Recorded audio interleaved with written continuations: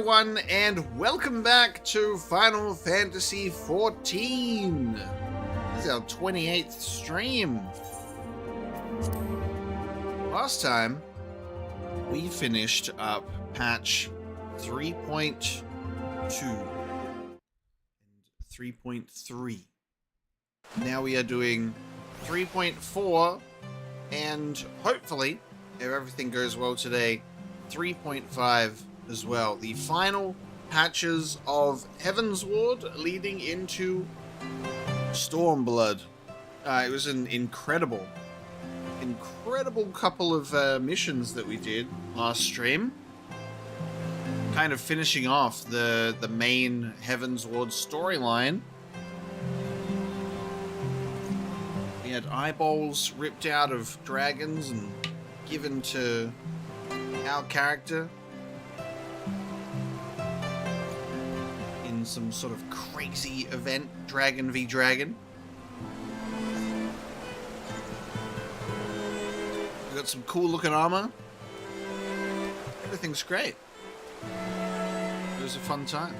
The dungeons were sweet as well, so just all around good stuff. So good morning and good evening, everybody, wherever you are. Welcome to the stream today. We're going to be jumping into Promises Kept. I'm speaking with the House XIV tonight. How is everyone going?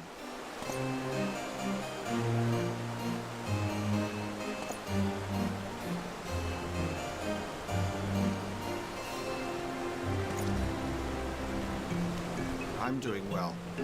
I just woke up pretty much. Had a shower, let the dog out, had a quick little bite to eat.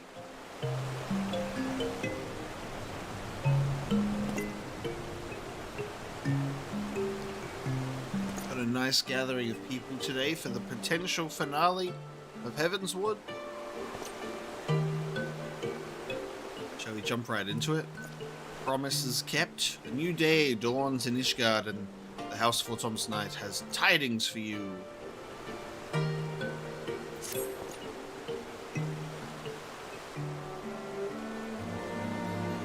Master Ocelot, you are come at a most welcome time, most excellent time. An invitation from a truly preeminent personage was delivered to the manor but a short while ago. Would that you had been present to receive it.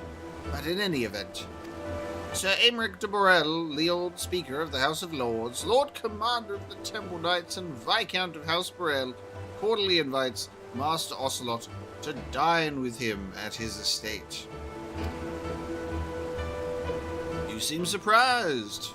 The messenger assured me that his lord had broached the subject with you at an earlier date when the arrangements for the peace conference were still being finalized.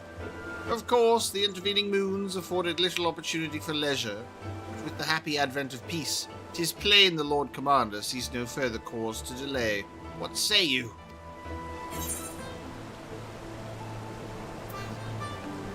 I would, but I haven't the foggiest to wear. Any thoughts?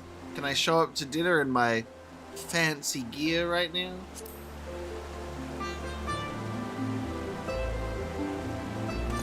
You would ask me? Well, I am sure that a personal friend of Sir Aymeric, you're at liberty to wear whatever you deem appropriate. That said, when in doubt, a man of note could do far worse than an alpine coat. At least that is what Lord Eminalian... I always struggle to say Eminalane every time I start my streams and have this name come in again. It's always a tongue twister for me. Eminalane has been hard to say. When you are ready, pray report to the Astrologicum. A man of House Borel shall be waiting near there to escort you the rest of the way. The most challenging thing you can ever do is wake up in the morning and start your day reading Final Fantasy XIV dialogue. It's the smartest thing you could ever do. It's brain training. It just takes a little while for you to catch up. Okay. In terms of what we can do and dress ourselves, we do have a clothing item that we received by completing 3.3. We got an alpine coat. There it is. When in doubt, wear an alpine coat. So we could wear that with our armor. So I guess we should just put that on.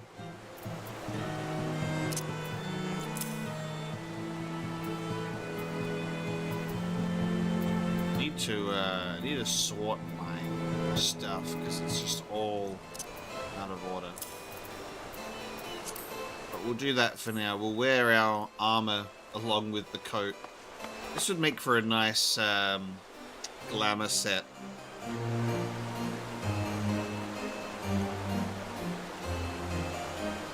But we'll just wear the thing for now.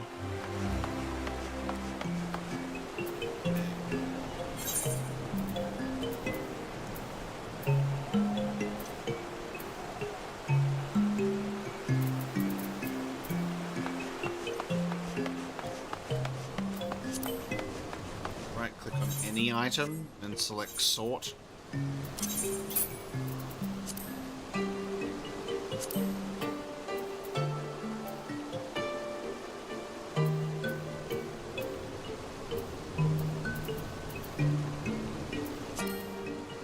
Thank you, kind sir.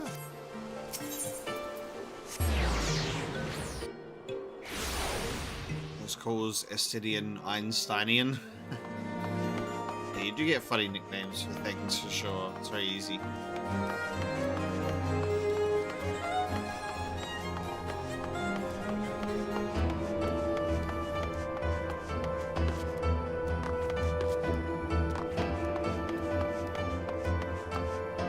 House Brel Steward. Greetings and well met, Master Ocelot. I have the honor and the privilege to serve as head of House Burrell. Although, admittedly, our staff is somewhat smaller than those of other noble families, being countable on one hand. Ahem. My lord will be overjoyed to hear that you have accepted his invitation. As you will soon see, we have spared no expense. I dare say a man of action such as yourself enjoys nary a moment's respite. Aye, the battlefield beckons even now, I am sure, but for this day, we bid you lay down your burdens and raise a glass to peace and prosperity. They spared no expense. Where are the dinosaurs?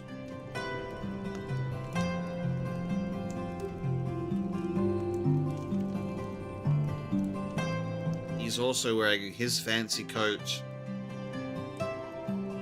That food looks nice.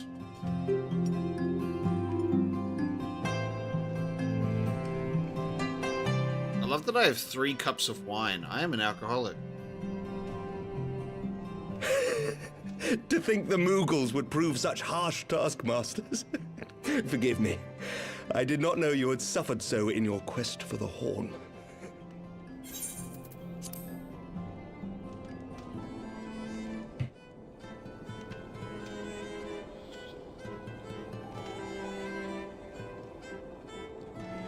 Let the game wait. There we go.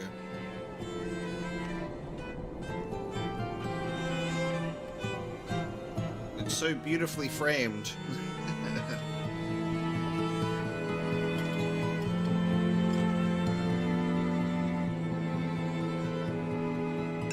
I must say, your spirited accounts always come as a welcome change from the arid reports which fill my days.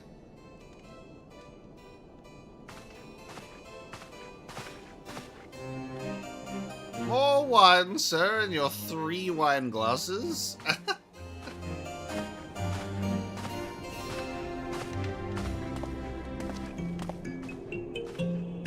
Usually fancy plate settings will have 3 glasses. 1 for red, white, and champagne. Makes sense. If you're not a fancy person, it just looks hilarious. Is he really got to just walk around and offer it back to me? Okay, why do I feel like this is going to go wrong now? This man has trust issues with drinks, for sure. Last time I drank wine, I was poisoned. My character looks so Though I have lived in concerned. these lands my entire life. To hear you speak of them, there is much and more I have yet to see. Truly, yours was a marvelous journey.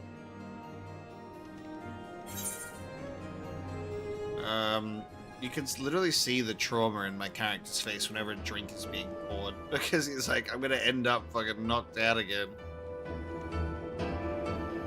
Also do all sunshine and lemon cakes. Why not join me on the next?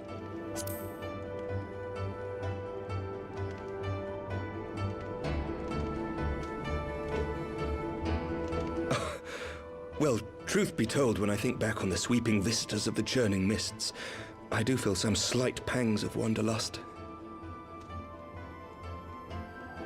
Alas, much as I would like to accept your invitation, I fear my present duties with the House of Lords demand my undivided attention. Someday, perhaps.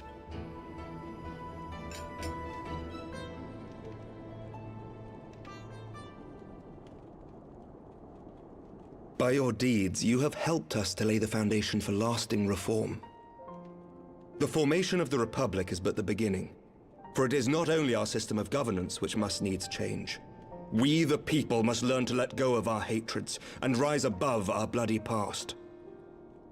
I only pray that I live long enough to see us achieve some measure of success, that I might know the lost did not die in vain. I can still see you there on the steps of faith, striding fearlessly towards the worm. If you could do that, who are we to balk at the challenges ahead?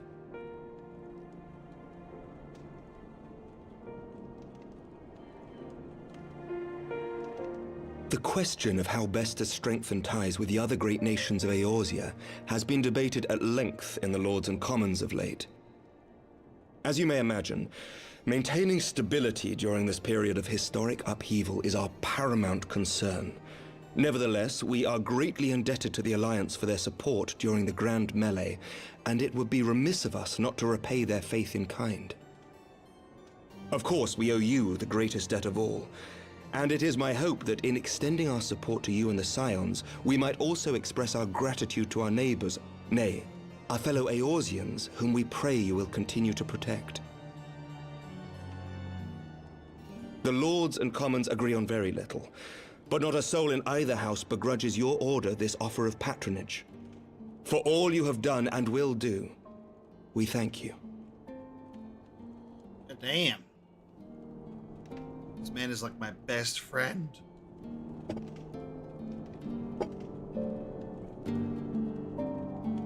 Cheers, sir. Thank you so much. Kind sir, stick your pinky in the air as you drink.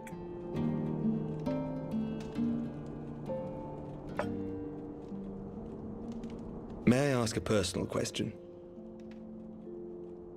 Now that the dust has settled, what will you do? Not as a scion, I mean, but what do you want for yourself?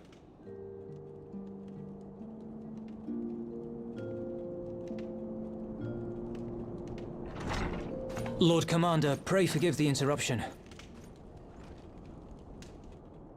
News from House Fulton? An urgent message for the Warrior of Light. I was instructed to deliver it without delay. Master Thancred returned to the manor a short time ago, bearing an injured maiden.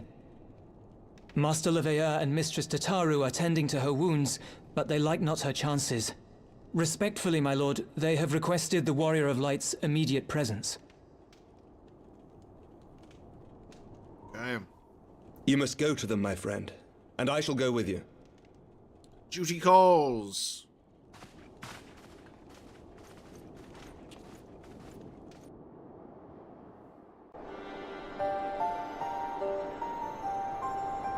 For every ending marks a new beginning.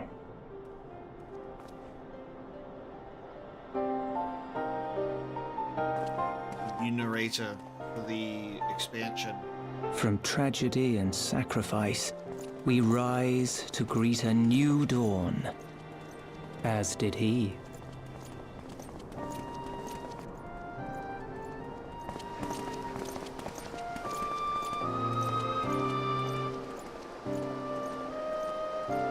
only to be drawn unto another battlefield, another cause, as if by fate.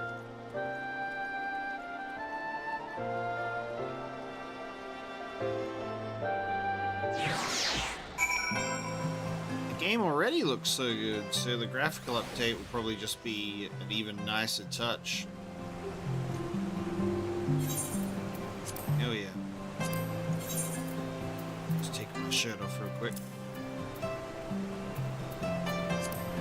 Should have probably taken my weapon off as well, but oh well. Return to Fortom's Manor.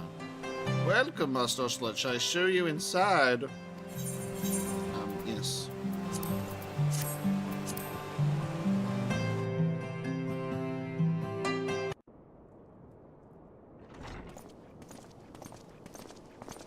Ooh, there's some white boots.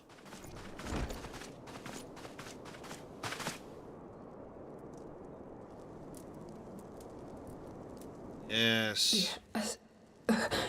Alphino's sibling. Is that... Alize, Alphino's twin sister. Alize. She ran afoul of the Warriors of Darkness. I had been tracking them since the ceremony at Falcon's Nest. Little did I know I was not the only one. Evidently, she had learned of their activities and attempted to shadow them on her own. Poorly. I rescued her in the Twelveswood, and together we fled north. But though I made every effort to cover our tracks, they caught up with us on the Ishgardian border. And in the ensuing struggle, Alize took an arrow to the shoulder. 'Twas only after we had made good our escape that I realized it was poisoned.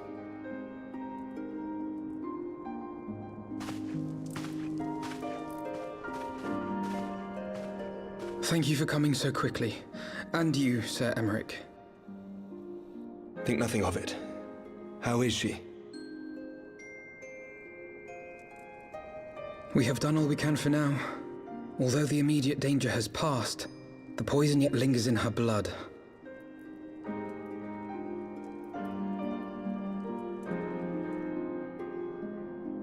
We came to Eorzea together, hoping to bring salvation to the realm our grandfather gave his life to protect. But when confronted with the bitter realities of its politics and its petty powermongers, she was driven to anger and to doubt.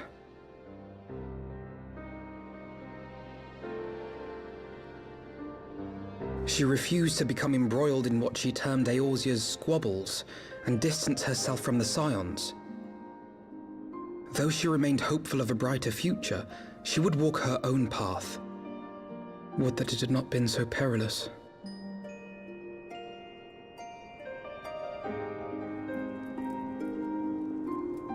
For all our differences, she is as dedicated as any Scion to the salvation of Eorzea. But more than that, she is my sister. To be reunited with her, only to lose her forever. Gods, even to speak the words. Take heart, Master Alphino.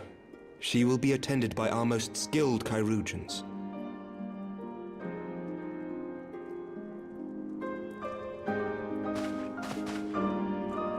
Bear Mistress Leveilleur to the infirmary at once. Apprise Captain Whitecape of the situation, and inform him that she is to be treated as my personal charge.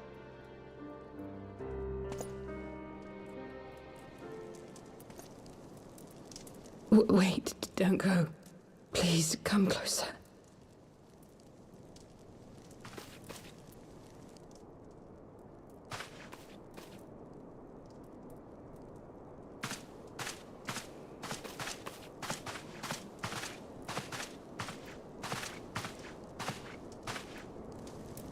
The Warriors of Darkness are in league with the Ascians. Slaughtering the Primals is but the first step in their plan. They make for Zelvatol to bring about Garuda's summoning and to kill her.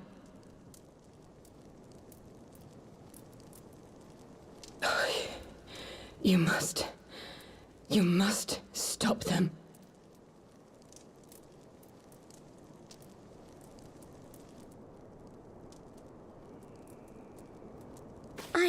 I shall inform the others at once.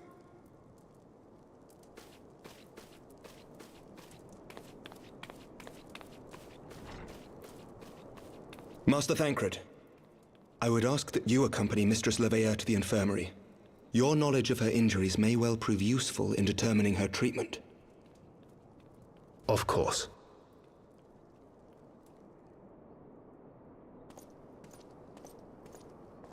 Alright, the reunion.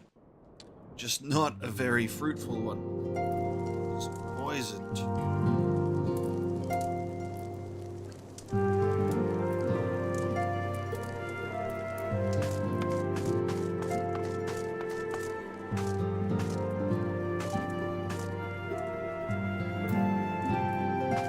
I'm very excited for the Warriors of Darkness stuff that's coming in here.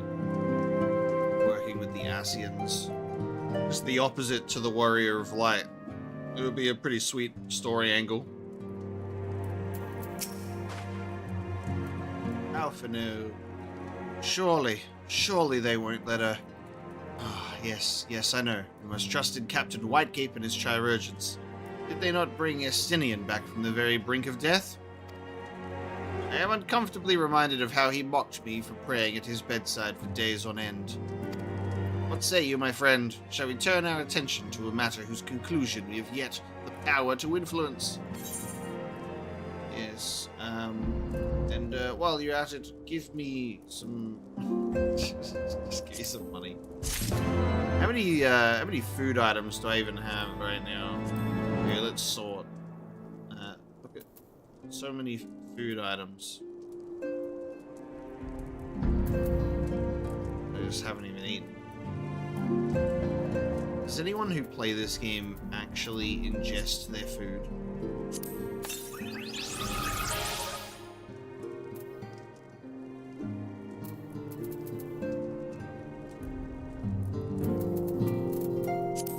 The only thing I eat is my eggs, which I've had with me since the very first stream. Shadows of the Fist. As Alphino and many others know all too well, there is no rest for the righteous. Okay, we're getting into this. What do I think will be the title of part 3? God, it's tough because there's so many that they could choose from. A lot of people have assumed it will have the title Reunion, and it does seem like that is a title that it could most certainly have, because considering the storyline around that point, it makes the most logical sense for it to be called Reunion. But they also called the Crisis Core Remaster Reunion, so will they use that same tagline twice? I don't know.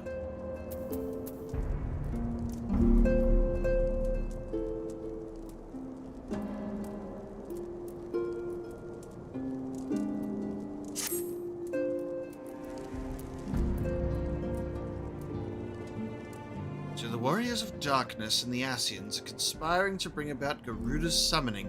They might put her to the sword. And when we first encountered them in Lothas Nath, when they were confronting Ravana, gods, has this been their aim all along? What do you intend to do, Master Alphino? There is much and more I do not understand, but I know this. A primal summoning cannot be ignored.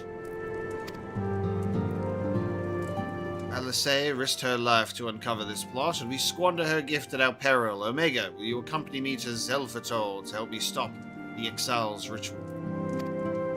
On a location. Zelfatol. Wow, I beat my chest instead of nodding. I have a new emotion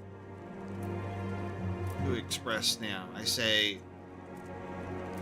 given that Ishgard shares a border with the Exili homeland, we have a vested interest in the outcome of this ritual.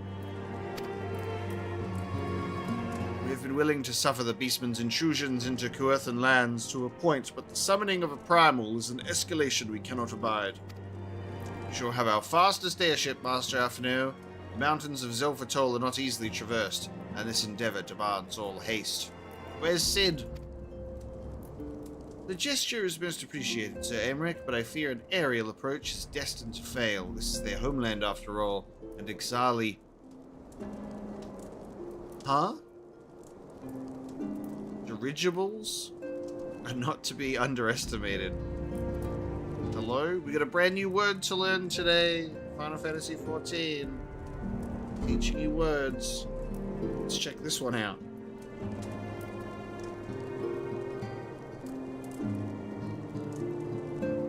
Dirigibles. Oh, it's another word for airship.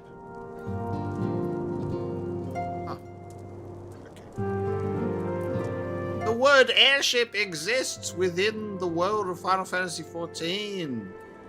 Alphino, just use airship. No, experience tells me the only conceivable approach is by land. I believe it would be wiser to cross into Zelfatol by way of the mountain pass east of Camp Dragonhead. In that case, I shall send instructions for a contingent of the camp's knights to be placed at your disposal. They will secure your safe passage through the mountains and escort you thence to Zelfatol. Though my men are unqualified to confront a primal, they are more than capable of contending with the XIV. You should be glad of their assistance, Lord Edmund. In the event Mistress Alisair gains consciousness, we will share with you any additional information she may provide. May the Fury watch over you, keep you safe.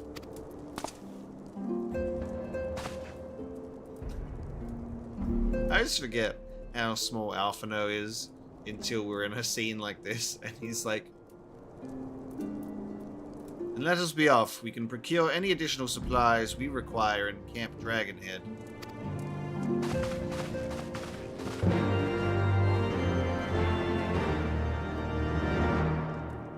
Well, if that word comes up again, I am saying airship.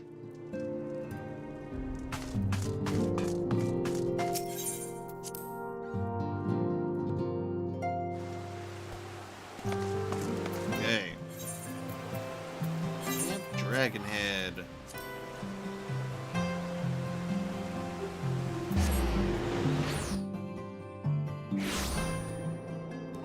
We can take Aymeric with us now, if we want. We have our wind-up Aymeric.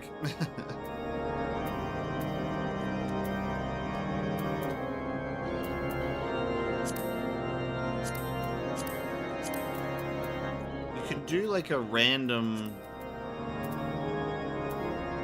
minion roulette. I got all of my nice animals and Cloud.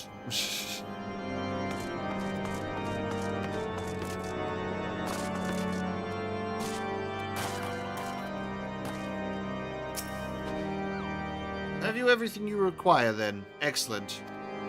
The entrance to the pass is north of Natalan and due east of Camp Dragonhead. Though it is normally guarded by a score of Ixali warriors, I have been informed that the House Fortemps Knights have already dispatched them. The enemy's gate lies open. You need but walk through.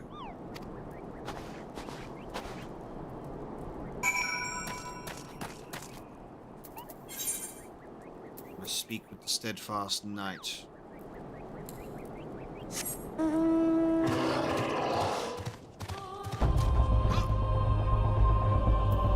Flying behemoth ought to intimidate him.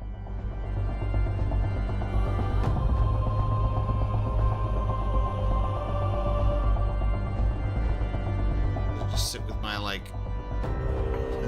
legs. I love how you sit on the behemoth. So chill.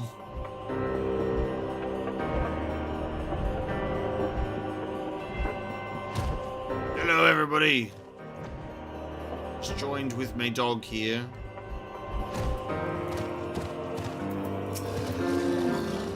I'll send him in first. Master Ocelot, Master Alphino, as you can see, the gate is ours. Be advised that our scouts are reporting increased activity around the first mountain. Simply put, they are up to something, and don't want anyone interfering. We stand ready to escort you to Zelfatol and aid you as you see fit.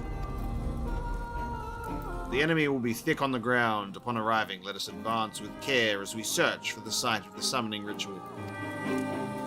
If the gods are good, we should only have to contend with the Exile, but if they are not, we may be forced to do battle with the warriors of darkness. Zelfatol, now accessible, okay. Dungeon time.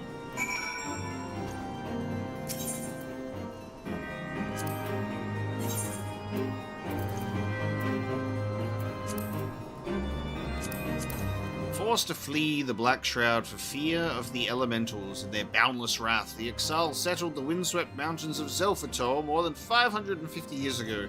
Since that day, they have labored tirelessly to eke out an existence in these harsh and unforgiving lands, slowly but surely expanding their dominion over the entire region.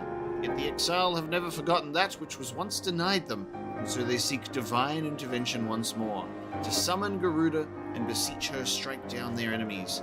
In the shadow of the first mountain, a ritual nears completion, and only you and your comrades can hope to deliver the realm from destruction. We have a Mobius in chat today. Is Mobius near some Final Fantasy-ing? I see you in my chat, sir. Are you joining? Are you partaking today?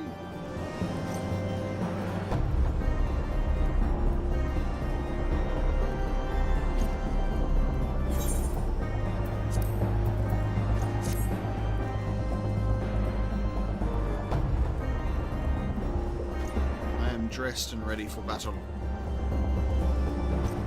Oh, damn. That's unfortunate. I hope you get your power back soon, dude.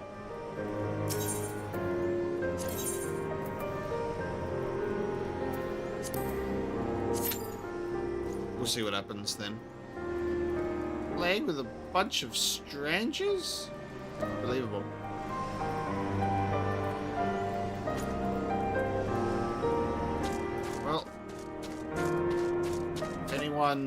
Shows up to this location so I can invite them to my party before the random party is formed.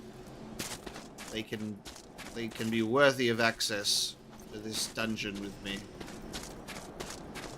I'm going to do some laps, burn some calories. So we have no idea how long we're going to be waiting today. 7:42 in the morning on a Friday. There's Makafu 2. Oh, okay. That's one. That's one.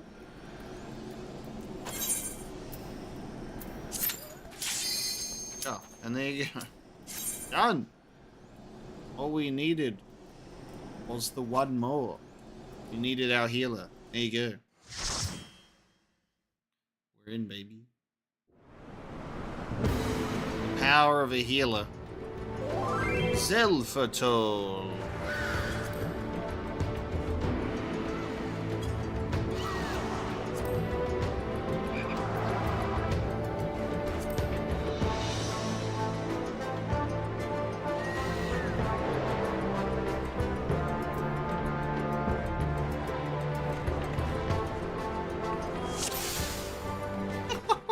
Sake.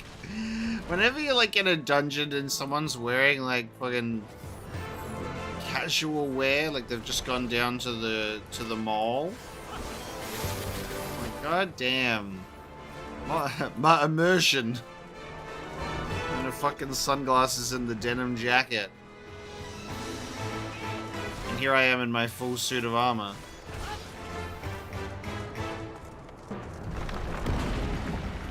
Bring back full suits of armor in modern fashion, I say, and capes while you're at it too. I'll be there for it.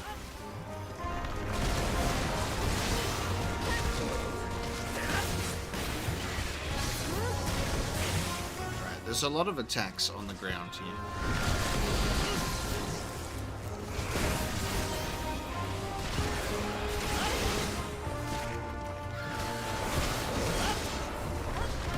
Also, I don't have an answer in regards to my favorite Final Fantasy creature.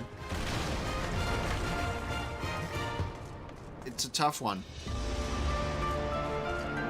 Especially when you're just trying to avoid saying Malboro, you know what I mean?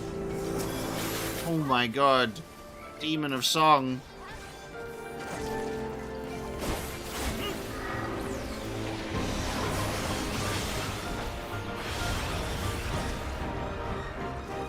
Oh yes.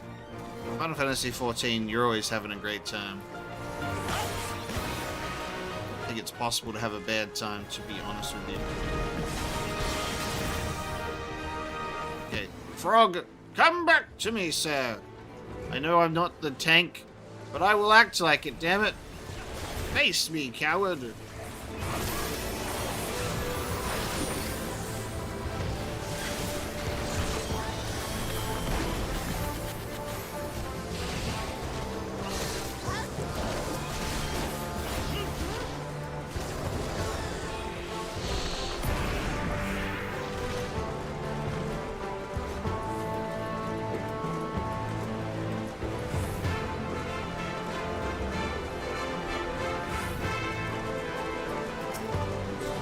Most hated Final Fantasy creature.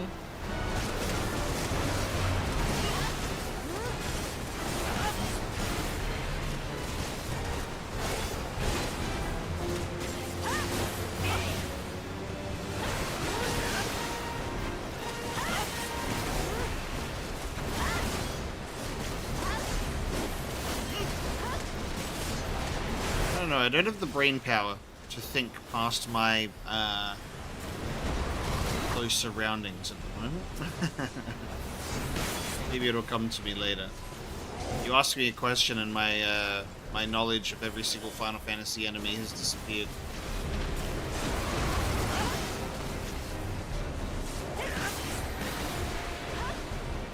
Oh, I really like oh shit, what am I doing? Fuck. I really like the Aramans. Aramans are cool. And in Final Fantasy XVI, they're awesome.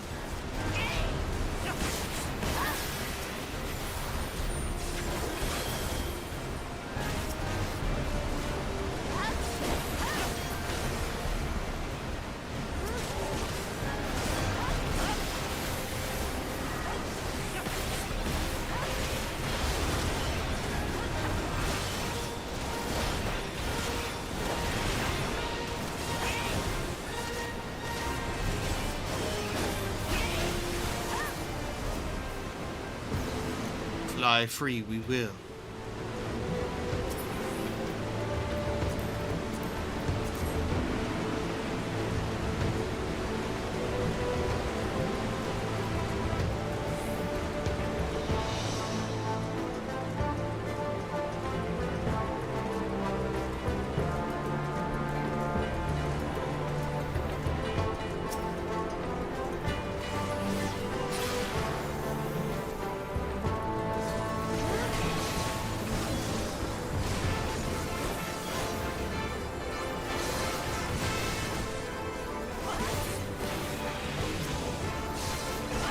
What are our favorite summons? That's a good one.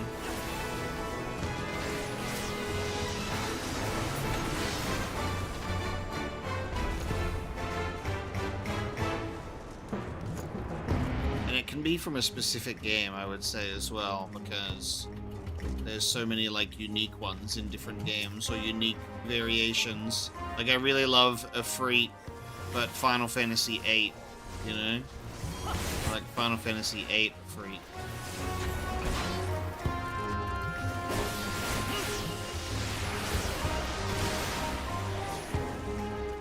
And then I love Final Fantasy X Anima. So it's just like probably one of the most unique ones ever. And the icons are crazy. Omega Weapon is nuts.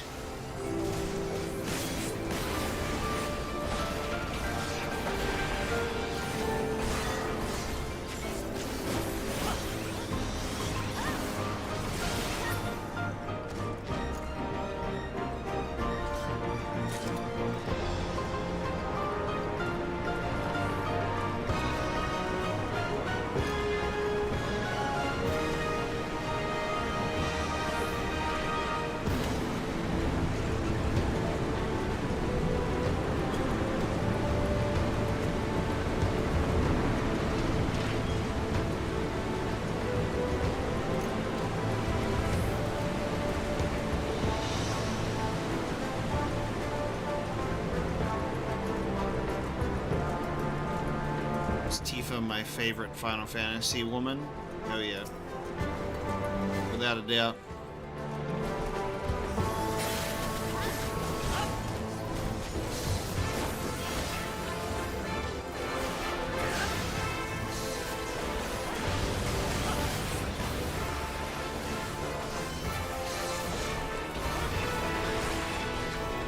Everyone should aspire to be like Tifa.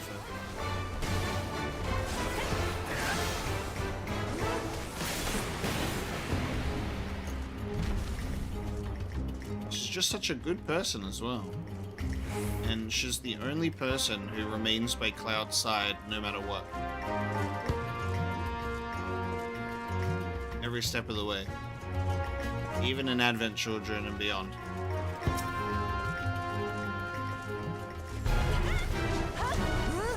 Big wind attack, man.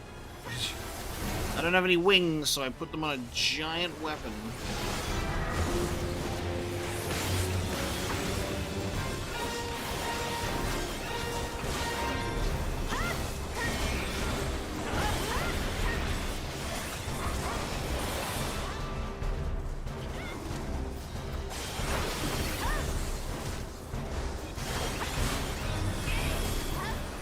In my original Final Fantasy VII playthrough that I'm doing on the channel at the moment, God, separate. Fuck. In the original Final Fantasy VII playthrough I was doing on the channel, I got Tifa for my Gold Saucer date, and it took me by surprise because I hadn't like specifically focused on her. Shit. I hadn't specifically focused on her.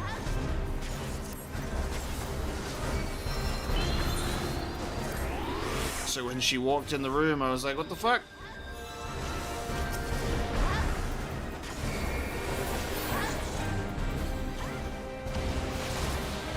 I only just woke up, man. You're already attacking me, let me be.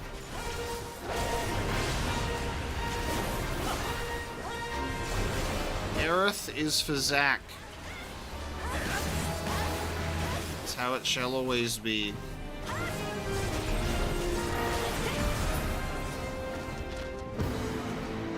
Aerith and Zack fit together, and so do Cloud and Tifa. That is the way.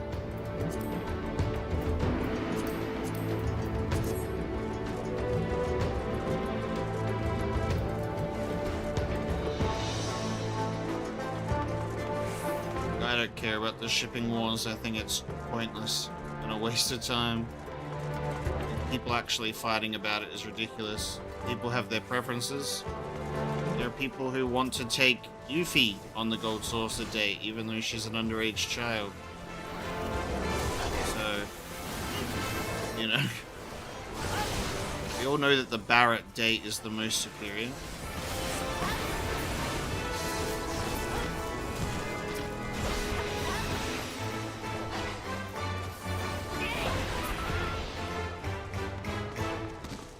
An air stone.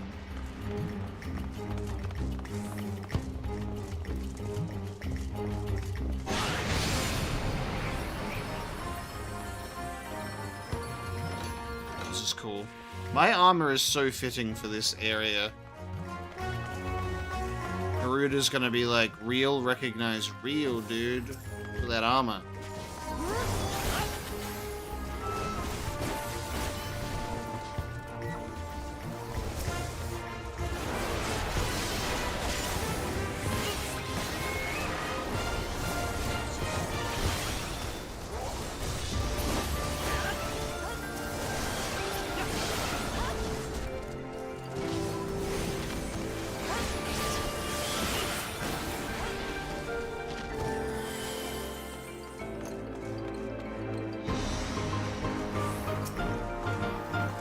Out of their little birdhouses.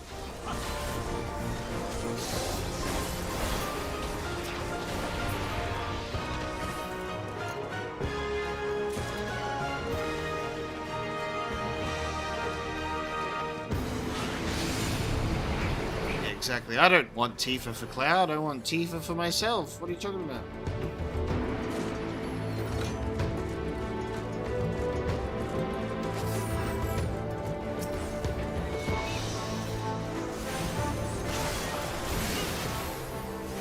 wonder if they'll surprise us with any people that we can take on the date that we won't be expecting.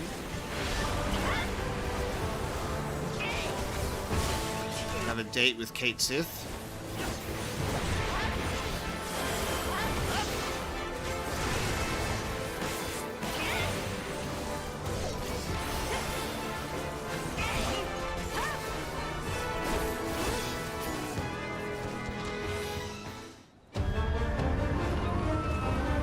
That would make sense considering the nature of the storyline.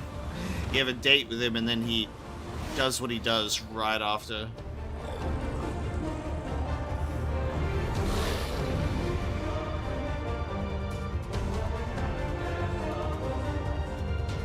Tozol who are total.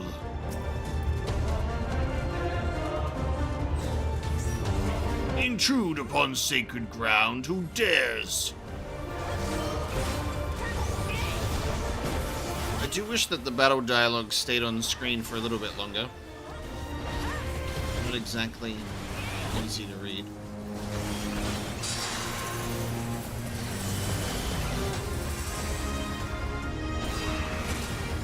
I just got bitten by a bird. How dare you, sir?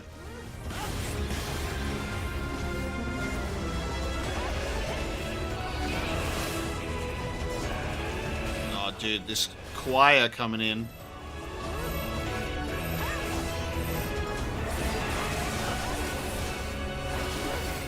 Incredible.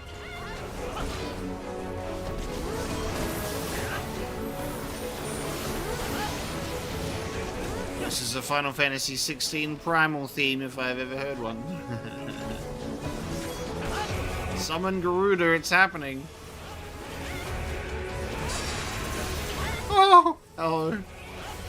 Holy shit. Look at that design too. So impressive. So sick.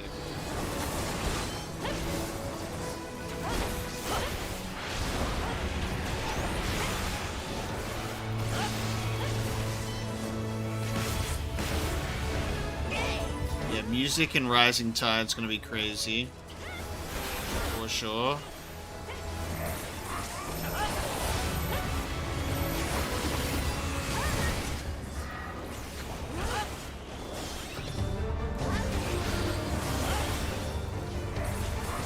Imagine if Final Fantasy XIV played like 16, but like still multiplayer.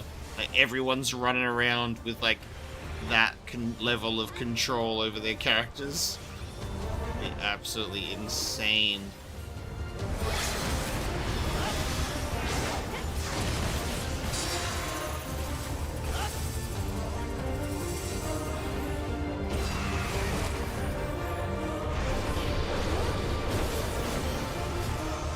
Nice.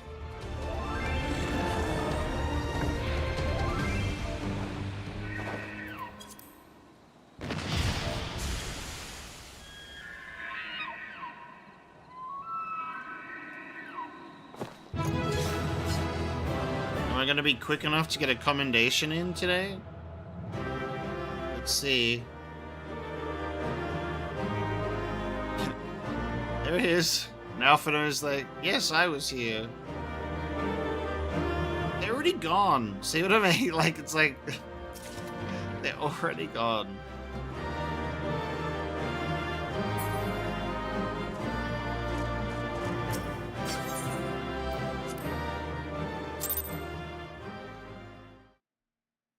Commendations do not exist in this game, clearly. So they were unable to see the ritual to its completion. Then Garuda is no longer a threat, and whatever the Ascians and the Warriors of Darkness were planning has come to naught.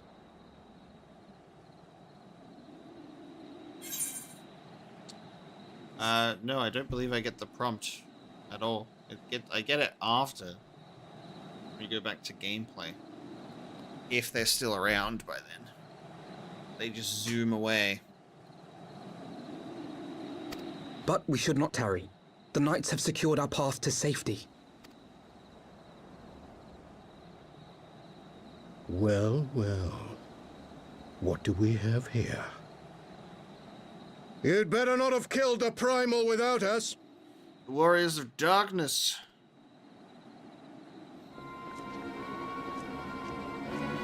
The Dark Avengers. Hello.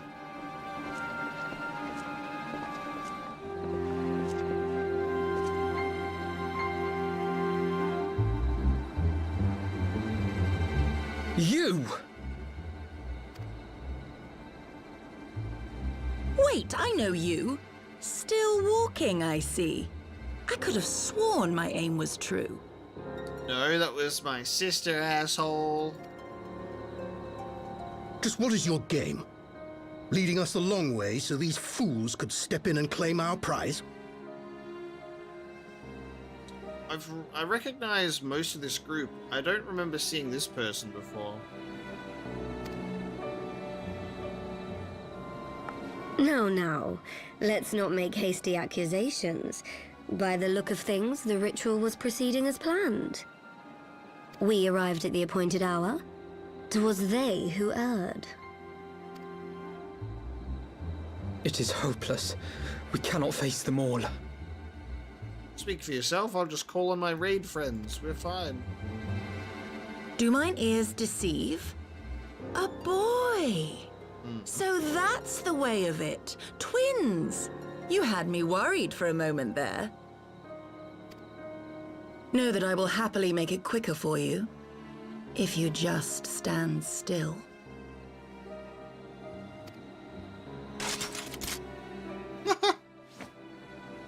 God damn. I love all of their voices. Jarumal. We wouldn't want to upset the man in white with any unnecessary bloodshed now, would we? Jarumal?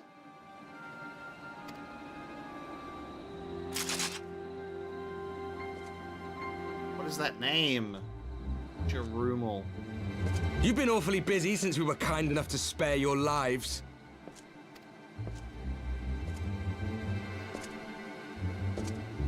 While you were idly consorting with the Ascians, you mean? 7 hells! What could you possibly hope to achieve?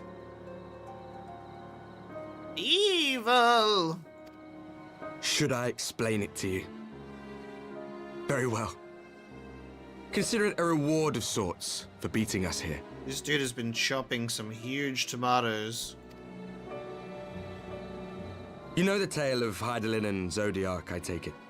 Of the Great Sundering and the reflections it created.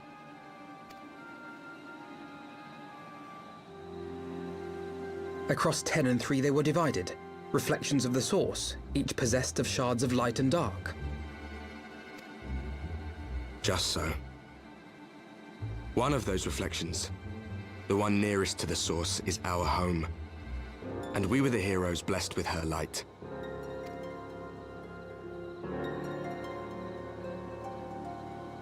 But not all worlds hold light and dark in equal measure. In ours, the power of light was greater by far. So the Ascians, who once threatened our home, were no match. And they fell before us, one after another, till none were left. Victory, we thought.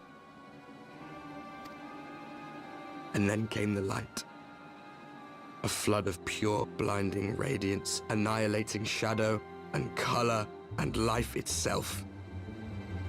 Ere long, it will consume our world, leaving naught in its wake but blank perfection. That cannot be. Do you honestly expect us to believe such a story? Believe what you like. But it has happened before, on a world far removed from ours. The 13th, which was swallowed by the dark and transformed into what you call the Void.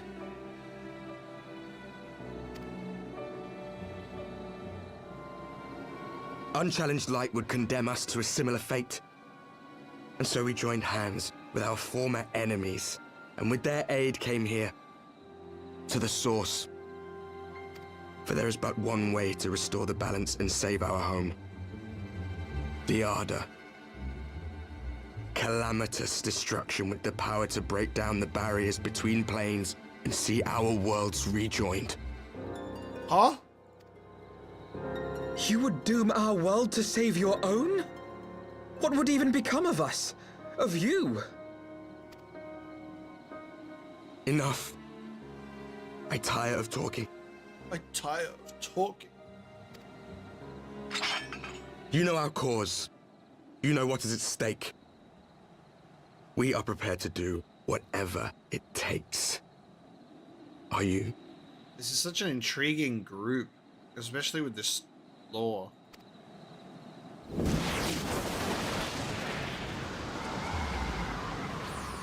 Spin to win. Okay.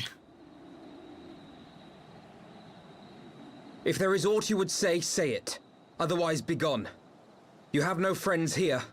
Alphino's just like, oh, get out of here.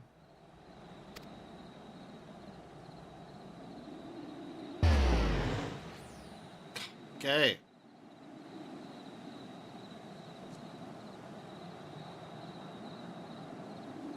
He came to speak and then he said, I'm tired actually, let's go home. I need to have my nap. Okay. All things considered, we should be grateful to have survived that encounter. You think it could be true that to save their world, they must bring ruin to ours? You think it... no. No, it matters not. Such wanton destruction is beyond justification. Whatever their reasons, they must be stopped. The sacrifice, the loss, it ends here. Alright. Two sides of a coin. But what about if it lands on the edge? Alphino would like nothing more than to get out of the snow. Forgive me, this is neither the time nor the place for idle introspection. The knights can apprise Lord Edmund of our success, and we the Lord Commander. More importantly, I would like to see if my sister's condition has improved. You may take a moment for yourself if you wish. I will be at the congregation. And so will we.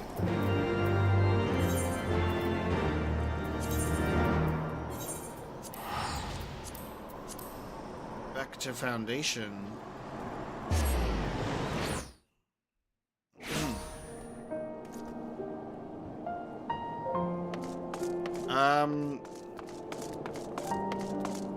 The final boss for Rebirth should be Genova related, in my opinion. But he might be involved as well, in some capacity, I would say. They might mix it up between both of them.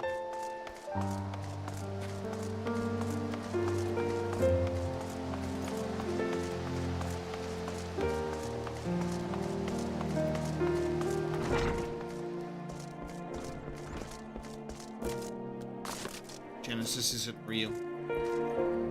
They confirmed that Crisis Core is not canon in a recent interview. Like, obviously the story happened, but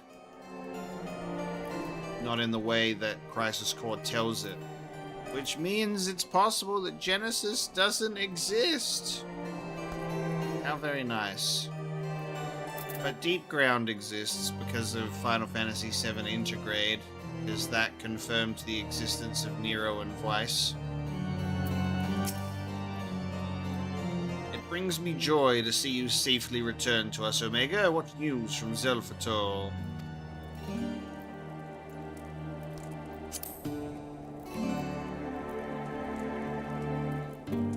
Then we were not too late. On behalf of Ishgard, I offer you my deepest thanks.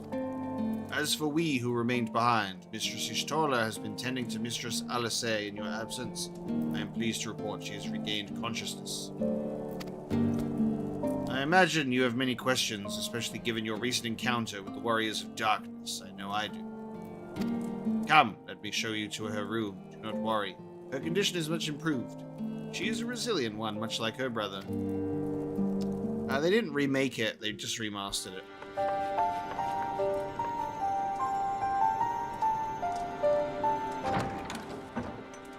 I think it'll still tie into the larger narrative.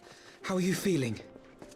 Because they have kind of, you know, touched on the fact that there is a multiple timeline thing going on with Final Fantasy VII at the moment. So Crisis Core is canon to one of those timelines, probably. But it's just to bring it to a to modern platforms because it was stuck on the PSP as well.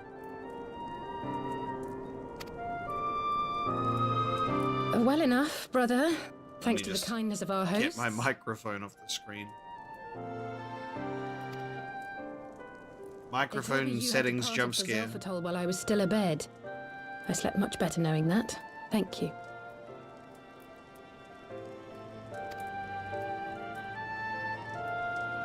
I take it your mission was a success.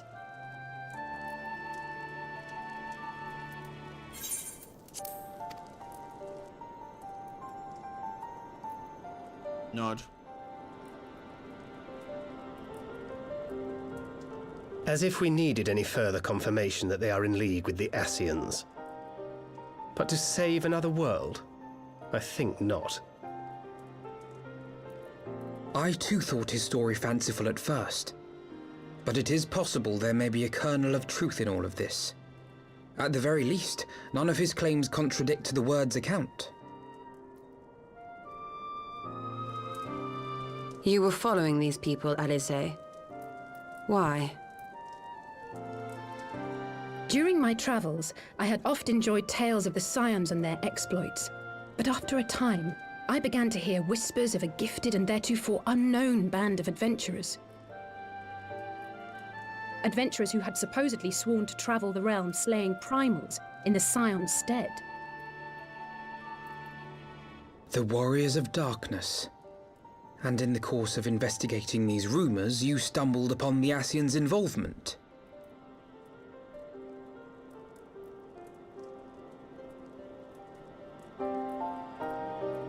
Yes, exactly. Forgive me, but if these Warriors of Darkness mean to bring about another calamity, to what end do they hunt primals? To prompt an escalation. To deepen the beast tribe's feelings of helplessness and despair, and thereby drive them to summon ever more powerful gods. And lest we forget, these events do not occur in isolation. With their patron deities being slain left and right, the news of man's victory over Nidhogg must surely have sown panic in the minds of the beastmen. 'Tis no wonder they wish to defend themselves.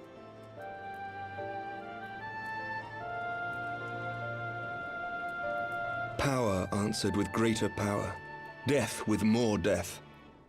A vicious cycle fueled by fear and hatred. I know it's like all too well. Indeed. The Ascians sow discord and desperation, and the Warriors of Darkness reap the harvest. And so it continues. Yet that is not the extent of their ambitions. The Ascian himself observed that once the powerless realize that the old gods have failed them, they will have little recourse but to look to a new one.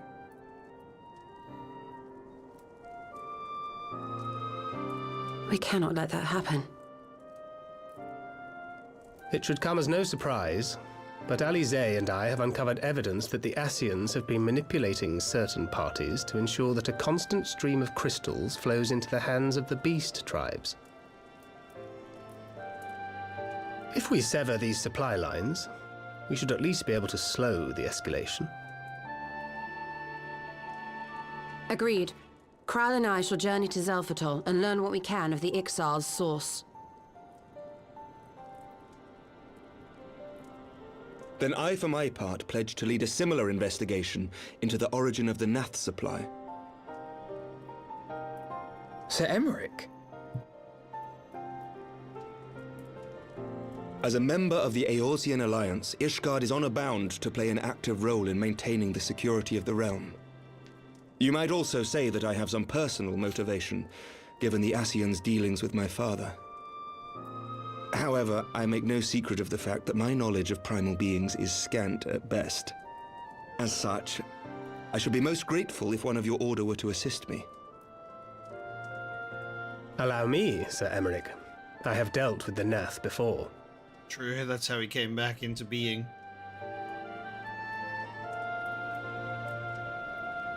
Allow me to assist, please. Let us consult with Orianja then. Given his dedication to the study of primal beings, I should be surprised if he could not tell us something of value. Allow me to accompany you, brother. And And before you think to refuse, know that I am not the girl I once was. I shall not be a burden. You have my word. I have grown stronger and far more powerful. Alize, you...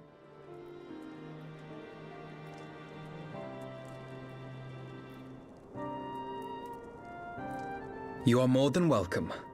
After all, it was you who set us upon this path.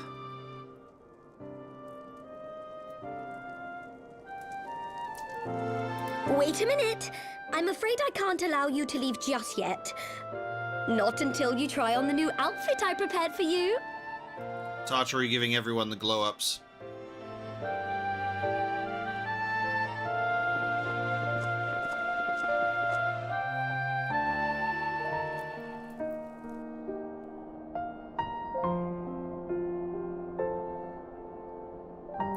Literally wakes up from getting poisoned. Let me at him.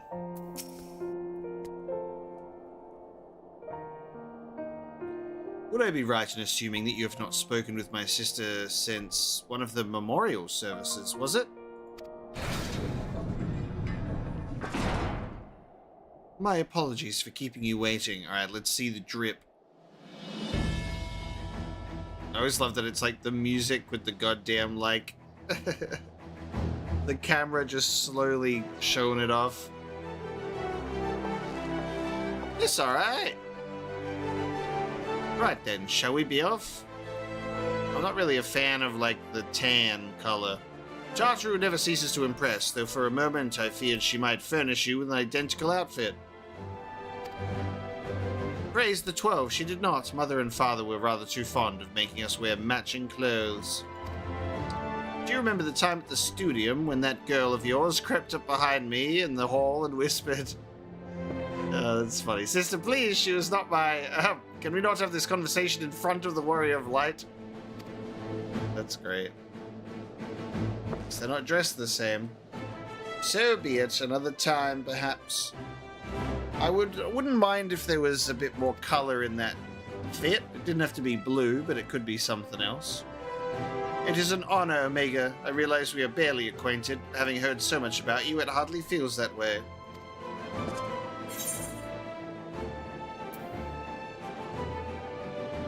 I've been meaning to ask you about the carriage.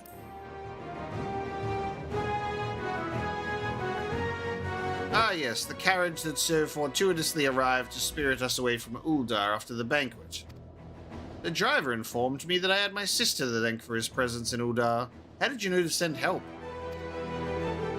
Oh, drunken brass blades are even less discreet than sober ones. Unfortunately, by the time I learned of the plot, it was too late to do anything. Frankly, I'm still amazed Bremont managed to find you.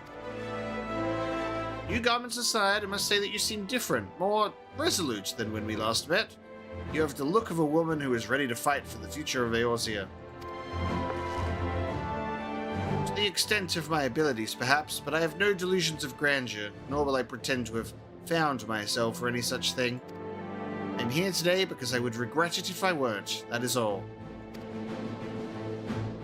Fair enough. Let us depart for the Waking Sands, then, and see if Urianger can be of assistance. Idiot Emery of the past. Let's go. He's working with the Ascians. We haven't seen him since that cutscene, have we? I'm pretty sure we haven't seen him since that scene.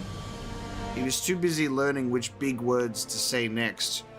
While working with the Ascians...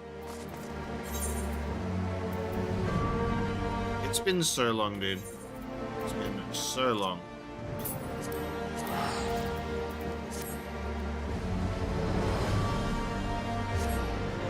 I need to get more Vesper Bay Aetheryte tickets. We're running out.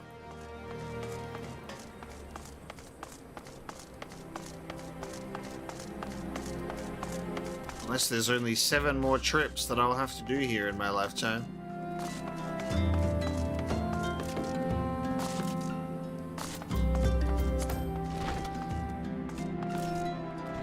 There's Waking Sands Nostalgia.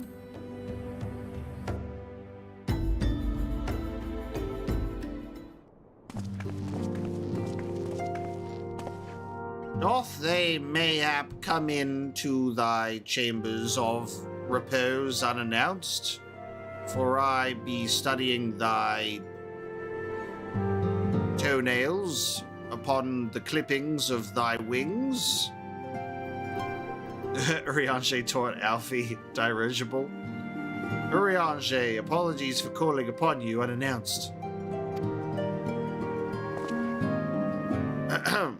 Why, Master Elfino, would that the scholar had seen fit to grant me knowledge of thy coming. What bringeth thee and thine here this day?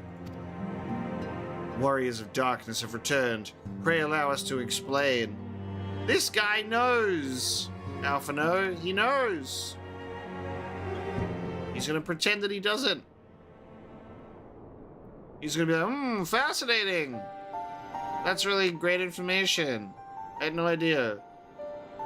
I, too, have heard tales in recent days of primal beings rising up only to be cast down by forces unknown.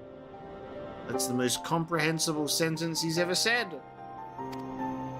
Alas, as thou didst observe, this serveth but to spur the beast tribes to pursue their goals with redoubled fervor.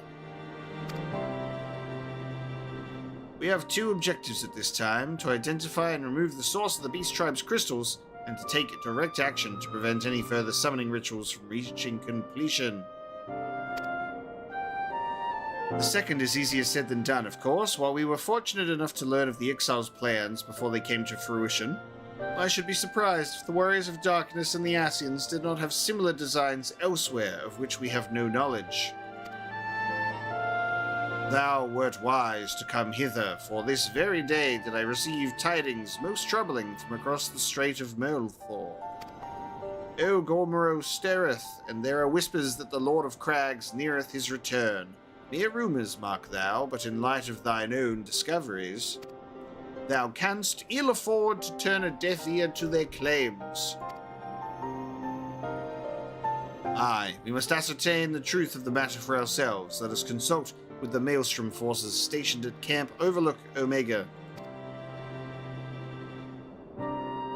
Thank you for your counsel, Urianger. Pray inform us should you learn aught else.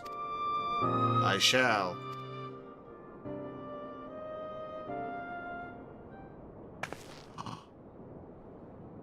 Ooh. Ooh. If I may, brother, Urianger, is there anything else you would like to say?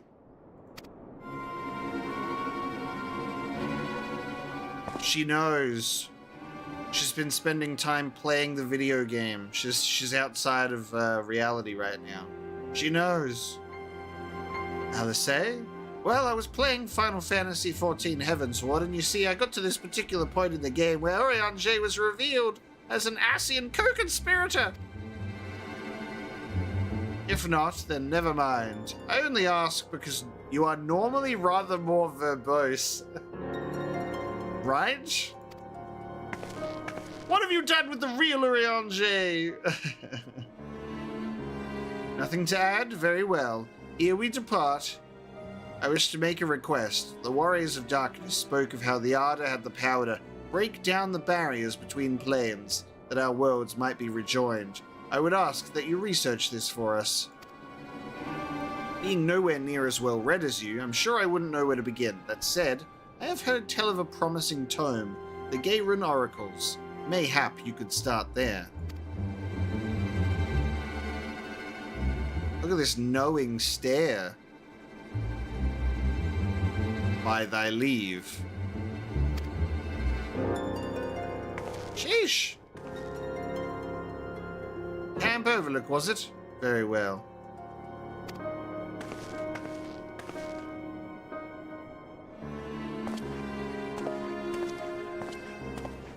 Okay then, interesting. Alisei onto some shit. She's sniffing him out. Hey, Rogue Jinx. I'm glad you enjoyed the Dragon Age playthroughs. That's so nice. Hope you loved each and every second of it. I'm also super excited for Dragon Age 4. We got that reveal coming halfway through this year. They're going to do the full gameplay reveal. It's real. The game exists. I reckon it's going to be early 2025 release.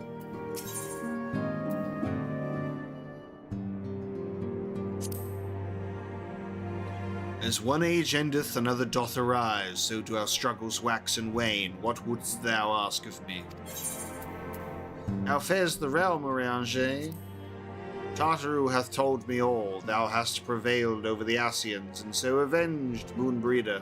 God, that was so long ago. Knowledge dictates expectation, and expectation colors perception. On occasion, truth may rise from the mouths of friends and foes, fiends and foes. Our knowledge is dwarfed by our ignorance, and what wisdom we possess hath been distorted by the passage of time.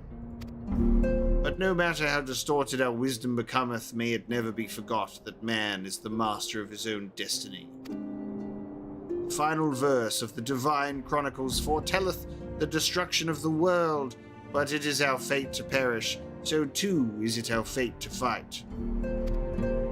So let us fight on as ever we have, in the hopes that the dawn's light will shine again and forevermore.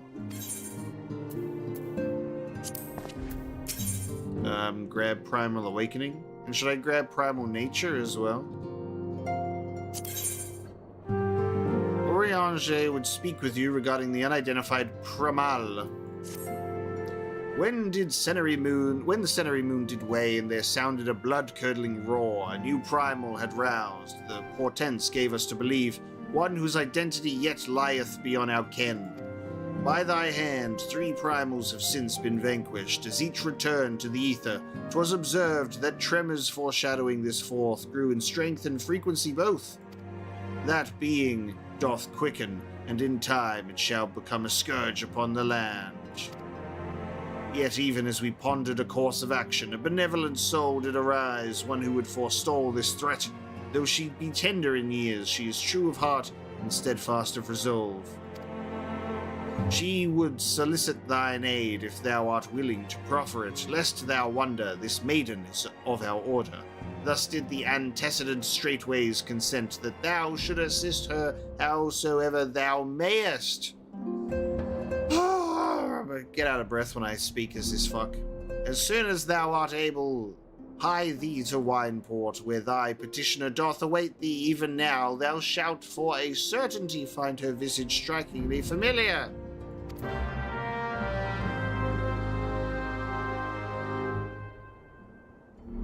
Oh. I made it. Alright. Primal Nature. Orianger beseeches your aid in solving the resurgent mystery of the primals.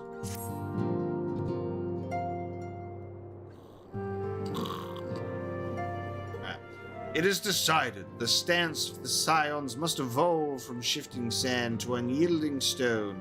My place, however, is here in this land of unending tragedy. Here I must remain until the true nature of the primals is revealed unto me. Many seasons did I toil to fashion a net across this vast realm, a net that catcheth not fish, but nuggets of wisdom more valuable than gold. Right on. Yet even possessed of this hoard of knowledge, I cannot purchase all the keys to the confounding doors that bar my passage. Thus must I presume to unsheath the blade born of light. Thine is a strength that shattereth the stoutest barriers, and doth pierce that which obfuscates the impotent gaze of ordinary men. We have not the luxury of time required for my measured scholarly pace. For the adder's nest is astir, hissing with news of Garuda's return. Her winds have grown ever more violent, ever more destructive.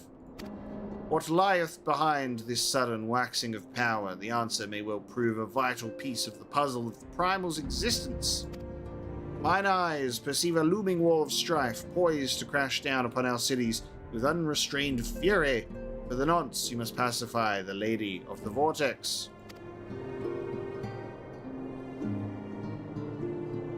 Swiftly now to the Adder's Nest, High Serpent Commander Heloa will have such details as thou needest to proceed. I shall await thee at the Waking Sands and pray for thy success. Alright. Alright. We were just doing some Garuda-related stuff. There you go. Good timing. My eyelids feel heavy for some reason. Can't imagine why. So, Someone said something about an NPC in here. K Galleon, you said there's an NPC hanging out in Minfilia's room here with a special guest. How do I get to Minfilia's room from here? Yeah, it's this way, isn't it? Oh yeah, I remember. Slaffs was my favorite NPC. Is the entrance to the Solar, right?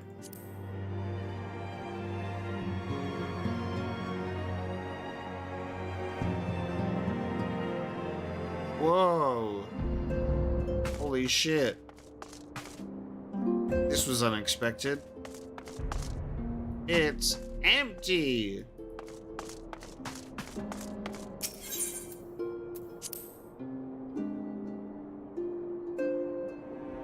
So my character took their schizophrenia medication today, so there is no one in that room.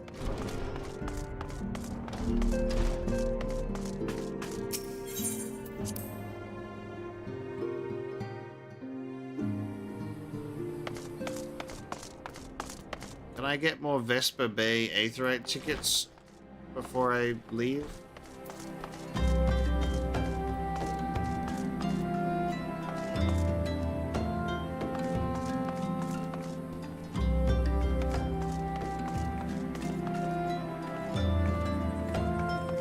This feels like a very Final Fantasy XIV thing to do. Just cheering on the scantily clad cat girl in the plaza. Alright,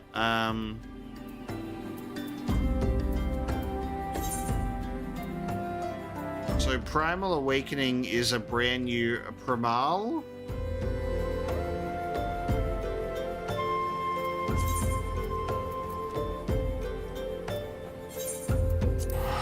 Let's do this for a little bit. Check it out.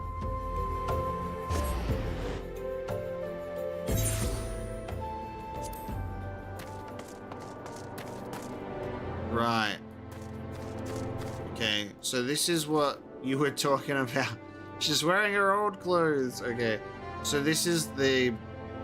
What did someone say was Bahamut related, right? So this is like a Realm Reborn stuff.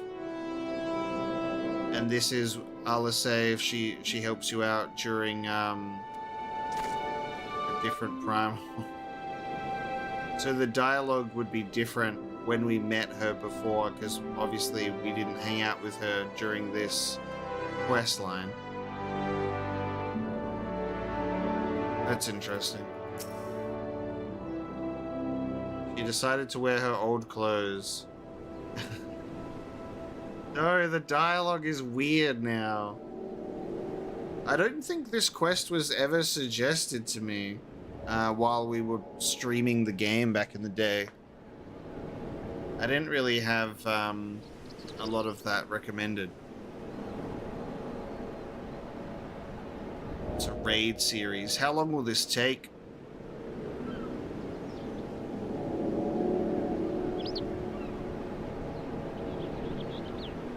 Is it a bit of a long one? Long as fuck. Alright, we want to focus on patch 3.4 and 3.5 in that case.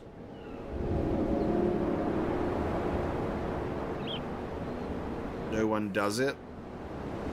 Sadness. Alright, well, we'll make time for it another day. It has been a wild adventure, as I recall. My brother Alphino took the liberty of introducing us when first and last we met. But for the sake of propriety, Alisei Levior, thank you for coming. This feels so strange to do. Leviosa. I have heard much and more of your exploits. By your hand, the Black Wolf is slain, and his ultima weapon destroyed. You are possessed of great strength and courage, that much is plain. I shall have need of one such as you if I am to see my mission through to its conclusion.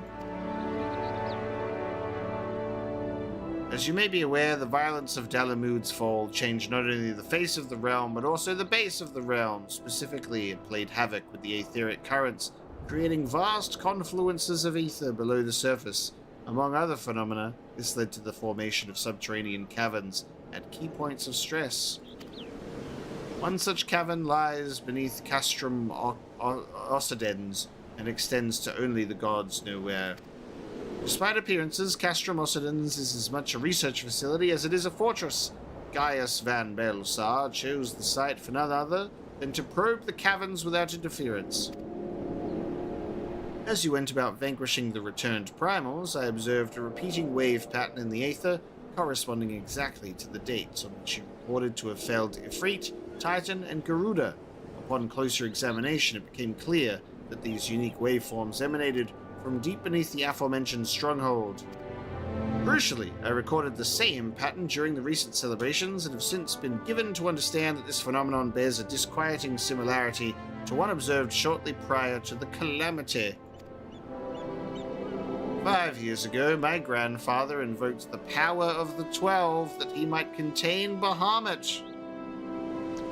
You always tend to forget that Alphino and Alice's grandfather was like that guy who saved the group from Final Fantasy XIV 1.0. Pretty wild. Alas, his efforts failed, and he vanished together with his foe. I would know the truth of what transpired that day, of grandfather's fate, and one of the metamorphoses that swept across the land. In casting light upon these mysteries, we will find a way to cure what ails this world. It is my belief that the answers I seek lie hid within the depths of the cavern. I would have you accompany me on an expedition to find them, Omega. Truth be told, I am not wont to rely on others, and I have thus far handled matters alone, yet I am not blind to my limitations. Unescorted, I cannot hope to succeed in this endeavor. I swore that I would find a way to restore peace to Eorzea. If you desire the self-same, then aid me, as you aided my brother and the Scions. I am in your debt. You are a man of action, and I sense that we will accomplish much together. Let us not waste any more time. As I mentioned, Castrum Occidens straddles the cavern I wish to explore. If I am to have hope of reaching it alive, I will need you to infiltrate the stronghold first and locate a path into the depths. Once you have done so, pray report your success to Storm Private Jabroka. You may consider her my assistant here in Wineport. I have every faith that you will not fail me. 12 speed your way, Omega. Sheesh. Okay, yeah, I'll be back. We're gonna do that later. That's a big old talk. Alright, we'll do that later, shall we? So we'll do that unsynced, probably, as Mobius suggested. That seems to be the way. We'll just have to pretend that there's a spot of time traveling. Let's just say that Alice and Alphino were like, hey, what were you doing way back when? And she's like, oh, I was just doing some Bahamut stuff. And she's like, well, only if I had the Warrior of Light to help me, but I've unlocked the power of time travel, so we can go back in time to help me. Yeah, we'll just treat it as a flashback, and we'll pretend that none of the dialogue has taken place.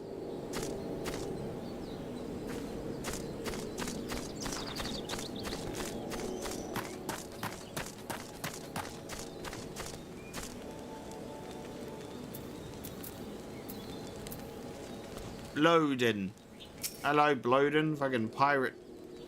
7 L's at this rate. I'll have to appeal to Maestron Command for reinforcements. Whatever it is, we don't want any. Well, fancy that. Just when my kobold problems look like coming to a head, the Scions of the Seventh Dawn turn up, itching to pitch in. Bloody brilliant timing is what it is. Right then, let's get to it.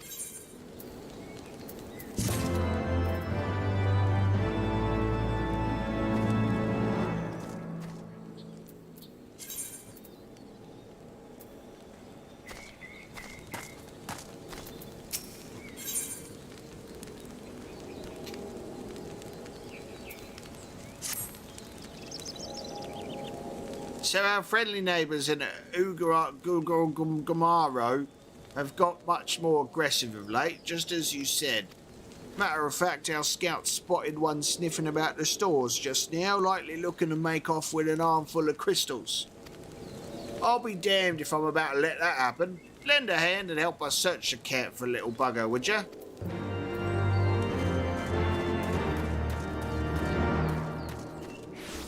Get that little fucker in. Boot him in the arse for me. Our Maelstrom friends seem notably more agitated than when we first arrived. Do you happen to know why that might be? And now we just speak every character in that accent. Every character now speaks like that. Cursed. Oh no! I've cursed my game to speak like this.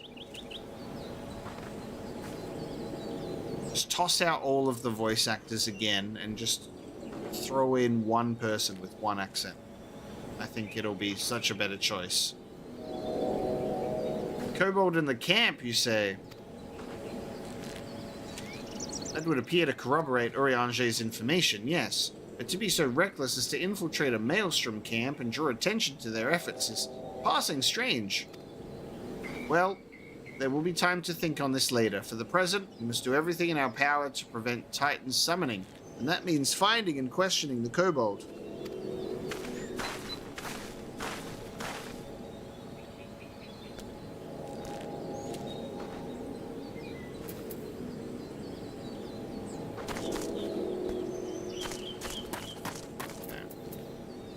Search for the Kobold in Camp Overlook.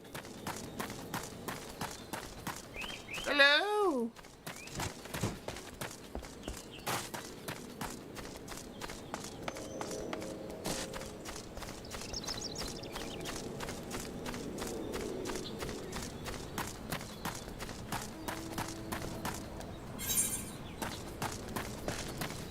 Oh god, we have such a range.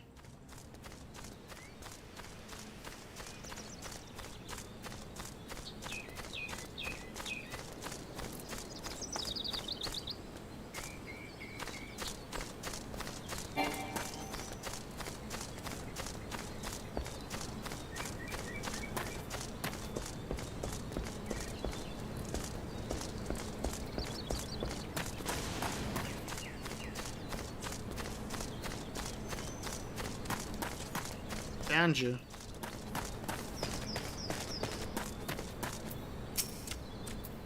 So tiny. Koboldling. Off in this direction.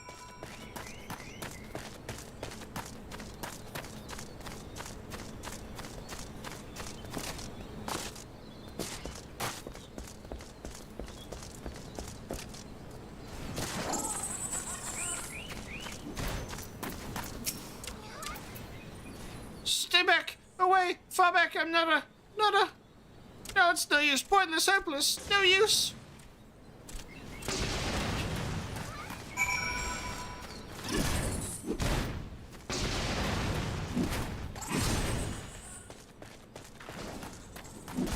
Gonna go back up again?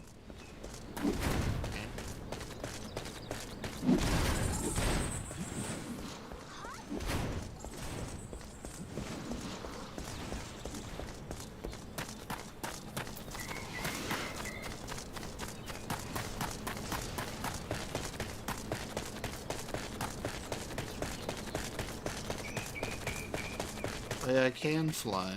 You're right. It's been so long. You tend to forget.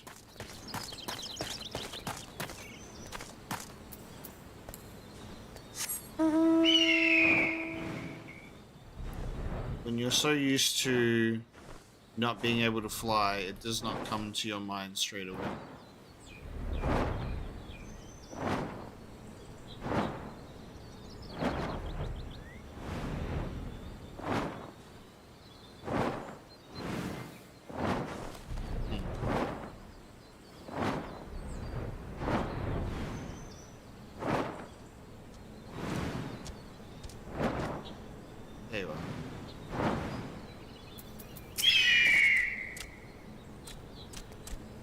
Please don't hurt me. I only wish to talk. Yes, talk.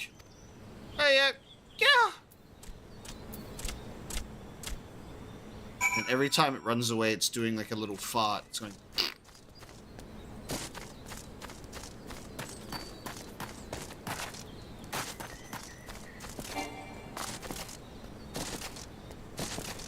I only unlocked flying in some places in Heavensward. It's because we didn't get all the ether currents. Because there were a lot of side quests that had currents, and I didn't know that until much later. And then that's when we started actually doing the blue quests to get the ether currents.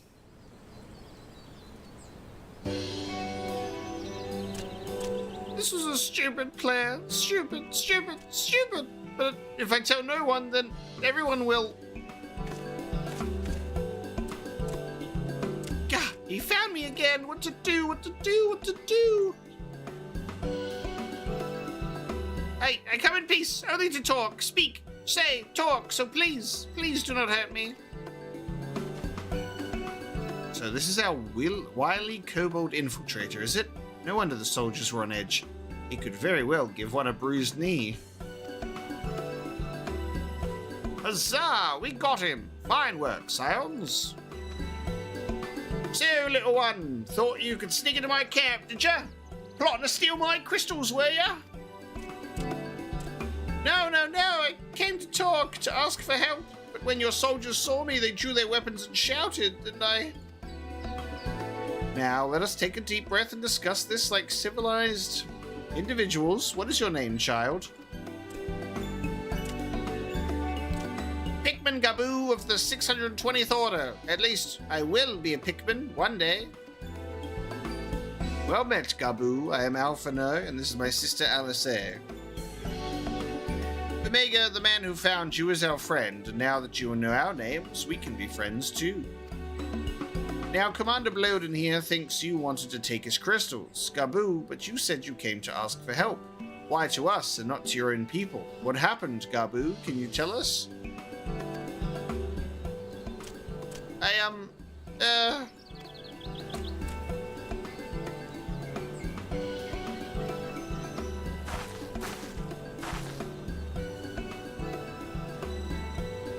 No one is gonna hurt you, alright? Not while we're here, I promise.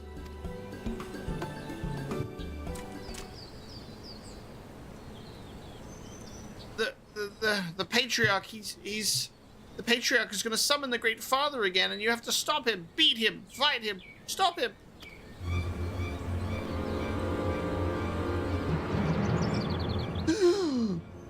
Gaboo's parents said they didn't want it, along with many others. The Patriarch wouldn't listen. He was so angry, raging, fuming, angry. He said that if they didn't have iron in their hearts, they would serve as coke for the furnace. And then the guards took my parents and the others away, and I haven't seen any of them since. Coke for the furnace? I do not want to believe it, but I've heard tales of folky fashions from the bones of beastmen, which worshippers use in their rituals, hoping to summon more powerful incarnations of their gods. By the 12, that is sickening.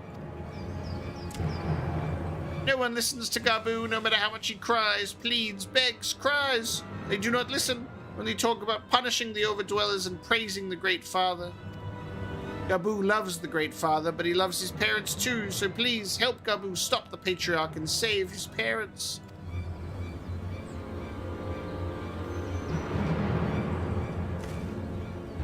Commander, advise Maelstrom Command that Titan summoning is imminent. Should the worst come to the worst, we will require their support. Time being of the essence, we three will attempt to infiltrate the Kobold stronghold, secure their crystals, and free the prisoners. Well, if you're sure, you'll forgive me if I don't seem optimistic. We'll make ready, just in case. Are we going to get the Titan theme once again? I have faith that we may yet stop the ritual. We would surely have detected the associated etheric disturbance had Titan manifested already. But I cannot speak for the prisoners. 12 have mercy, that they would even contemplate sacrificing their own flesh and blood, brothers and sisters, mothers and fathers. Time is of the essence. We must see what else Gaboo knows and formulate a plan without further delay.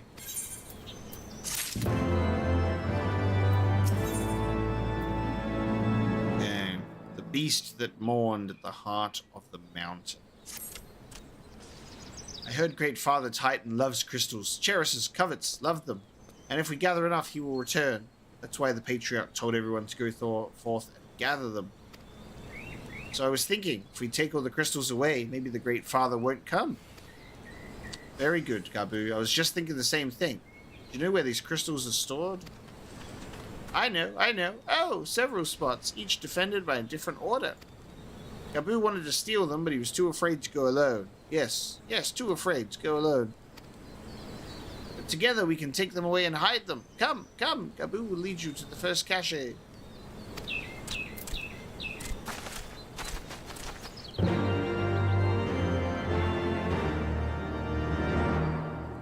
Okay. The beast that mourned at the heart of the mountain. Around the corner we go. Hello, Bajou. Welcome to the stream.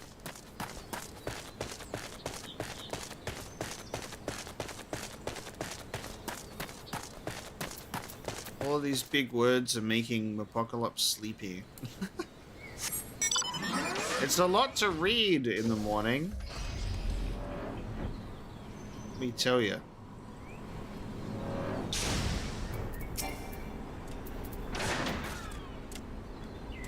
Quickly! Throw the crystals away. Do you have them all? Good. Lead on, Gabu. This way.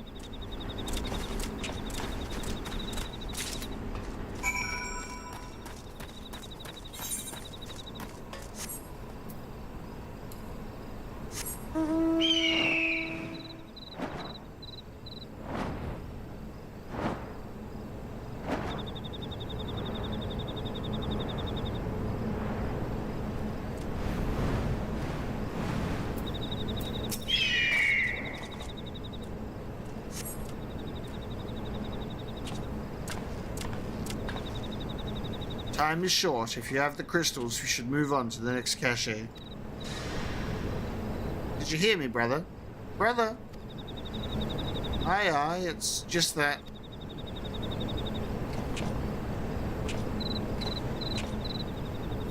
I'm quite certain that Crate once bore Ishgardian seals. Someone took great pain to remove all traces, but enough remains to make out the pattern. See for yourself. I struggle to imagine kobolds traveling to Kurthas to obtain crystals, much less bothering to conceal their origins.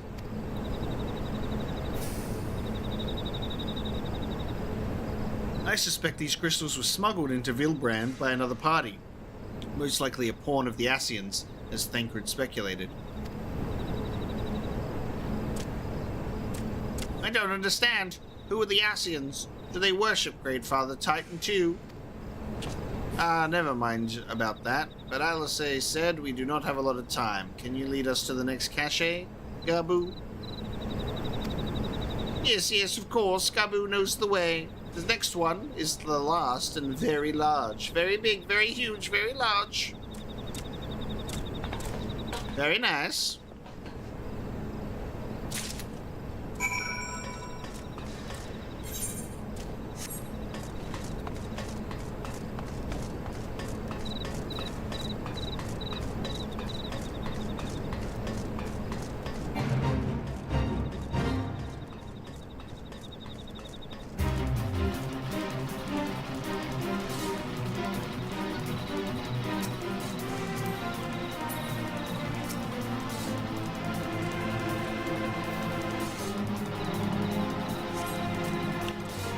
Though you cast about for a time, you see no sign of the crystals.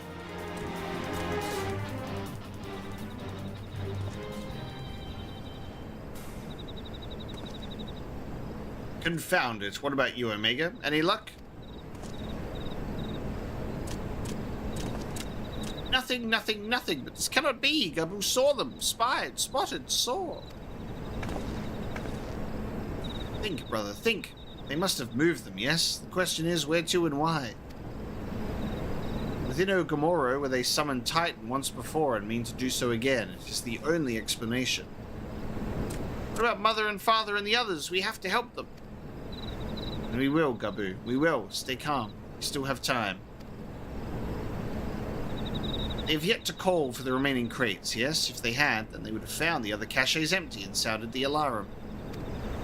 Nevertheless, I believe time for stealth has passed. We must breach the navel and seize the remaining crystals. There is no other way to prevent Titan's summoning. But first, give me your crystals, that I might deliver them into Commander Bloden's custody. We dare not take them into the bowels of the mountain.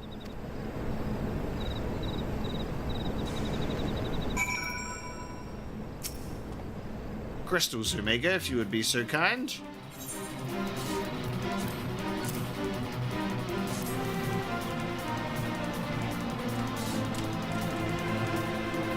Thank you. I shall deliver them to Camp Overlook for safekeeping and brief Commander Bloden on the situation. Pray go on ahead. As I recall, there is an aetheryte within the Ulgamaru mines that should deliver you to the navel. Gabu doubtless knows the way. Wait for me there. I shall rejoin you anon. Strange. I would have thought you eager to remain in the thick of the action. But if this is what you would prefer, then Godspeed, brother. This way, this way.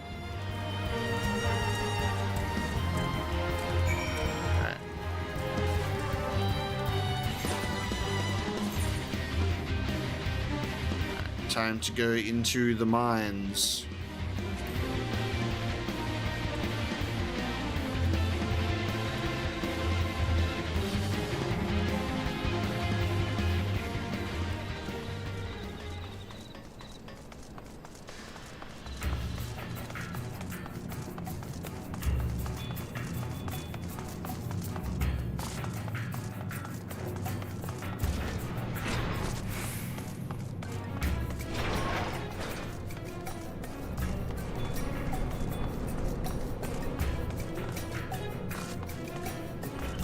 Classic.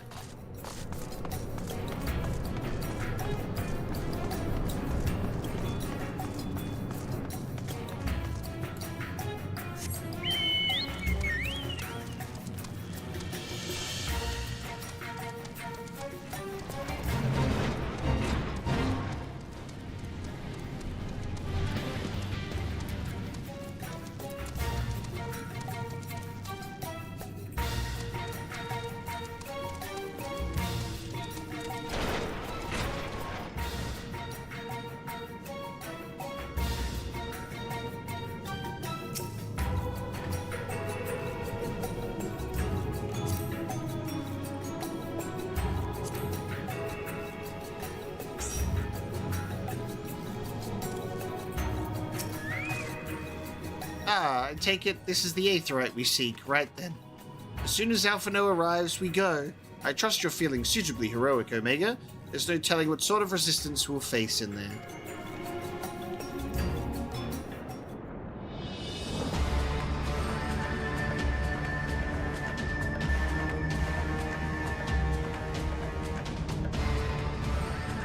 That headpiece, though. Quickly, you clods! Briskly, swiftly, quickly! I will not suffer any further delays! How do you see out of this fucking thing? Lay down your arms and surrender! We have your crystals! There will be no summoning this day! Overdwellers here, but how did you... Where are my parents, Patriarch? Where are they?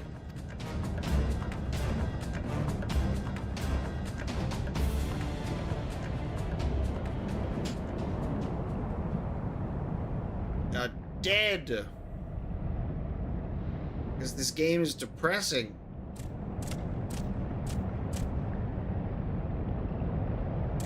Mother? Father? Coke for the furnace, you monster! How could you? We are but servants of the Lord of Crags. We are his, that he may drink of our blood and partake of our flesh, that he might draw upon the strength of his children and defend them from the tyranny of the Overdwellers. No, LSA, not yet.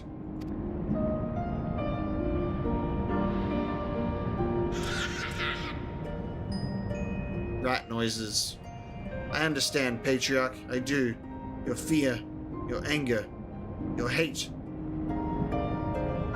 You would do anything to protect your people, anything to deliver them from despair, whatever it takes to ensure that those who threaten you can never do so again. But in your single-minded pursuit of this objective, you have brought suffering to your own kith and kin. You have sacrificed the lives of the very people you sought to protect. But it need not be this way, Patriarch. Renounce this bloody course. Cease your attempts to summon your god, and work with us, together, to build a lasting peace. Another peace to be abandoned at the Overdweller's convenience. Oathbreakers, all of you. Liars, betrayers, oathbreakers.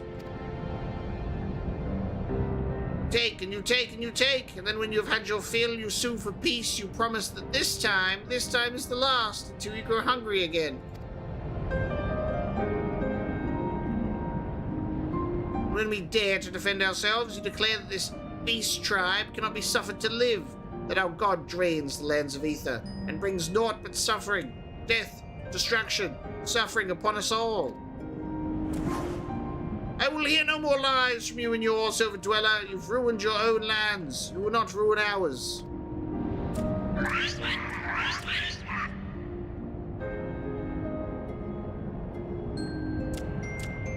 I said I'd come for you, and I did. I'm here.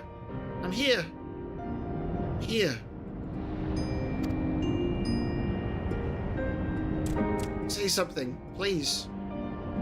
Please.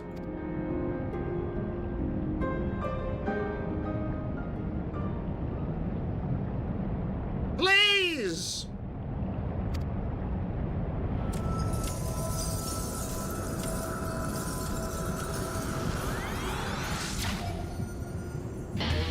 Oh no! He's coming back! Okay, Titan theme! Wake up! Wake up! Wake up! Wake up! Wake up! Wake up! Wake up! Gabu, you're summoning Titan! Shut the fuck up! Wake up! Oh, you just summoned the Titan, Gabu. Oh, fuck. Gabu summoned Titan out of his desperation for his parents to live. Now that's something. Big boy is here.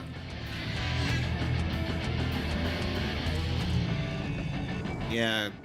Yeah, guys, look. Isn't that so nice of this god that you summoned? Yeah, look how nice he is. Yep, look at that. He really cares about you. He's gonna cradle you in his big rocky arms. 7 hells!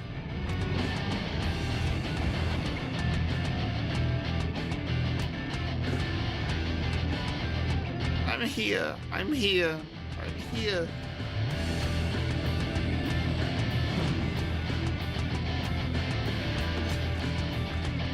Alphino! Leave him to me. Book attack! Oh yeah, Carbuncle, right. Carbuncle, let's go. We must away.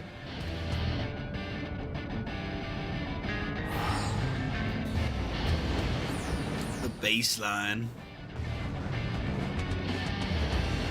Let's rock.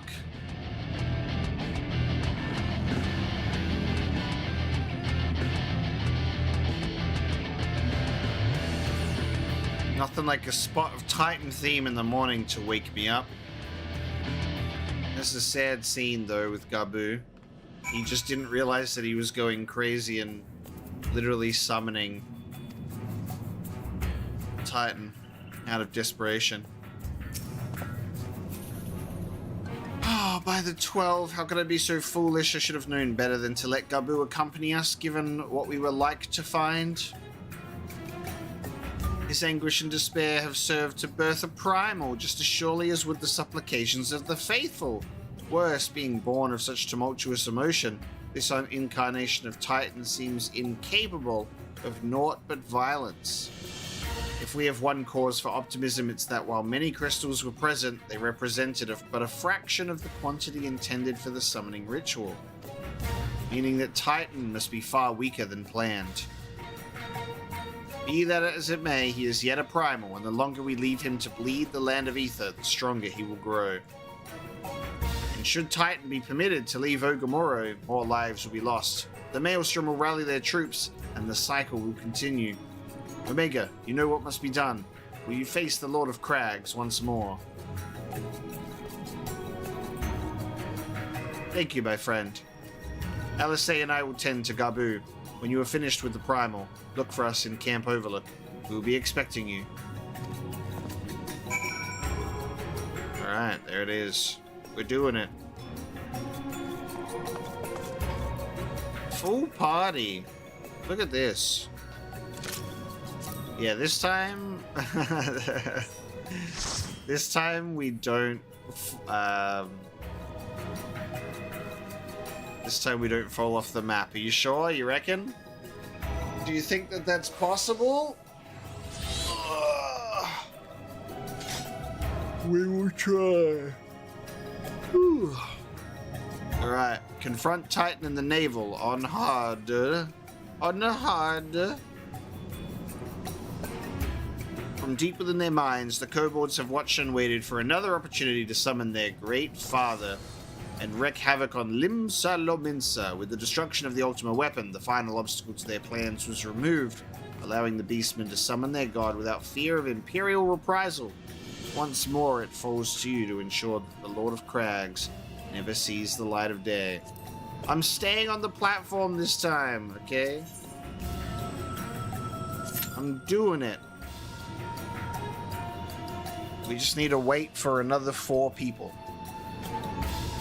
Alright. Good night, everyone. I'm gonna take a nap while I wait. There we go. Alright.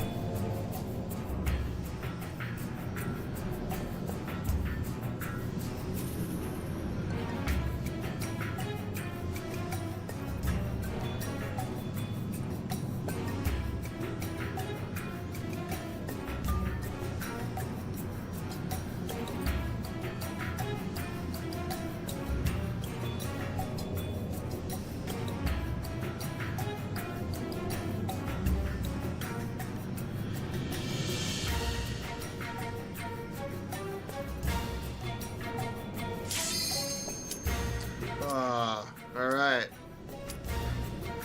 Nap time over.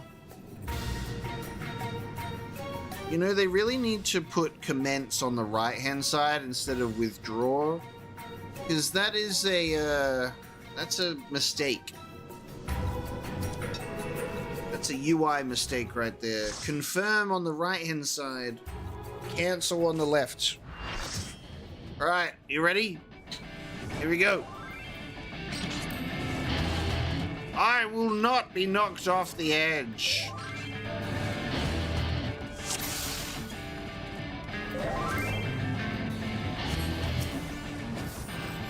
Hey, we have Zack Fair in the party again. We've played with Zack Fair before.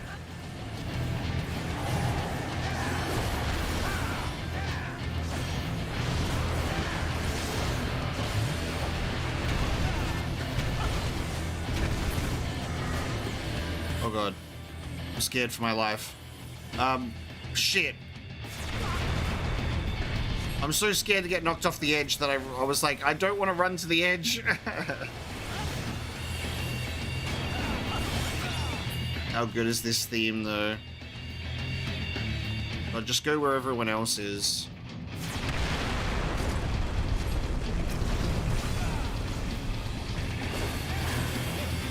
It's always interesting to see the fights where I can't use my higher tier abilities, sadly.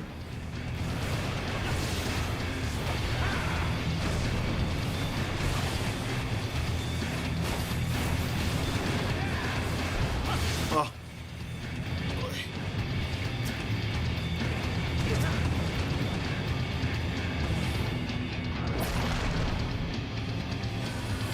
just like scared to fucking do anything, dude.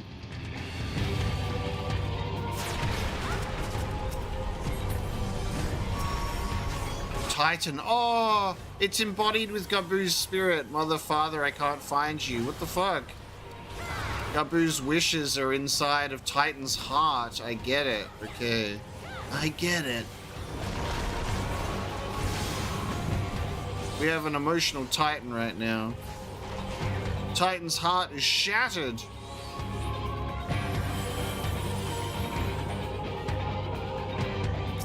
Wake up!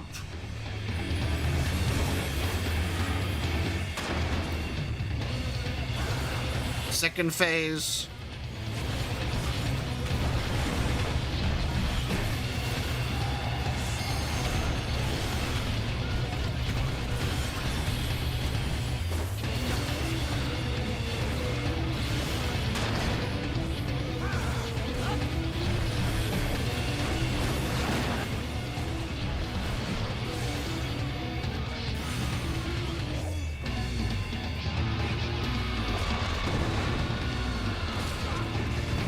Oh my god.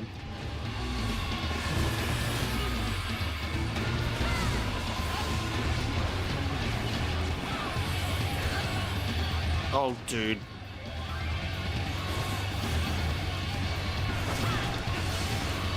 Ah, he's going for me! I can't move. I can't move. I'm in a rock. I'm in granite jail.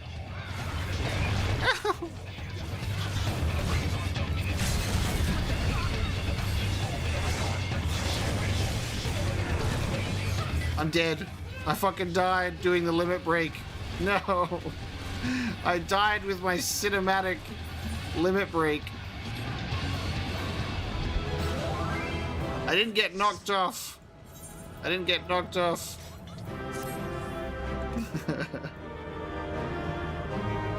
There you go. We're good. I didn't get knocked off. That's what matters.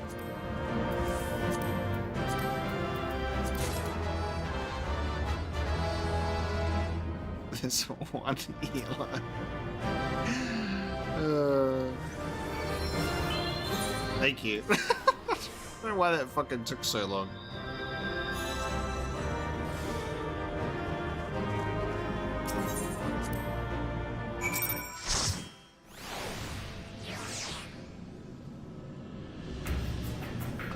Hell yeah. I died performing my limit break. It was worth it.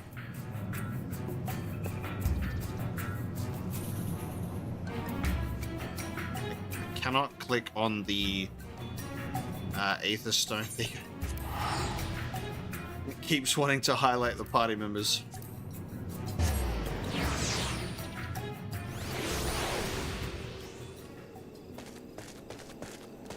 Dragoons never die, they just go missing in action.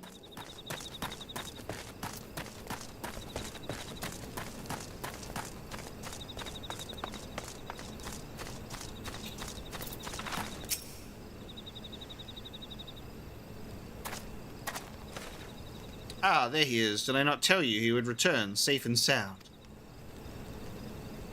Deed is done then? Titan is no more? Yep, I just needed a bit of Titan theme to wake me up. Good, there has been enough tragedy this day. He's been like that since he regained consciousness. We believe he can hear us, but he has made no attempt to respond. He is almost certainly still in shock, but we cannot discount the possibility that he succumbed to the Primal's influence, should that prove to be the case. He must be put to death, like any other thrall. Such is the Alliance's policy, yes? You have the right of it.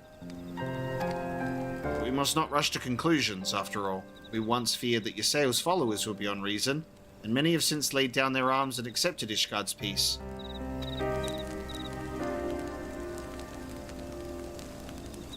We can watch. We can but watch, wait, and pray. Imagine how fucking dark it would be at the end of this Like, Alphino's just like, whoosh, in the back of his head. Yeah, he didn't respond to me.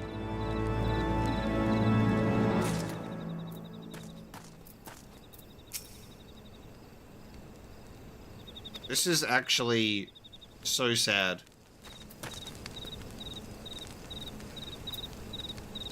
Just the silent staring into the bonfire.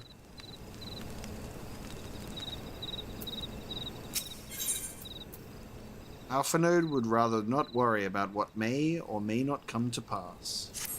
Beneath a star-filled sky. There is naught to be gained from dwelling on an eventuality over which we have no control, much less one which may never even come to pass.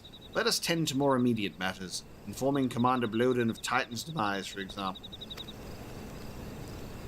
You may be certain that he will be glad of the news. Would you be so kind as to break it to him? Yeah. Hey Ian, thank you so much for the kind words. I'm glad you're loving the content. Have you got any favorite playthroughs at the moment?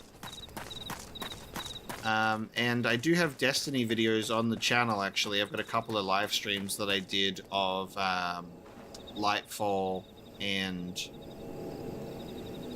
the previous one, the Witch Queen. I've got a couple of Destiny streams, which was pretty fun. I'll probably do that for the final shape as well. I haven't had time to play through the recent 2 seasons, though.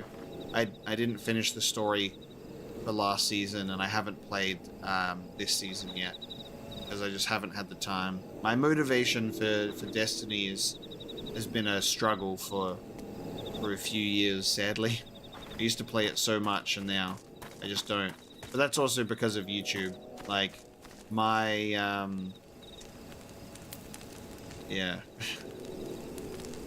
All of my time spent gaming before YouTube was... I spent so much time just playing Destiny. That's why I still have such a big backlog of games. Because I was playing Destiny, becoming legend. But now that I'm actually working through my games, I don't have much time.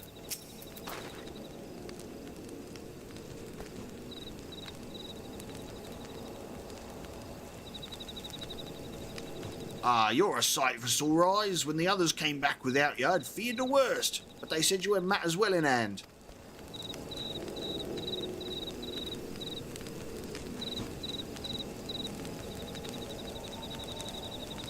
Org. He's also sad looking in the bonfire right now. What do you think Poro Rogo is thinking about? I almost said Porco Rosso because of the fucking Ghibli movie. All settled then, is it? I'm glad to hear it, but not half as glad as my men will be, believe you me. Regardless of whether or not he was summoned properly, a primal's a primal. There ain't a soul in the maelstrom that hasn't lost a friend to one. Don't get me wrong, like, we were all prepared to do our part, but we weren't so naive as to think we'd live to tell the tale. Thankfully, of course, it didn't come to that, which, my friend, sounds to me like cause for celebration. Now, I know you lot have places to be, but why not stay the night? We'd be honoured to raise a glass to the triumphant return of Titan's Bane.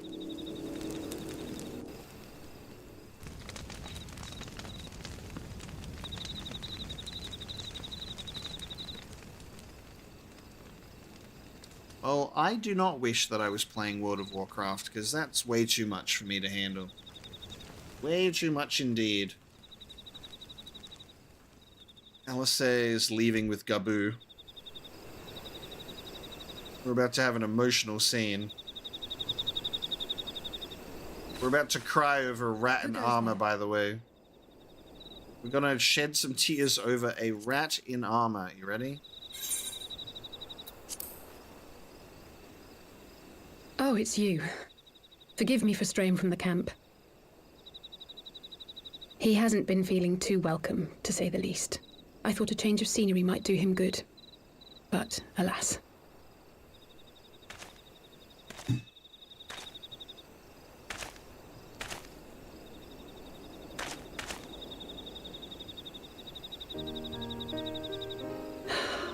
It's so quiet out here. The stars spread out before us, beckoning across time and space. My set is so silly. Dawn may banish even the darkest night. How bitterly beautiful, those words. I should be stronger for all my experiences, yet my heart aches more than ever.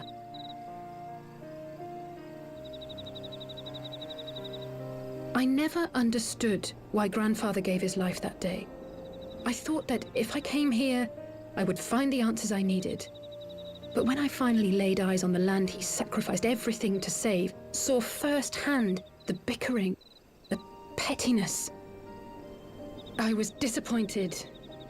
I was angry. I could not fathom how these people were more deserving of his love than his family, than me. Nevertheless, I had to believe he had good reason. I was determined to uncover the whole truth of the calamity and, perhaps in so doing, find my own purpose in this sea of chaos. My travels have been enlightening, but I cannot say that I have enjoyed them. I have lost count of the many petty crises that I was helpless to resolve and of the people whose actions I could not understand. There were others, of course. Good people. People with whom I felt a kinship, whose lives I could not save. I found myself asking what it was all for. Why try if I was doomed to fail in the end? But then I recalled Grandfather's words to my father, years ago, before he left Charlayan behind forever. To ignore the plight of those one might conceivably save is not wisdom, it is indolence. We must all protect that which we hold most dear in the manner of our own choosing. We have to try, do we not? Of course, it's one thing to try and another to do. There were times while I was tracking the warriors of darkness when I faltered, when I was afraid. But then I thought of my brother, of Urianger.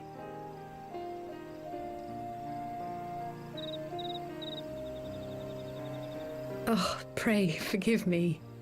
This conversation has been rather one-sided, hasn't it? Mayhap you could recount some of your adventures in Ishgard.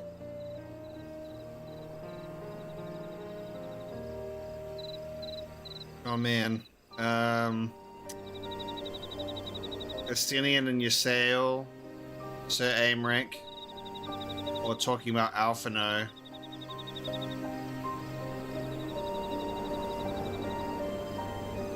What do you guys think?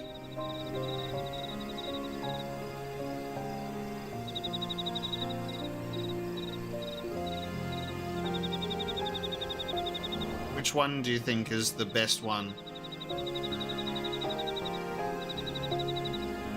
This is the only time that I am gonna ask about this one, because I haven't actually asked anyone to choose a dialogue option before, but it just feels like this...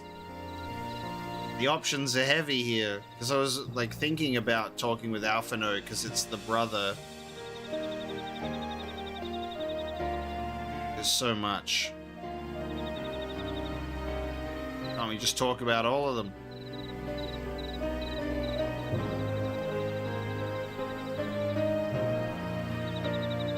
Okay, guys. I'm seeing what everyone's saying, and we're gonna talk about Sir Aemric. We're gonna do number 2. Alright, I'll go with the one that I was also feeling the pull to as well then.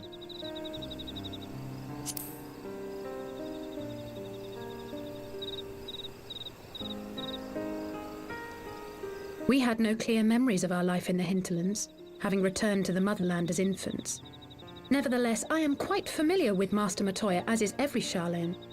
I should like to speak with her someday. 'Twould not surprise me if Alphino's recent maturation was at least somewhat due to her sage guidance. I would never tell him this, of course, but there have been moments when I've caught myself thinking of him as an elder brother. The hopes and dreams of so many rest on your shoulders, Warrior of Light. As long as the sun rises, we can but carry on. for the sake of those we hold dear. That's nice. Yeah, the brother one seems to make more sense for her, because it's tied to her character. I did want to talk about Astinian and Yaseo too. Oh well. You can always replay that scene, I suppose.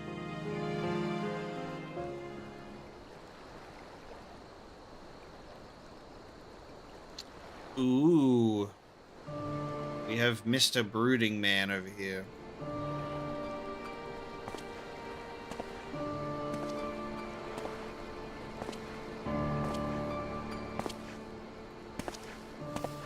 To what end dost thou cling to the tainted gifts of the Mother? Every tool has its purpose. Even this.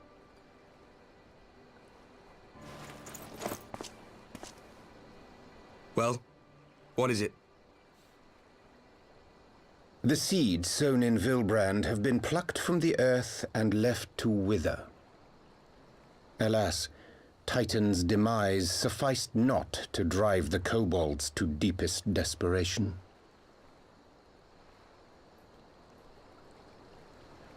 What did the man in white have to say? That we are to proceed as he did first set forth. Well, that's easy for him to say. It's not his bloody world on the brink of destruction, is it? Be thou well reminded that with an end to Ishgard's unrest, naught now remaineth to preoccupy the Scion's thoughts, and thus may they devote their every energy to thwarting thee and thine. I foresee only greater difficulties ahead. Foresee? Are you sure you don't welcome them? I'm starting to think you might hold a candle for your old friends after all. Pray do not mistake mine intent. I but look upon the path which lieth before us with due trepidation. Shouldst thou be of like mind, pray consider then another course. For the power to invoke the ardor belongeth not unto the Ascians alone. God, we have darkness version of Urianger. Strike down thine enemy, the so-called hero who would see thy home lost to light. Do but this, and thou wouldst at a single stroke disrupt the all-too-delicate balance of this realm, plunging her straightways into chaos.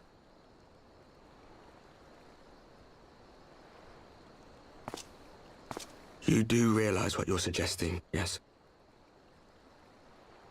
To ignore the plight of those one might conceivably save is not wisdom, it is indolence. The words of my teacher, and a creed I hold close to my heart.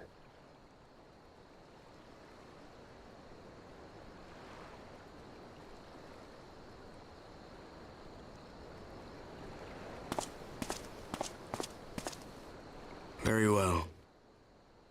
Draw him out. We'll make it quick. It shall be done. Right. The darkness version of Urianger. With how he speaks. What good a creed one cannot uphold? What hurts soothed? What lives saved? Oh, hapless fool, what hast thou wrought by thine own hands? Minfilia, my friends, I shall not now beg your forgiveness.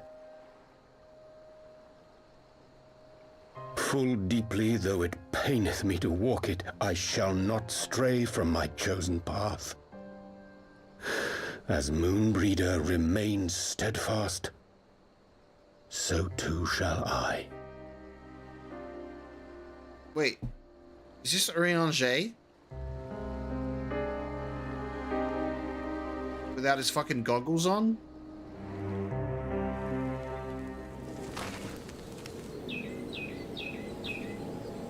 I said he was Dark Urianger as a joke. What the fuck? What the fuck? Masked man?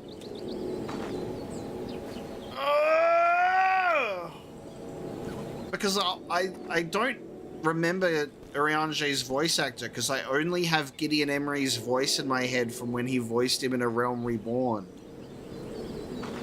That's the only, like, Realm Reborn voice that has stuck with me, you know? Because Gideon Emery is Gideon Emery.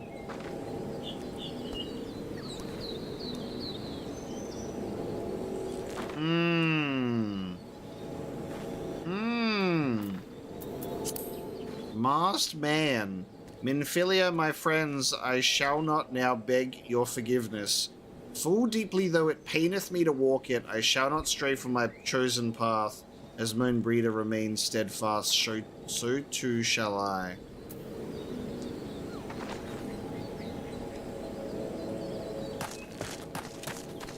Jesus.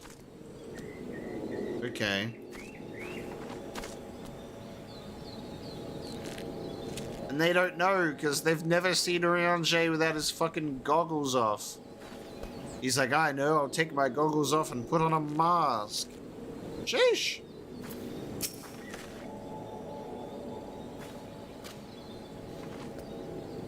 How many of you are just like sat there as I'm in the middle of the cutscene going, oh, this guy's like a darkness Urianger. It's like,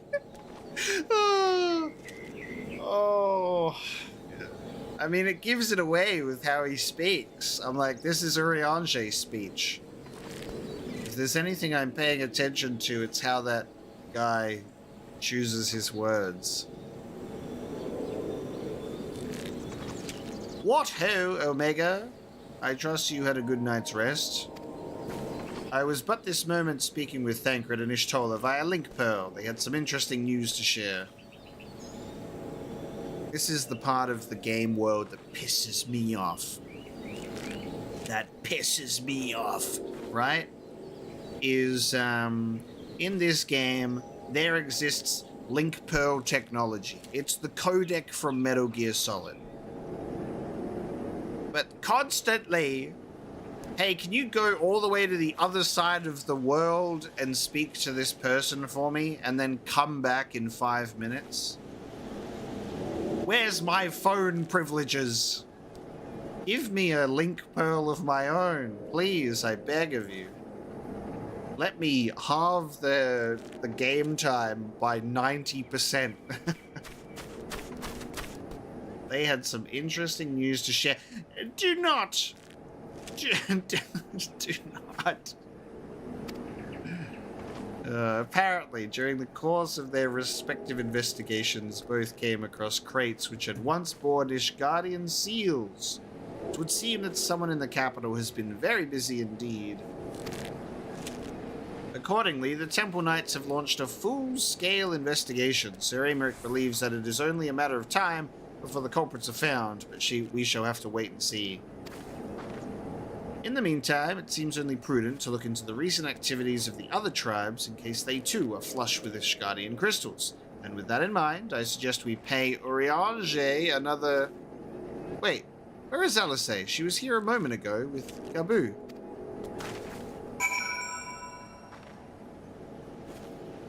Yeah, but I'm the chosen one. I'm the warrior of light. Give me a fucking phone. I deserve phone privileges. Okay. Alisay was here just a moment ago, huh? I will scour the skies with my chocobo.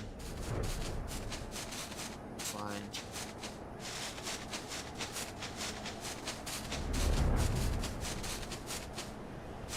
Can you see a quest icon from really high up in the sky? Oh, there we go.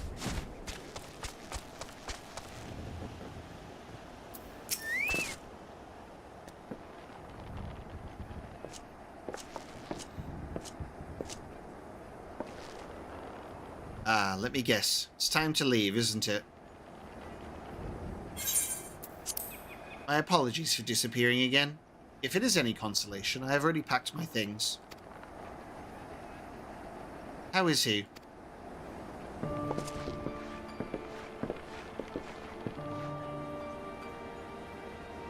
Brother, Commander Bloden, something tells me you are not solely here out of concern for his welfare.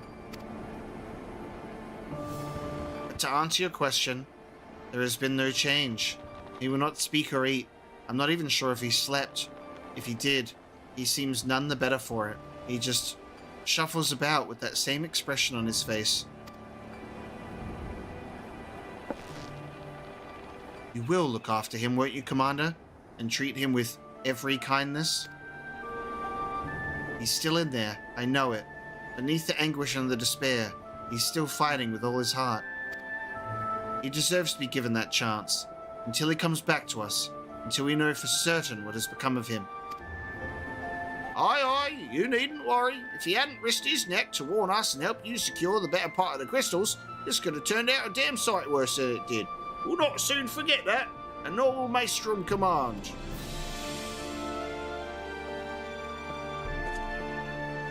So sorry, Gabu. I truly am. You should have never been made to. And I know I cannot possibly understand.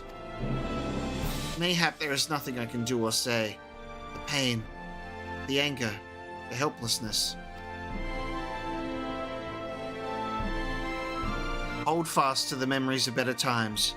Remember them as they were. When it hurts so much that your heart feels fit to burst, let it burst. Let it burst and fill up again with your love for them. Never, ever forget. Come along, little one.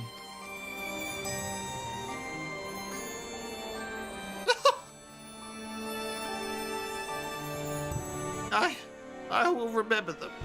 And you, Alisai. Thank you.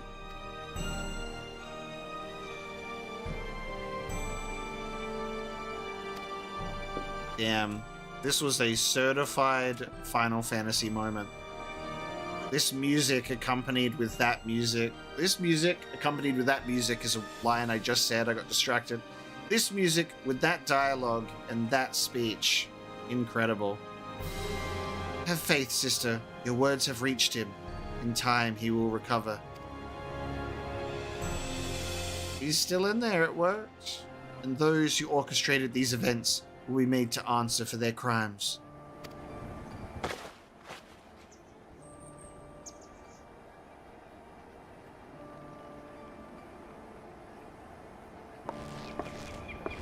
A 1,000 times over, there will be reckoning. Aye, aye, Captain!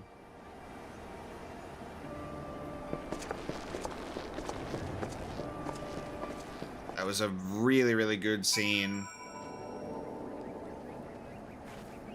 Silly little rat baby.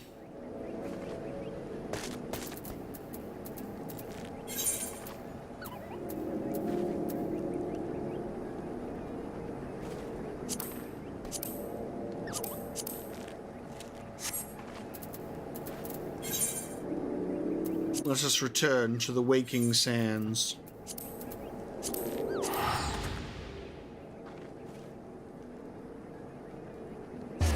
Thanks for joining, Berju. Have a good night.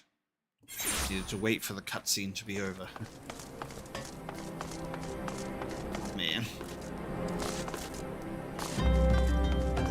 I didn't notice this. Has this always been here? The fucking Teleji Adeleji statue? When was this installed? Why am I only just seeing this asshole now? God damn it.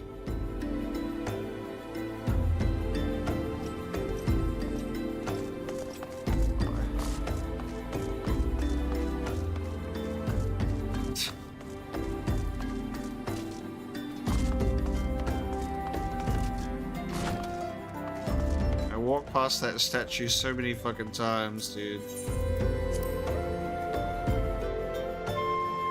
Is this where we're gonna end up just getting the reveal that Urianger... Oh, never mind. So he puts his mask on because it covers his face tats and his facial hair. We have heard the glad tidings from Ogomoro, my friends. By the grace of the 12 and your most valiant efforts, the people of Limsa Lominsa may rest easy. I should like to think so, yes, though we failed to prevent the Lord of Crags from manifesting. We did succeed in weakening him, enabling our friend to dispatch him before the Warriors of Darkness could make matters worse. 'Twas by no means an unmitigated success, but it will have to suffice. And let us speak of another matter, one which weigheth heavy on my lady's mind.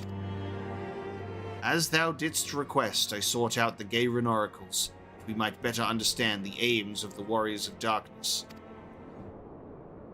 Though their copious use of allegory defieth any single interpretation, the oracles paint a most disturbing picture, one of worlds parallel to our own, apart yet linked, reduced to ruin with every umbral calamity. 7 times have they succeeded, then of 10 and 3, only 6 worlds remain. Aye, all is as my lady Minfilia spake unto thee. As for what becometh of these reflections when they and the source are rejoined, frail flesh undone in umbral fires, each soul surrendereth to her call, to flow unto the endless sea, there to endure as one and none. Then, if the Warriors of Darkness succeed, everyone in their world will die? In essence, aye. The verse speaketh of the renunciation of the flesh, and subsequent return to the live stream. They're using live stream? Excuse me? We're in Final Fantasy VII now? They're gonna return to the planet? This is so bizarre. Because, like, this isn't the only Final Fantasy game to deal with, like, death and returning to the planet, life after death, and there's other Final Fantasy games that have the concept of that. Like, you've got the Far Plane in Final Fantasy X, but hello, they specifically have said return to the live stream. However, this fate may yet be preferable to the alternative, for if the first were to fall to transcendent light in the manner the Warriors of Darkness described, it would give way unto a void wherein none may know either life or death. Far better to die, they reason, for in death there is life. The essence of a soul, which returneth unto the source, may be born anew, saved. Such, at least, is their belief, I surmise.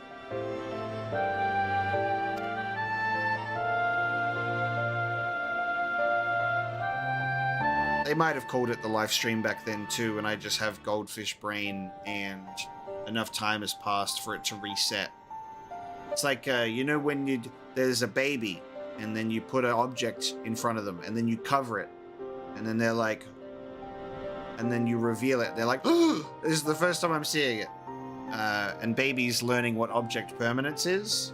I have that with words, if they haven't said live stream before. Great. If they have, let's react to it as if we're hearing it for the first time. If that is true, then gods, no one should ever have to make such a choice.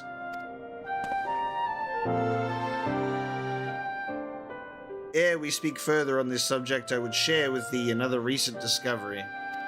It would seem that several sizable shipments of crystals have been delivered into the hands of certain Alamigan parties. Why is there never a death stream? Because that's what the life stream is. Because when you die, your life essence goes into the life stream, because there is never a finality, a death there. Your life continues, it persists, you return to the planet. Life is cyclical. Alamegans, strange. And you believe this to be the work of the same Ishgardian smugglers who supplied the beast tribes? I know beyond a shadow of a doubt, and lest thou wonder at their motive, I would remind you that the Ascians did once attempt to bring about the summoning of Ralgur. The individuals who took receipt of these shipments are refugees belonging to a group devoted to the cause of Alamegan liberation. It may also interest thee to know that their Ishgardian suppliers appear to be none other than the remnants of Aline Royal's network of spies. Surely you jest, and yet it is not so surprising. Bereft of leadership and hunted by the Alliance, I can well imagine such villains being desperate enough to conspire with the Ascians, assuming they even know or care who their new employers are. All of which is irrelevant. Forgive me. We must seek out the resistance group which received the crystals without delay. Omega, Alisai, will you come with me to Little Alamigo?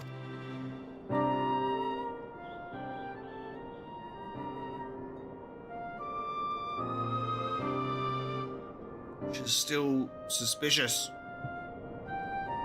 Yes, of course. I should like to hear what they have to say for themselves, firsthand. The way that she looks at it was so funny. It's just like, suspicious. May you ever walk in the light of the crystal.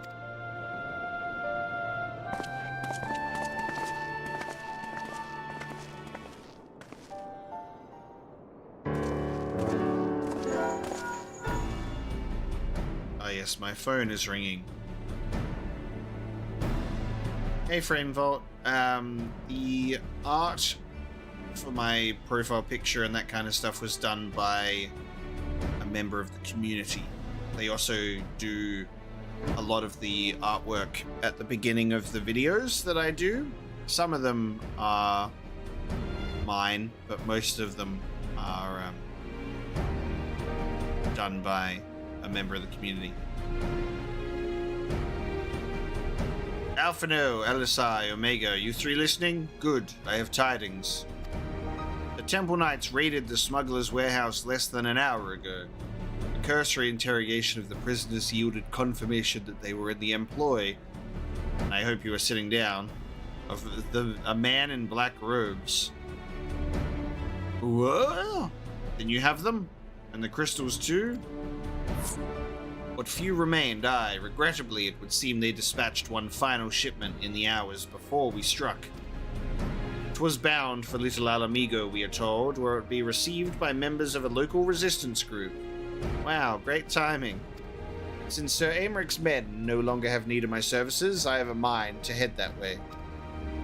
As do we, by happy coincidence, we learned of the shipments but a few moments ago. Ha! There I was thinking I might finally be one step ahead of the Warrior of Light and his little helpers. Ah, wait a moment, there's more, and I defy you not to be surprised by this revelation. The leader of the Ishgardian smugglers was formerly in the employ of one Aline Royal, the infamous Ivy herself. Yep, sorry, we found that out too, Thancred. Once again, Thancred, I fear I must inform you that.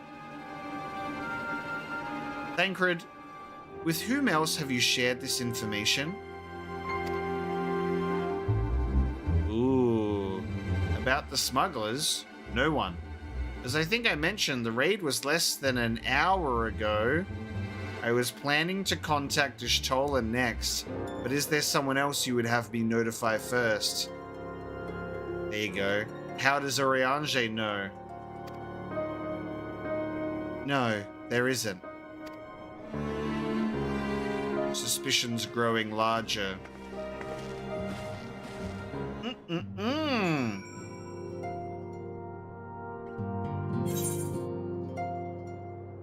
That timing. What in the world has gotten into her? It's twice now that we have sought Oriange's aid, and twice she has treated him as if he were a stranger.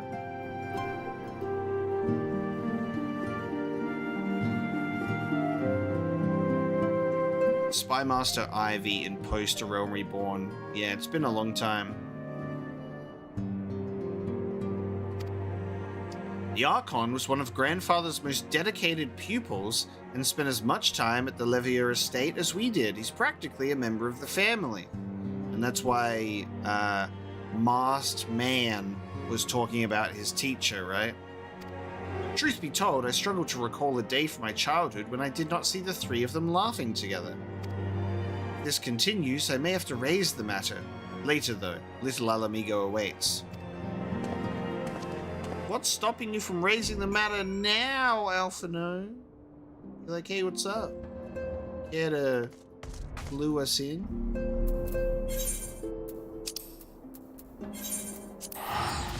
Alamigo. Hey, Nihilus, I'm having a ton of fun. Loving the Heavensward storyline.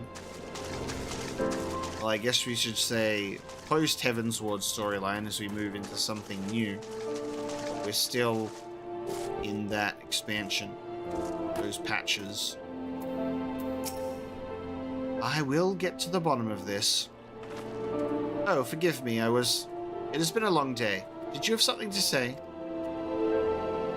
Rianger, I've always struggled to understand what's going on in his head, now more than ever. Listen, Omega, if anything should happen, it should be me who...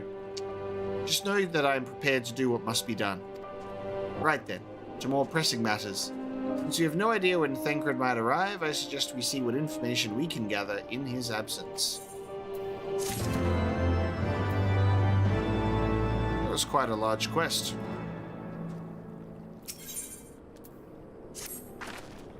So, to review, we are reliably informed that members of the Alamigan resistance operating here have taken receipt of several large shipments of crystals, our task being to ascertain who and why. Given the size of the settlement, I find it hard to believe that anyone here could be wholly unaware of the Resistance's movements. The challenge, of course, would be finding individuals who are both able and willing to share such information with outsiders. It would seem sensible to divide our forces. Omega, why don't you question the residents in the eastern half of town? Alisei and I will do the same in the west, and afterwards we can rendezvous here to share our findings. Fine. When we were free, question the residents of Little Alamigo. Lovely.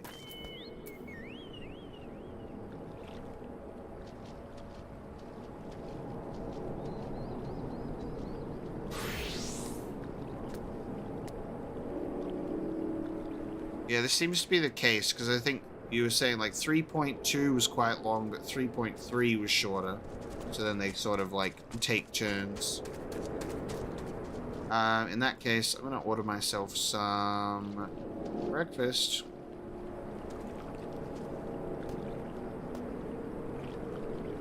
Not really sure what I want, though.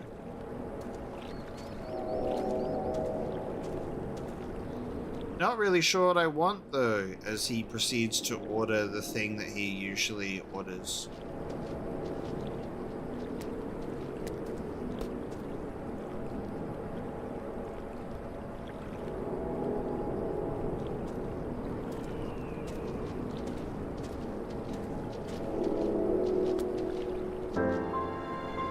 Just let me do this first, and then we can proceed with the quest line.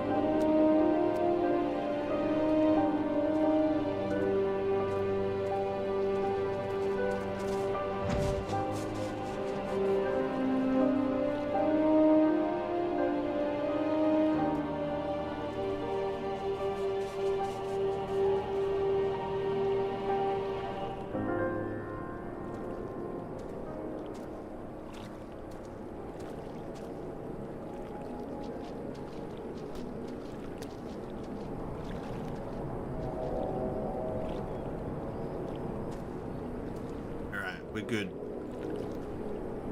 Breakfast on its way, dear.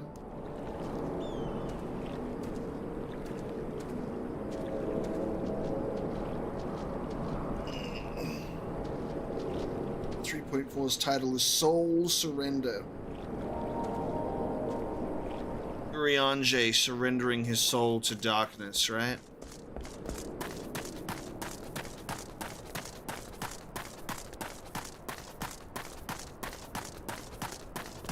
Well, I would say out of all of the Final Fantasy XIV expansions, the least I hear people talking about is Stormblood.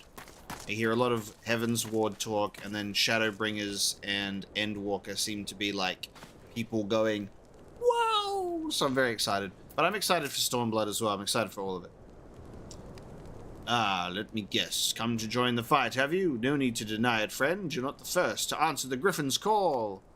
While he's lit a fire in every Alamegan's heart, he's also inspired more than a few Uldans to pledge themselves to the cause. And little wonder the Garleans won't stop until we're all under the yoke.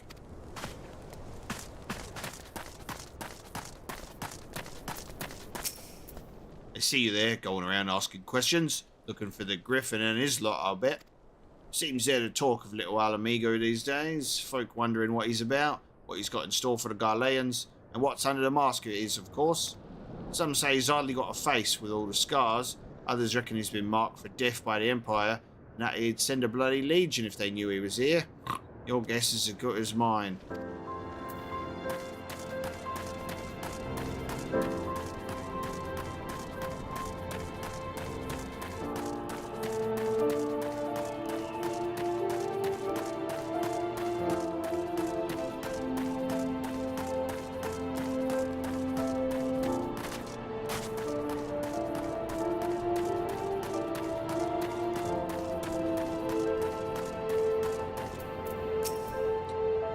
Resistance? Damned if I know. It's not as if I'd be any use to them. If you set store by all these tales of secret weapons, good luck to you. But I'm too old for the mask's bedtime stories. This is our lot, and it's time we got used to it.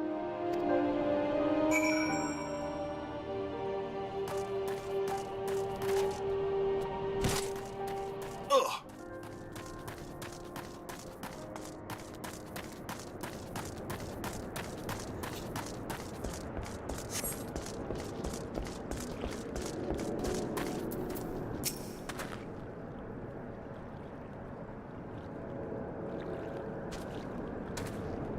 Hraesvelgr vs. Nidhogg was crazy.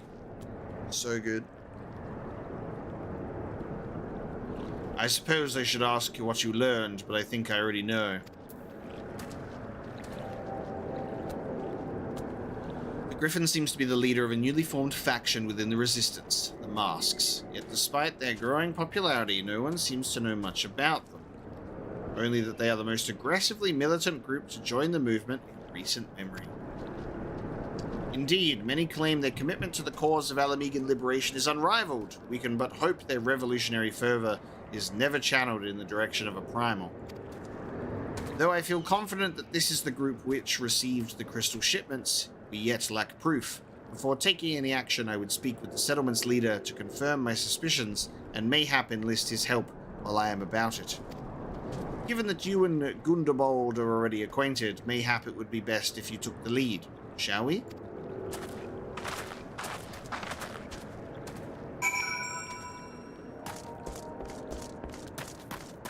Gundobald.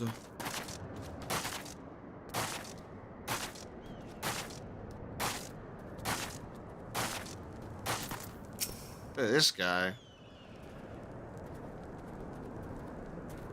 That moustache, though. What a design. These guys related? They look like twins, except one has tattoos and a mustache. Very similar.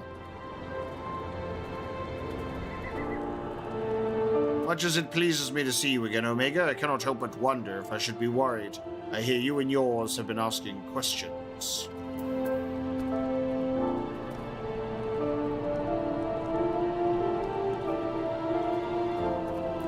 The Griffin? Aye, I know of him, as do we all. He and his masks have become a leading faction within the Resistance. Though there was a suspicion first given his secretive ways, he quickly proved himself a charismatic and capable commander. Men are drawn to his passion and his vision. They truly believe that he has what it takes to lead them to victory. Even I cannot help but admire the man for what he's accomplished. But I have not forgotten Wilred. I was blind to the danger of his ambitions, and you were not. The Griffin will soon deliver a speech to our people at the sunken temple of Khan. Go and see him with your own eyes. Weigh his words with your own heart. How convenient. 'Tis but a pity Thancred is not here to join us. You two go on ahead. I shall stay behind and wait for him.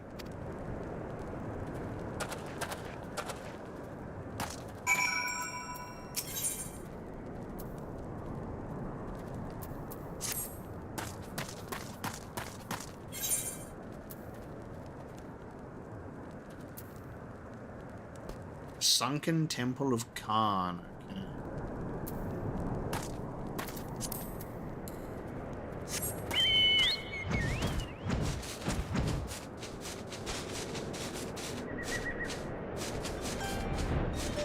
Damn it.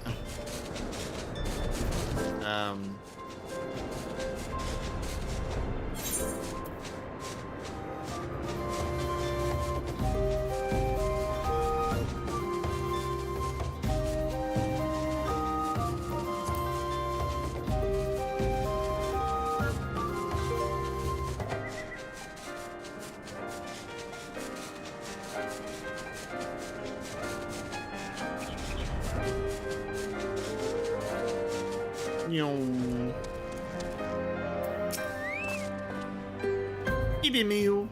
Has it begun already? I hear the voices coming from within. The sandstone golem's always skipping leg day, dude.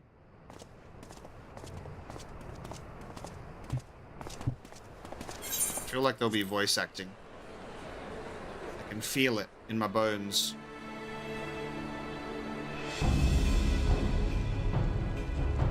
Brothers and sisters, 20 years ago, Alamigo, our home, was claimed by the Garlean Empire. Is this Sean Bean, dude? In our haste to overthrow the King of Ruin, we turned a blind eye to our foes in the north.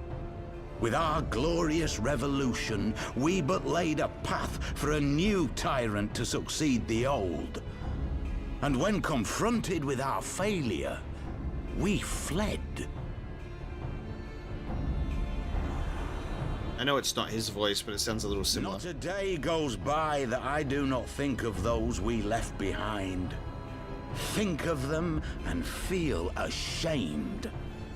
And I know each and every one of you feels the same. He's wearing the Jack of Blades mask.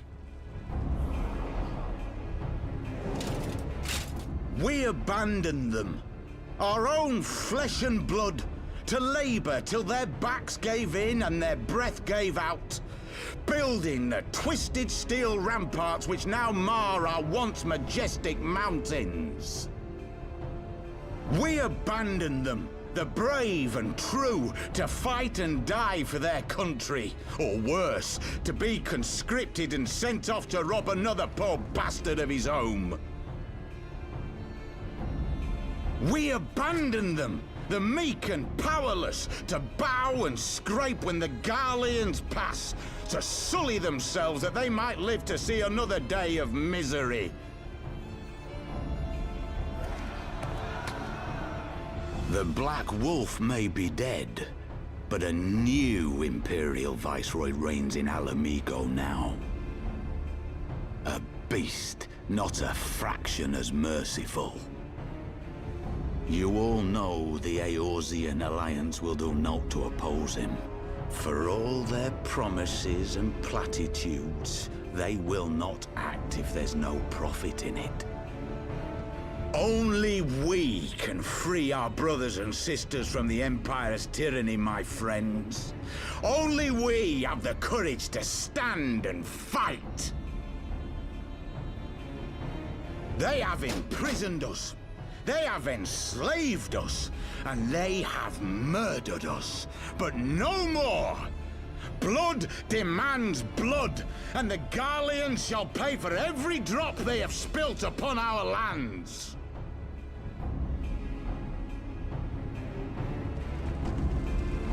This I promise you, for we have a power within us, my friends.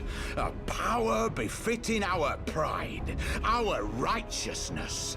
Only join us, and we shall grant you the means to unleash it, and together we shall see the Alamegan standard raised over the mountains of Gia Albania once more!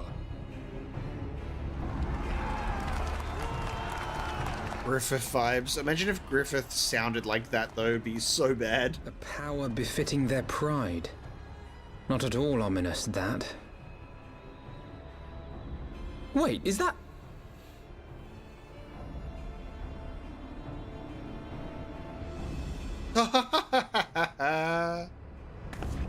Hello?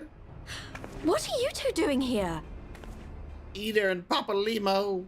I could ask you the same thing. They're back. Well, well, this is quite the surprise. Yeah? If you see what I see, if you feel as I feel... Might I suggest we continue this conversation in more agreeable surroundings? For it is not strength of arms that will... Ida's outfit is so wild. I gotta armor my legs, but make sure that the top is exposed. Why are they just chilling? I know that we've seen them in some cutscenes recently hinting at what they're doing. But it's just so funny where it's like, we're looking for our missing scions so we can reunite with them and be stronger. And then they're just standing there in a plaza listening to a resistance leader. Yeah, this, I feel like we need to get Tartaru to give Ida some new threads. Because, it's certainly a choice. Jesus fucking Christ. I just got annihilated by this fucking person. Has decided to launch that Chocobo as a meteor into my group right now. My God.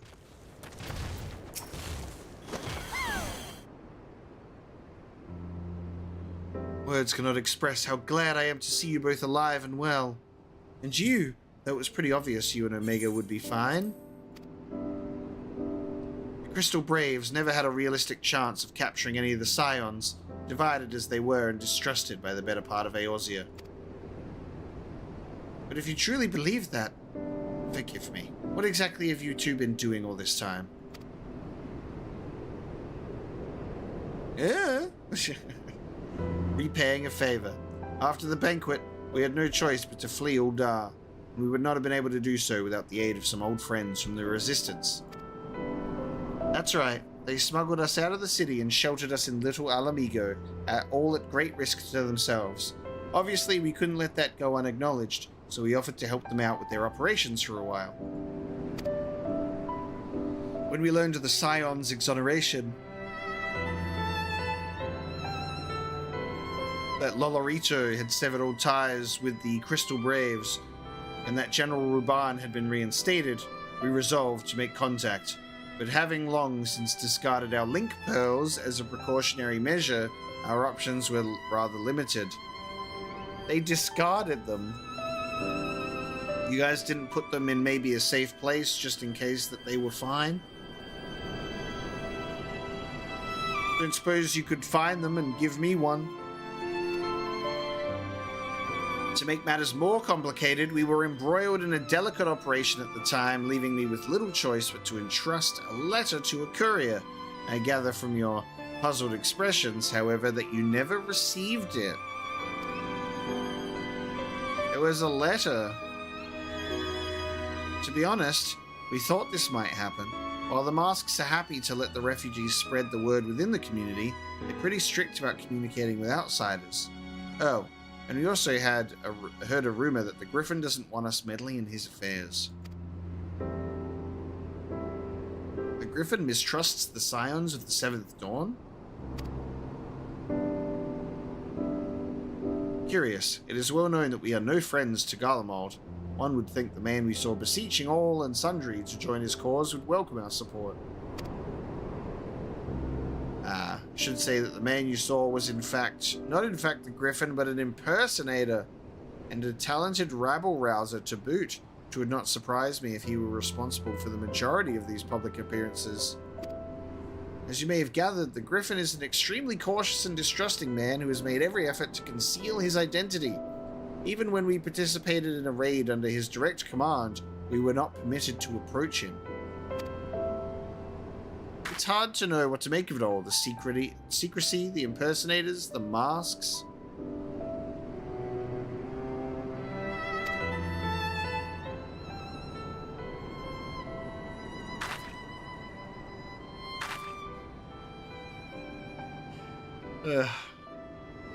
I love that I'm very in sync with the game. What? It's not as if I'm making all of you wear one, and mine only covers half my face. It's completely different.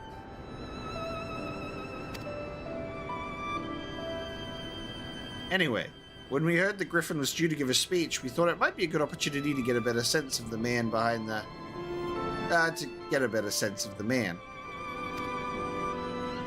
For all the good that it did. Now you have heard the whole of it, but tell me, what prompted you to take an interest in the Griffin?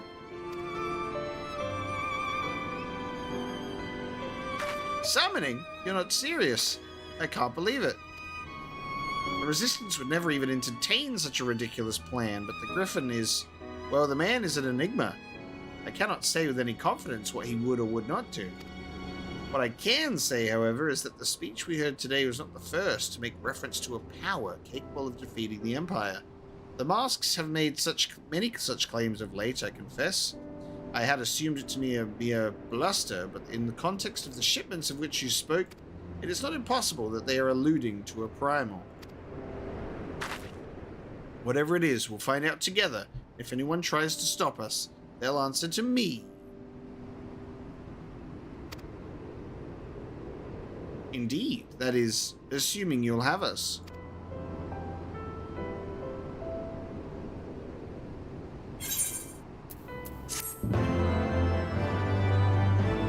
Nice, we are reunited with Ida and Papalimo, finally. There's been some time. Speak with Vorseol Helu at the Adder's Nest. Papalimo has a mind to learn the Griffin's true intentions. If, as you suspect, the Griffin is indeed plotting to summon a primal, we must needs obtain confirmation while there is yet time to act. To that end, I propose we question his double. Given his role as the group's de facto mouthpiece, I should not be surprised if he were one of Griffin's closest associates. And while he may not be aware of the most sensitive details, he could probably tell us the mask's plans in broad strokes. Like the man whom he impersonates, however, he is wary of outsiders. He will not expose himself without a suitable incentive. My plan is as follows. You and Alphino will pose as adventurers fallen on hard times, inspired by his words to take up arms for a noble cause. Ida and I, as members of the Resistance, will recount tales of your past achievements and testify as to your usefulness in the struggles ahead. With our enthusiastic assurances still ringing in his ears, he will decide to welcome you in person, and we will arrange a meeting. You will need to look the part that we might maintain the charade until we have him cornered, at least. Here, this should be enough to purchase suitable garments from Talabot, and to have him rub a respectable amount of dirt on them for good measure. Any questions? Infiltration. It seems simple enough, thank you, and with that, Omega, let us be off.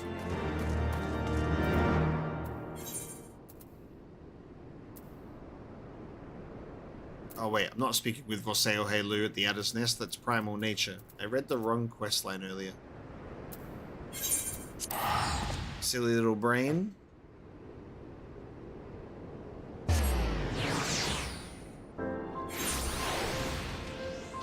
I wondered why that was like out of nowhere and my brain was like, weird.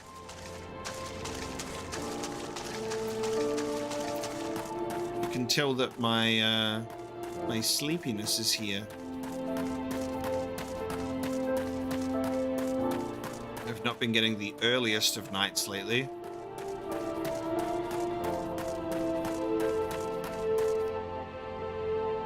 Yeah, I've already done that for a few of them at the moment. I kept this one on because it's also like a green tick, so it'll be one that'll disappear. I was just keeping it there as a reminder.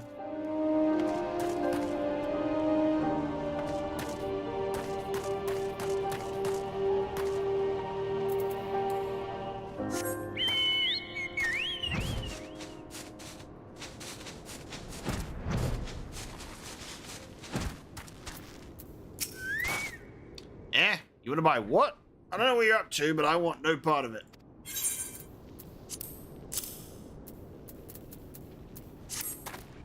Well, you're the ones with the gill, and seeing as your friends are Papa Limo. There, tunic and slops for you both, tailored and treated to your tastes. Now, off with you, before someone sees us together.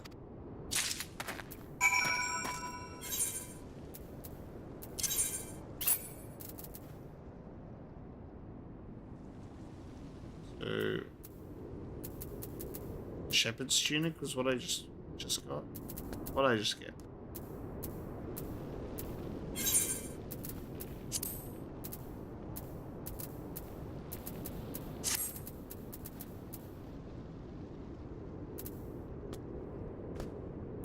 Is that what I just got?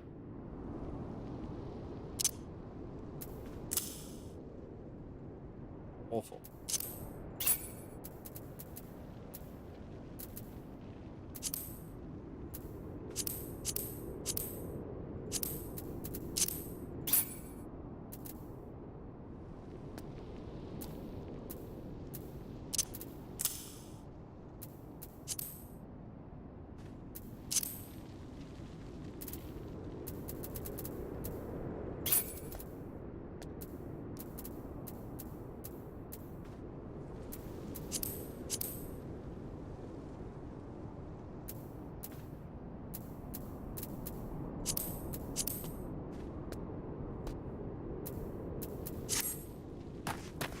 Terrible.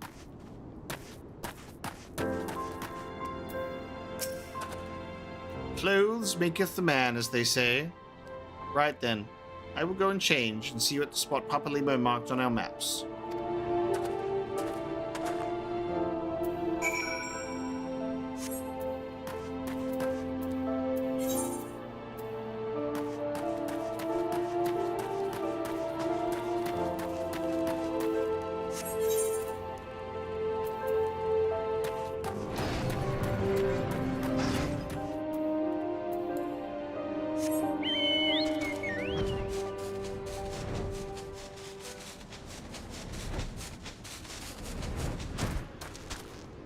Okay. Wow, look at us. Look at us. A pair of down-at-heel adventurers seeking a chance to recapture past glories. Yes, this should suffice. We look so normal, and now we play the waiting game.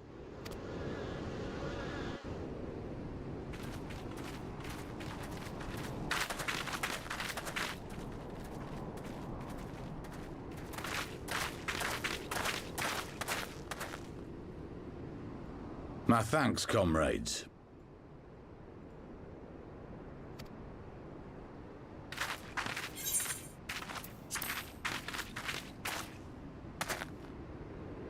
You must be the esteemed adventurers of whom I've heard so much. I understand you have taken an interest in our cause.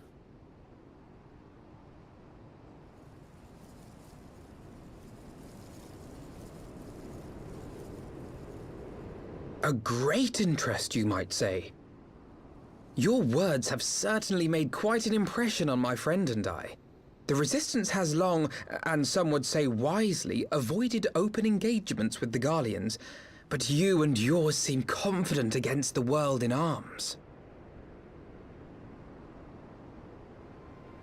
I can only assume you have good reason to be so bold. Why, one might even think you are planning to summon a primal.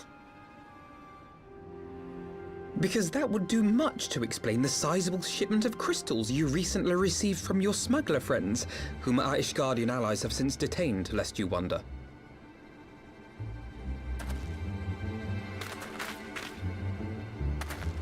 I'd like to hear more about the Griffin. The real Griffin. Your performance earlier didn't fool us. Ah, the famous scions of the Seventh Dawn. I should have known better than to think I could conceal the truth from you lot. You are right. I am not the Griffin, but I speak with his voice, and it was at his behest that we procured those crystals.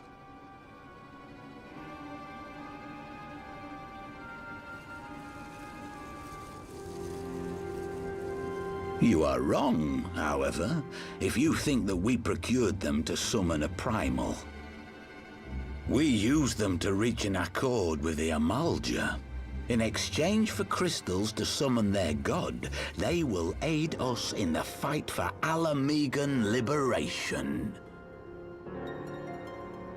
You've got to be joking! Have you gone completely mad? When people find out you helped the Lizardmen summon Ifrit, they'll turn on the Resistance. Alamigo will never be free!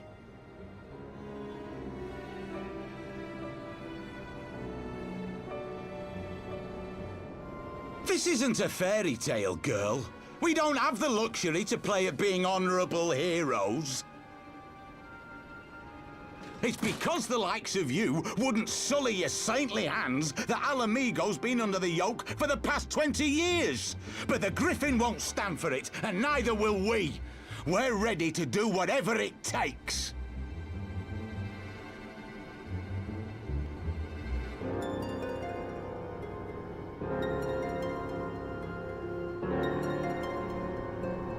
What proof do you have of this arrangement with the Amalja?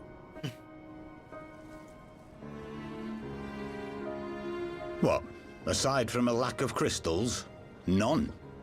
But the beastmen have a great big pile of the things if you fancy looking. You might want to hurry, though. It'll not be long before they summon their god. Search our camp if you don't believe me. We have naught to hide.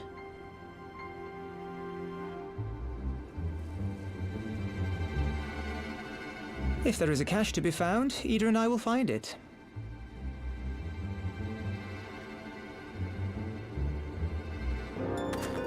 Then let us be off.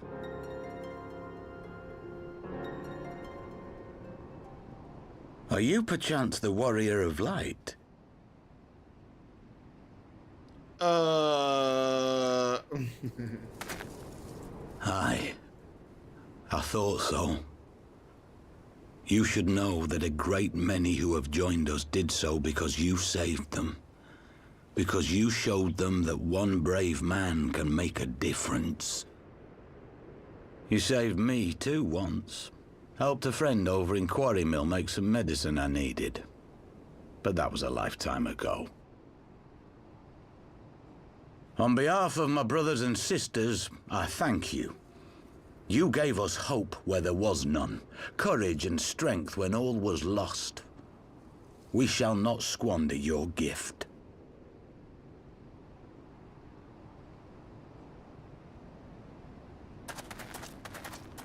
All right then. I know that look, Ida, and I do not like it. You cannot seriously be contemplating taking up arms with that band of cutthroats. I just...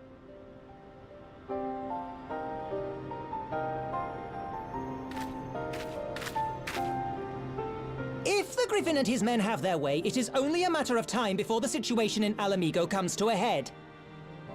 Your homeland's future teeters on a knife edge, and any reckless action, however small, could have irrevocable consequences. You mustn't lose sight of that, Ida. When the time comes, we must all make our choices, but we must do so in full possession of the facts. Now, let us away. There is work to be done. Not bad, Papa Limo. It's like, you're the Warrior of Light. I love you.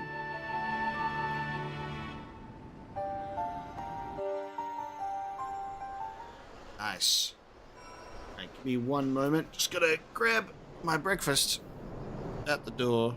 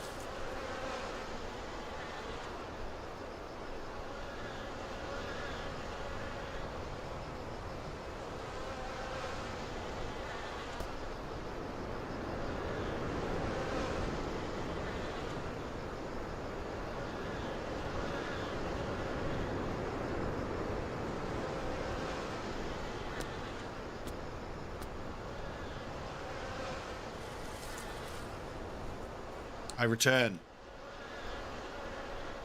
Let us speak without Fano. Yes, you're very right. Like a source of inspiration for people who kind of take the wrong message, right? What we're fighting for, and they take our sort of achievements and they're like twisted into something else.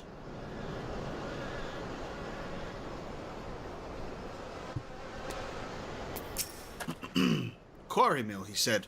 Do you remember? Back when you were a small, Realm Reborn player? Forgive me. You cannot be expected to recall every name and face, and besides, it's not as if it matters. It doesn't matter. I've long admired how you live in the present, how you focus on the problems at hand, and always keep moving forward.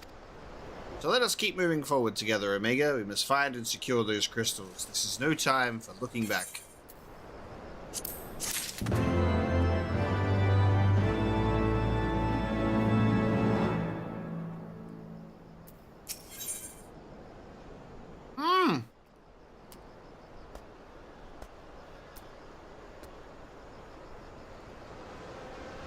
One life for one world. If we take the Griffin's double at his word, and the crystals are now somewhere within Zaharak, ready to be put to use by the Amalja, we must apprise Alisai of all we have learned. I will join you both in Little Alamigo after I have changed. Okay. Okay. It's happening.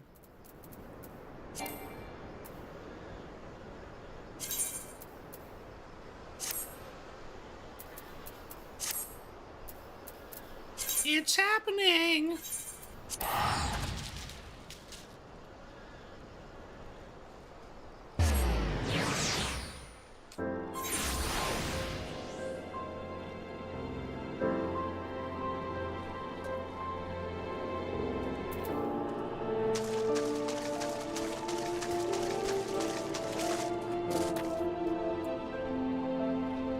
Thancred has arrived.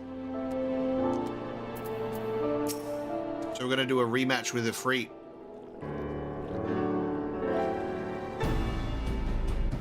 Now that Thancred has finally arrived,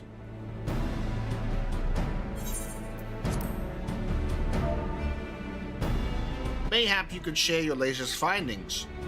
You mean to tell me that while we were worrying ourselves sick, Ida and Papalimo were here all along? Well, Ishtola will be relieved, and also angry. Mainly angry, I should think.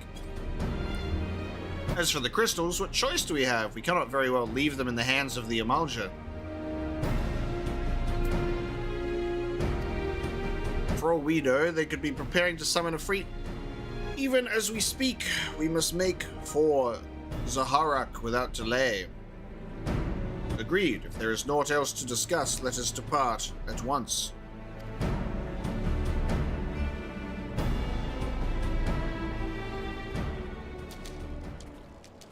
Who's watching? Darkness Man. Yep. And so they go forth in accordance with the Griffin's plan. So is this guy the actual... is Darkness Oriange the actual Griffin?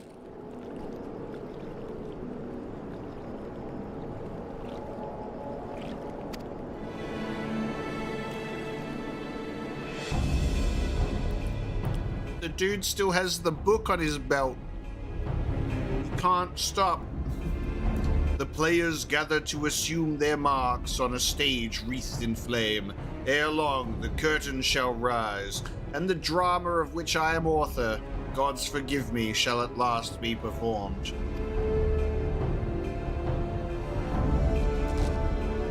Naught else remaineth save to stand at the ready and pray that the chance is seized, for never shall we know its like again.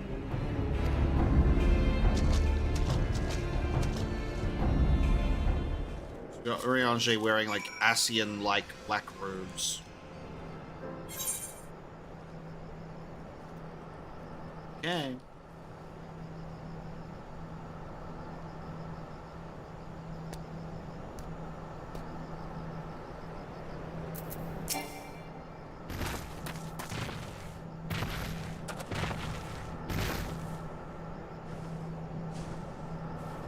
I confess, I expected a warmer greeting, but we must not jump to conclusions, not until we have braved the Bowl of Embers.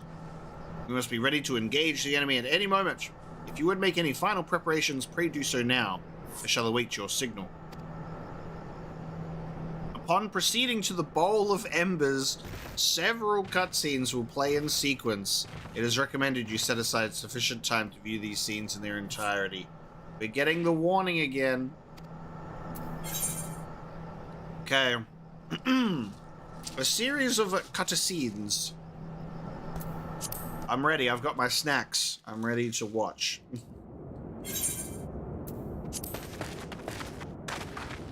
This isn't right.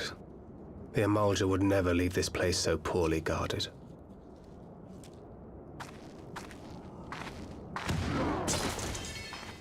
Not willingly, no.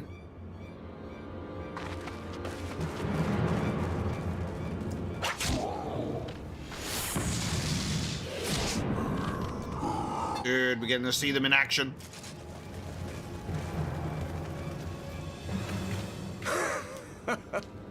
Ah, the saviors of Eorzea. Slow as ever.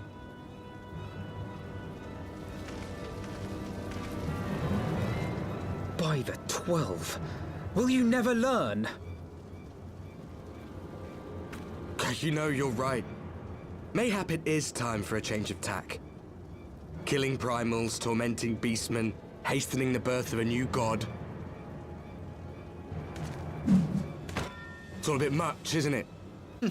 And frankly, we don't have the leisure to do it. But killing the warrior of light, on the other hand, that would soon plunge Eorzea into chaos.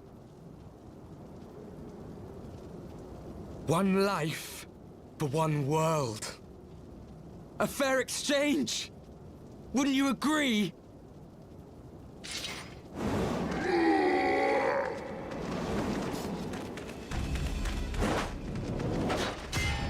Yo! Lest you forget, you've more than one opponent.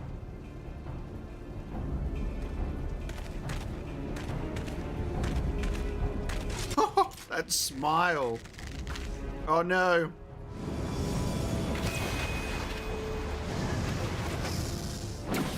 Carbuncle! Defend me! Fancy carbuncle. Oh, yes! Caught the arrow. Hell I yeah. sense you will offer more than mere target practice, unlike your sister. Wow. Alize!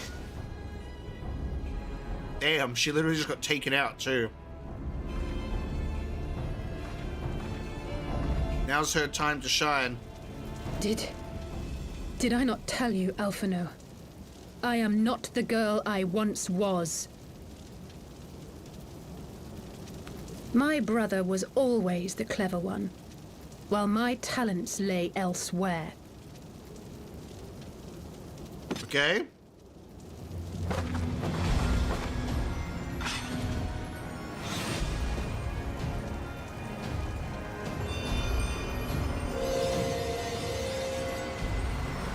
Dude.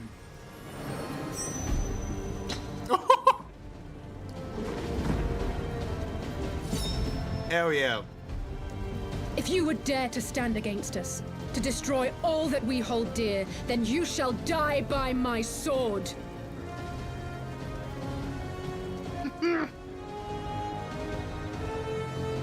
Tell him. Let's finish this.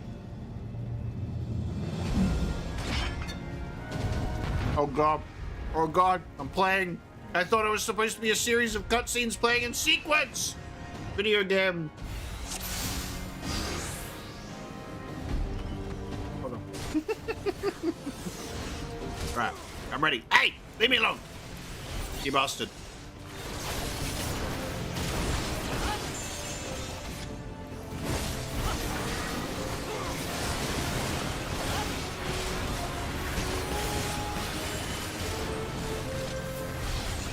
Dude, all of the different jobs. Warrior of Darkness, Knight, Magus, Ranger.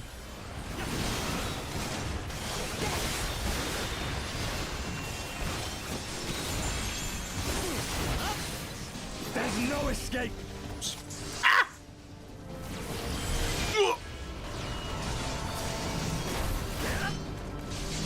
Wait. The knight is back. Is this the power of the echo? Wait, fuck. Who do I go for first?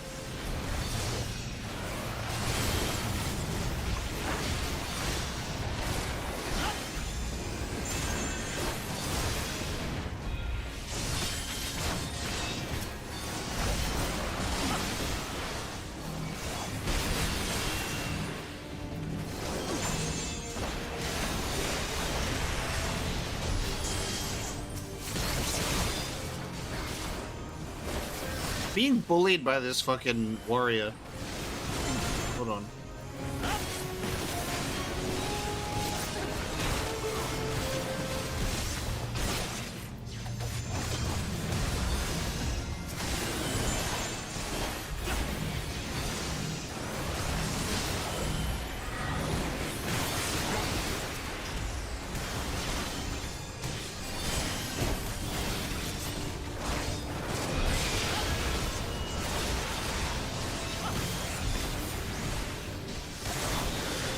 Again they rise, have these warriors no limits.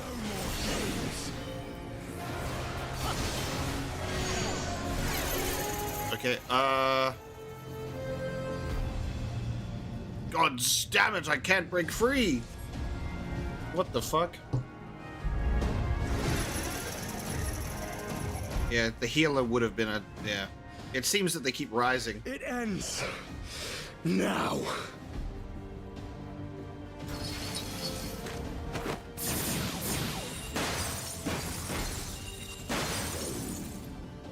What? The chains! The chains! Okay. You snake! You would betray us as well? He that holdeth fast unto his convictions shall never count betrayal amongst his crimes, though all the world may call him villain. My path is unchanged, my creed sacrosanct. This I believe with all my heart. But say, warrior of darkness, and speak true, what dost thou believe? That rendering up the souls of thy world in service to the rejoining will grant it salvation? Nay. By the 12! Oriange! Okay.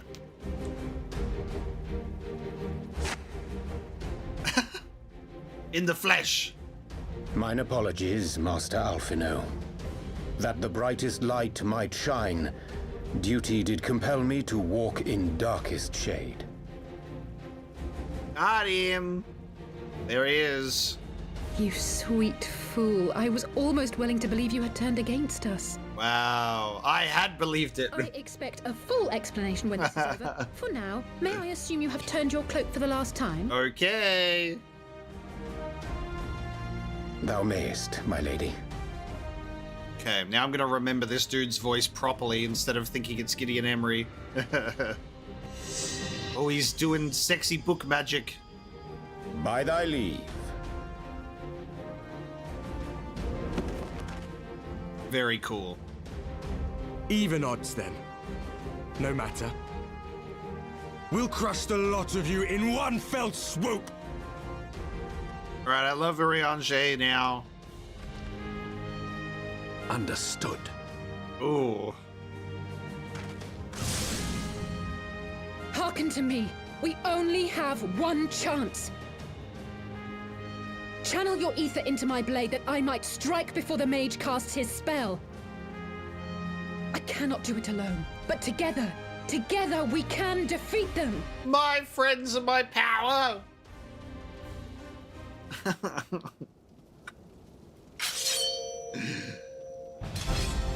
Everybody touch my blade. Give me your energy.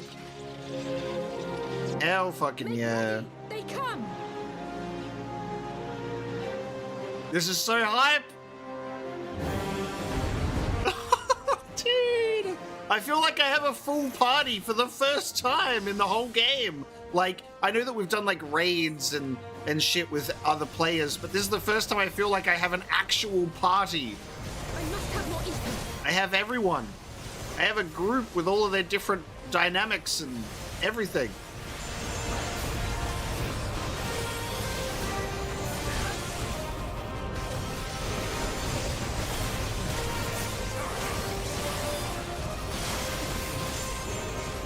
You heard the man leave the fighting to us. Do I do anything to you?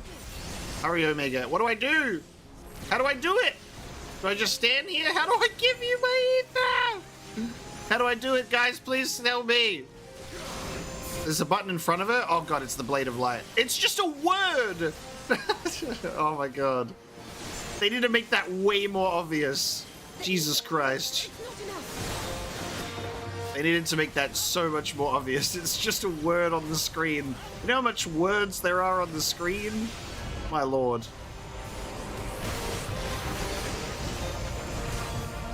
There needs to be like the, you know, in the raids where it does like the big arrows on the ground? And that's what it needs to be. Yeah, I do need to zoom out. It keeps automatically zooming in. You're very right.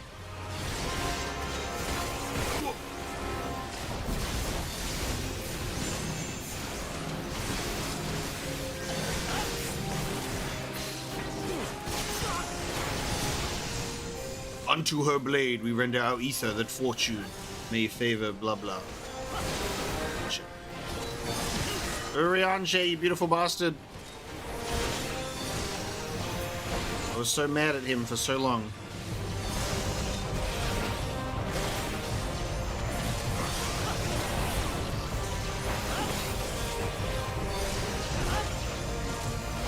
I just love how they're both just standing there building up their fuck.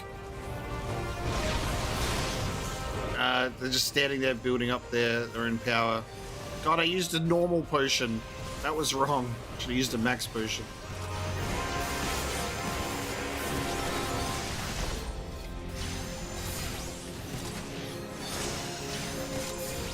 Both of the light and darkness just charging their power. Just a little more. Nice. Warrior of Darkness call upon the power of the Echo. They have returned.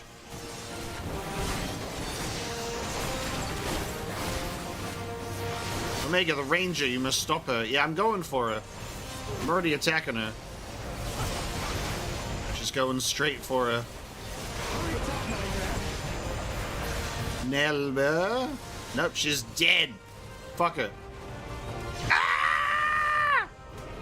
I need to get better at using my Dragoon's ability to jump backwards. Oh, okay.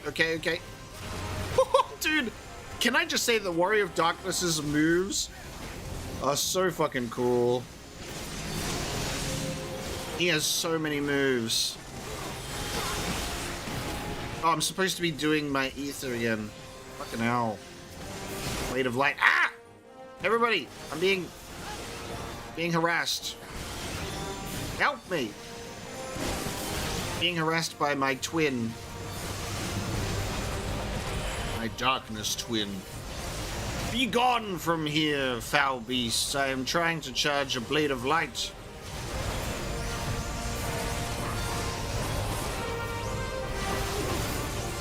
How trash must you be that you need constant resurrection?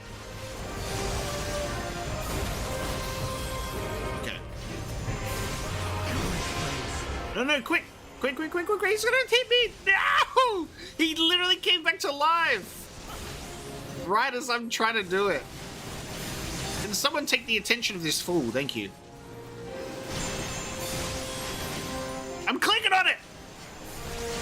Thank you. My lord. Right, we're done. We win, suckers! We're better than you are. Bonk.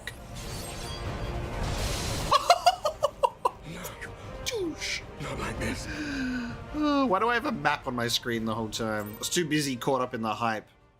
Holy shit, dude. That was so cool.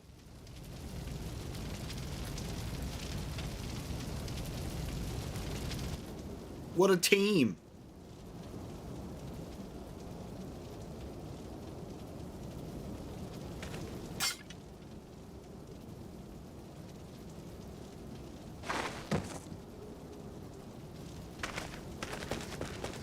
Alize, are you hurt? A touch dizzy, but otherwise fine. Thank you. I would say carried.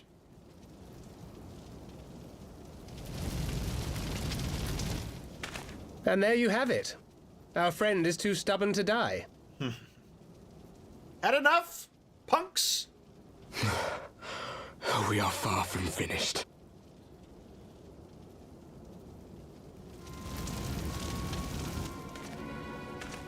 Or have you never considered how we came to this world?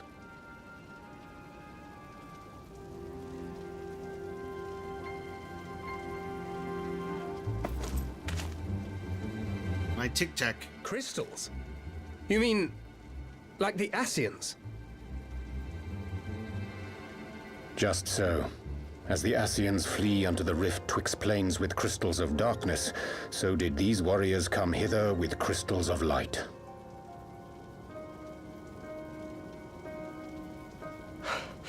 Eloquent, as always. Aye, like the Ascians, we too are beyond death. You cannot defeat that which is eternal.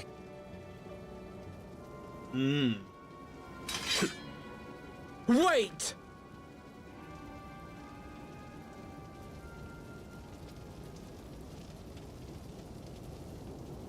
Such methods as the Ascians employ require the renunciation of the flesh. You would have had to...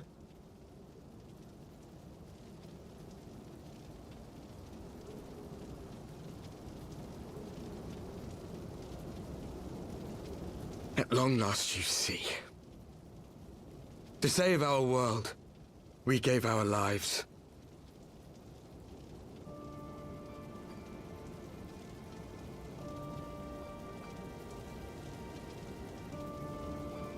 We were just adventurers trying to make our way. An odd job here, a favor there. We never aspired to be warriors of light. But word of our deeds spread, and soon people were calling us heroes. They placed their hopes and dreams on our shoulders and bid us fight for all that was good and right.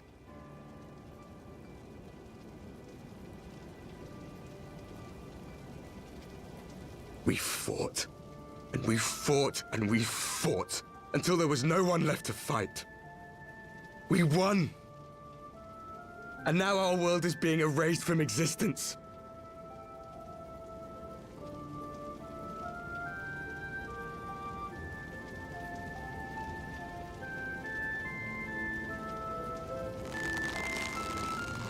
We did everything right. Everything that was asked of us, and still it came to this. You of all people should understand. We will not falter. We brought our world to the brink of destruction, and now we must save it.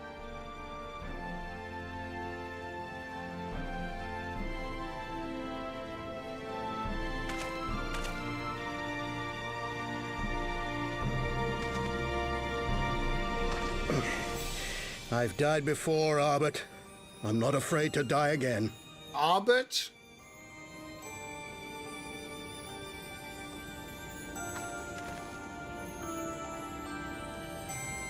They called him Arbet? No matter how many times we fall, we must rise and carry on the fight for those we left behind.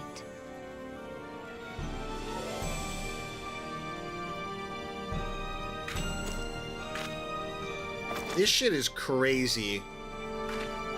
Because they're the darkness side, but they're so compelling and just in their mission that it's so heroic. But they're our enemy. Because they're fighting for a cause that they believe in just as much as we do. This is so fascinating.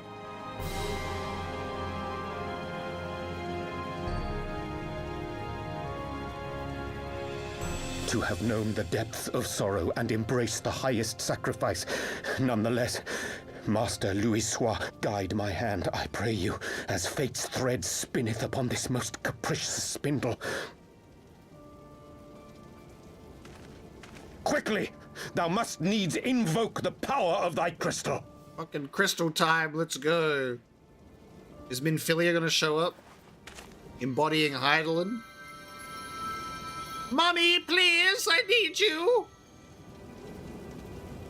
Crystal Mother!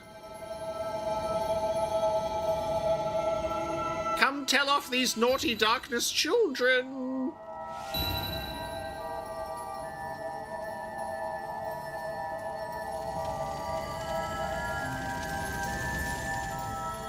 My one crystal beats your 5, bitches! We're about to have a Heidelin moment, okay. We're all here together! What oh! Is this? Oh my god. Such pain. Such sorrow. Oh my dear children. It can't be. Yeah, it is. It's Minfilia. You're about to see her. Heidelin, hearken unto your children's plea. From 2 worlds do we gather, and from 2 worlds do we offer a bounty of light. In this desperate hour we do beseech your intercession. We beg an audience with the word of the Mother, with your chosen Minfilia. Whoa! Your cries go not unheard, nor your sacrifices unnoticed. Though many are lost, there are those we can yet save, whom I can yet save.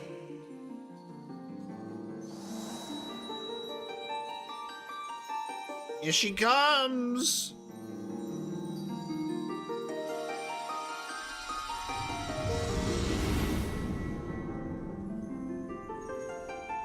Minfilia!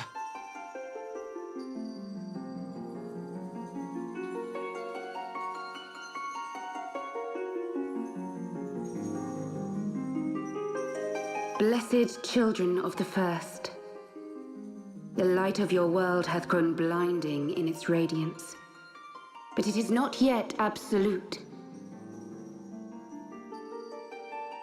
I will hie me to your world, and there take unto myself the light which riseth even now to drown it, as darkness once did drown another.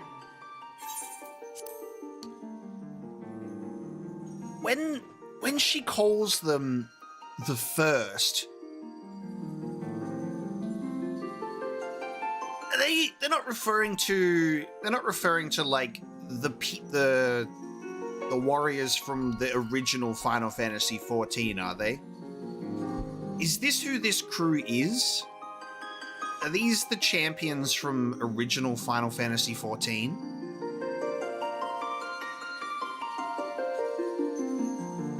And they were teleported, they were saved.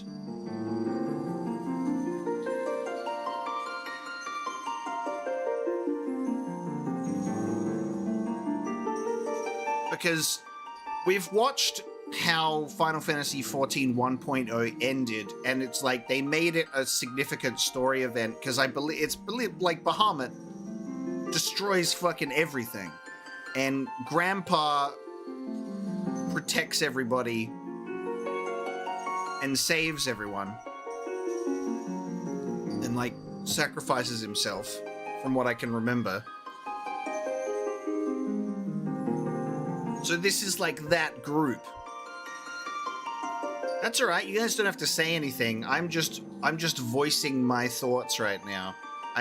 This is what I do in my playthroughs, is I at least voice out my thoughts so you know where I'm at and what I'm thinking of.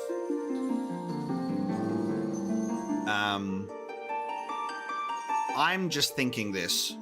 It doesn't have to be confirmed, because obviously the story will play out, because nothing has been told to me.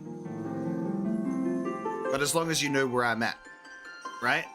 because that's why I voiced my thing. So I just had to pause the dialogue because I'm like, I think this is the group from the original Final Fantasy XIV.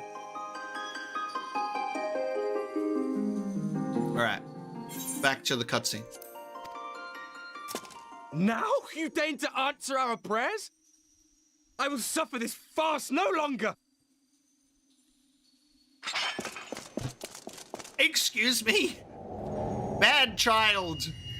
Bad child! Prepare to get spanked by Minfilia. Oh, she looks so sad. Must serve as instruments of Zodiark's will. So too must others carry out the will of Hydaelyn. You do as you're told. But for the boon you have granted her, she has grown strong enough to set me free, that I might serve as her emissary. Your suffering, your sacrifice, your supplications, she has heard all. We will not let the first fall to light.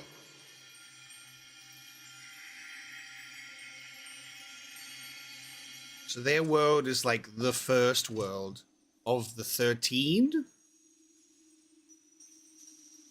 I don't know how accurate that is. Thank you, Urianger, for bringing everyone here. It fills my heart with joy to look upon the faces of my friends once more. All-powerful Minfilia. In taking you unto her bosom, I knew that Hydaelyn had bequeathed to you a sliver of her grace, granting you strength long sought. Mother's bosom. And in treating with the Ascians, I learnt of a star like unto our own, a doomed world of fallen heroes, in whom I glimpsed ourselves. The first. Yep. 1.0. How long did I search for a means to save this world, concluding at the last that the answer lay in the power of blessed crystals. And thus did I labor to set light against dark. Yet I knew from the beginning that this salvation would not come without sacrifice. For the instrument of the first's deliverance would of necessity be required to journey thither, there to remain, mayhap forever. You orchestrated all of this, not to save her, but to send her away.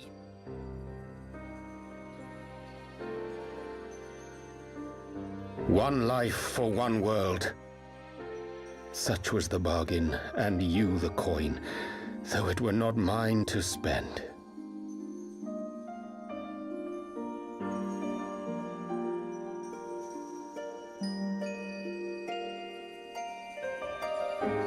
Have we not walked together in the light of the crystal, and at her bidding borne witness to the joys and sorrows of this land? Each and every one of you knows my heart. If this be the price I must pay, I pay it gladly. You would go alone, then?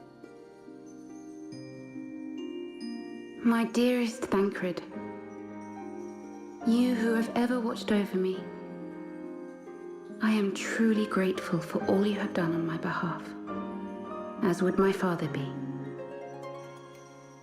Your kindness, your compassion, your love. These are your gifts to me, and our gifts to them, forming a bond which transcends time and space.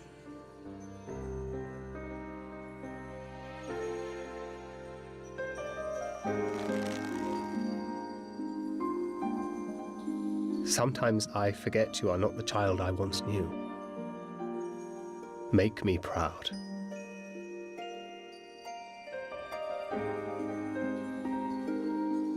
Long have I watched you from Hydaelyn's side, watched as you nurtured and kept safe the light of the dawn.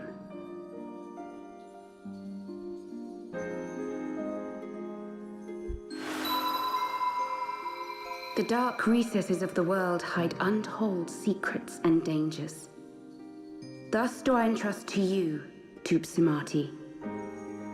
I pray you, keep to the path that you may never have need of it. The fuck is that? Tupsimati.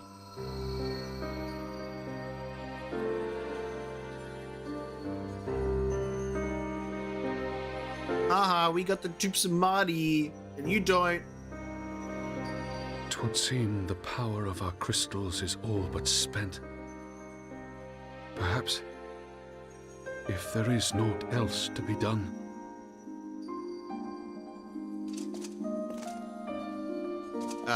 Thank you for the context, everybody. Broken staff that Grandpa had. Gotcha. In the frame above her desk. Context. Alright, I now understand the importance of that item. Very important, because it's to prevent hopefully to defeat Bahamut, if that ever happens. Gotcha.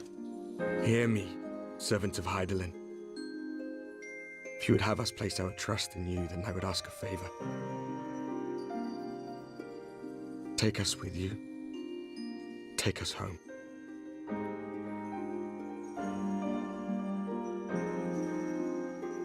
Okay, very significant. I thought it was like I'd forgotten, so it was like an unknown object that might have an importance later, but yes, an object of great import. So I tell you this, as one fool to another. Light, dark, it doesn't matter. What matters is how you choose to use them. We made our choice and you see what came of it, so please, forge a different path. Seize a better fate. Wow. That smile before they vanish. The line between light and darkness is so very thin. A classic MMO. Feeling. So many times have I watched you depart, my heart filled with worry. And ever did you return to me in triumph. Someday, when I have found a way to free this star from her sorrow, I promise you I shall repay the favor.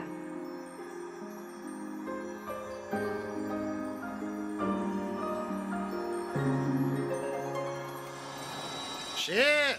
Alright. God damn. What a scene. My lord.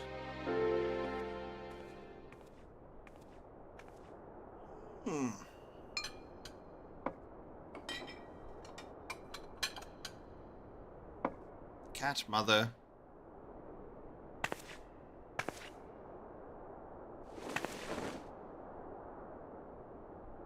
Thank you, Lemmy, for everything.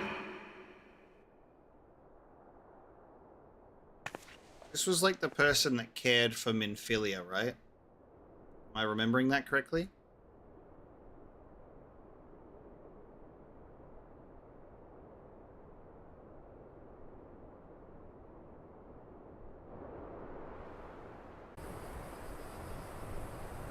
See, I remember some things, guys.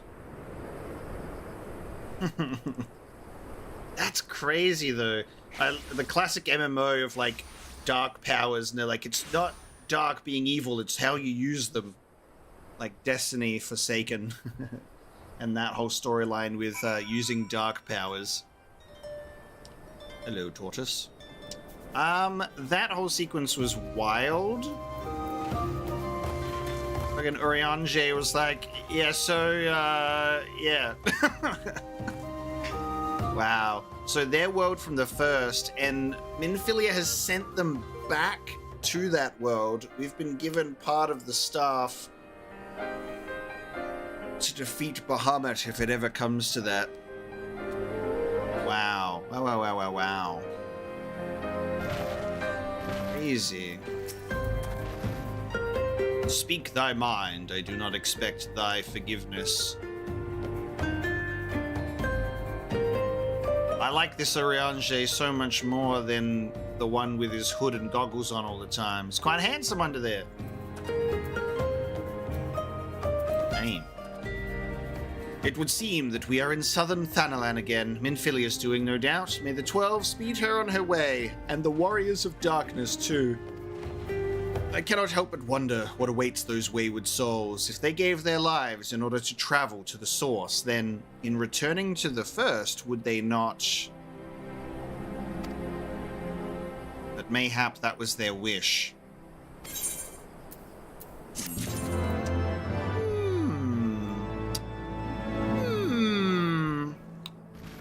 Okay. An ending to mark a new beginning. Okay, there you go. Alphino seems to be at a loss for words, and as seems to be the consistent way to end a story, you get a wind-up character. And we get wind-up Moon Breeder this time. Wow, okay. Forgive me. My thoughts were elsewhere, and this is when I know full well there is yet work to be done. The crystals... Leave them to me. I will go back into Zaharak and secure them. The Al-Malja will still be in disarray after the thrashing the Warriors of Darkness gave them. They are not like to notice a lone bard skulking about. Let me tell you, I was misled as well, because on the quest image that had Urianger on there, surrounded by flame, I was like, we're fighting Ifrit. You know, they're going to summon Ifrit and we'll have another primal fight. But it was much different. But Thancred, you don't have to do this, I know, but I want to. I will see you at the Rising Stones. Alright, we're going back to the Rising Stones. I should go and find Ida and Papalimo. They must have finished searching the mask's camp by now, not that it matters anymore. Right. Alright. Alisai. You must be tired, Omega. I know I am. If thou wilt permit me, my lady, I would ask a question. When didst thou become aware of mine independent pursuits? When I saw you meeting with that Warrior of Darkness and the Ascian in white at the Great Library. When did you become suspicious? Oh, when I literally saw you conversing with the evil? Damn, she witnessed that. Did we know that? Or was that hinted at all? Of her witnessing their meeting? Like, was it a situation where we've seen cutscenes where someone's watching someone, and then someone's watching that someone? I tried not to think the worst. Yeah, we saw her watching. We saw her shoes, but we didn't see her face. Okay. Okay. So it was hinted at. I tried not to think the worst. You've never been one to confide in others, so I knew that even were your intentions pure, you would not share your plans with us until you felt the time was right. But I cannot deny that a part of me feared you had simply betrayed us. Would that there had been another way. Know that I took no pleasure in deceiving thee, and that these sins will forever weigh heavy on my heart. I understand why you did what you did, that you sought but to achieve the greatest good while inflicting the least harm. Not many would have the courage to make that choice. But even knowing what came of your actions, I find that I cannot condone them. I'm sorry. Omega, forgive me, but I believe the events of the day have taken their toll on me. I should like to rest a while. If thou wilt grant me leave, I would gladly escort thee unto a refuge of thine own choosing. Once my lady hath regained her strength, we shall join thee at the Rising Stones. Till then, warrior of light.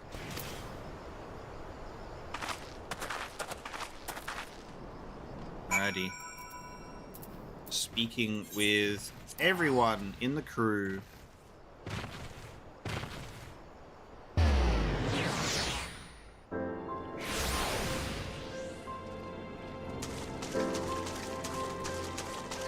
Do you realistically think that it is possible for us to do 3.5 in this stream?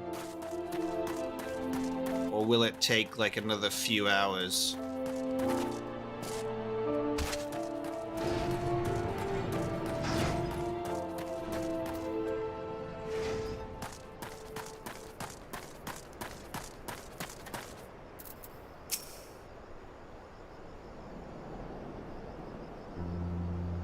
Well met, Omega.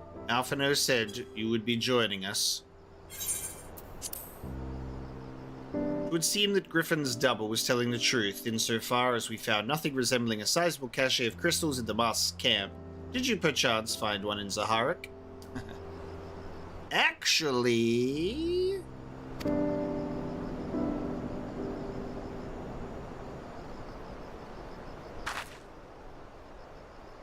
I don't believe it. The crystals? Minfilia? All of it. It's just... I don't know what it is. I sympathize, Ida. Even now, I struggle to comprehend that which I saw. The only thing I can say with any certainty is that I feel blessed to have been granted a final chance to speak with her. 'Twas bittersweet, aye, but also affirming. Alphino, I believe it is past time Ida and I rejoined the Scions, who have been away for far too long. Though I am loath to leave the Griffin to his own devices, I feel our investigation would benefit from your more dispassionate perspectives, and I hope that we might, in turn, offer our own opinions on the many challenges that you have faced in our absence. Gods, it's been absolutely ages, hasn't it? I can't wait to hear about everyone's adventures. You should be glad to recount them, and Tartaru's tales may well surprise you.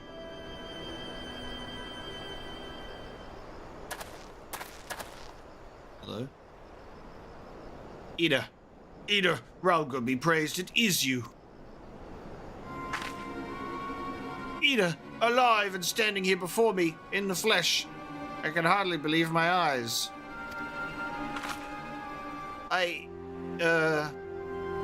Oh, come now. Has it really been so long you don't remember me? It's Gundobald. I fought beside your father in the Revolution.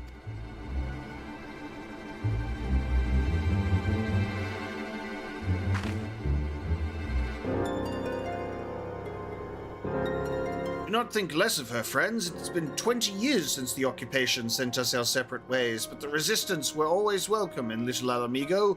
They gave us hope, and young Ida most of all. Ida here was always full of fire, ever the first to volunteer for a mission. Until the day she up and vanished, that is. There were rumors, and we feared the worst, but here you are, alive and well, looking nary a day older.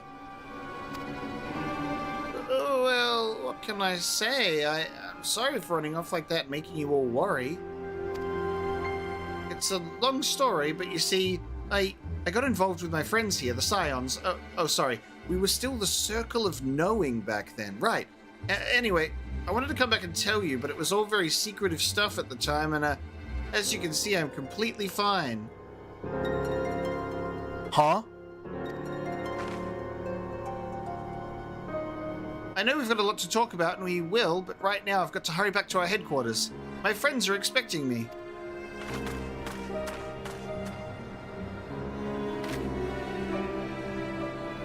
Huh? Pray forgive her. It has been a very long day for us all. I promise we will visit again at the first opportunity.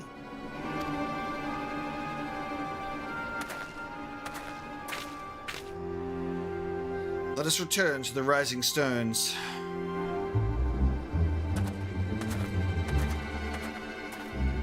He's not happy. Hells take me for giving you that mask.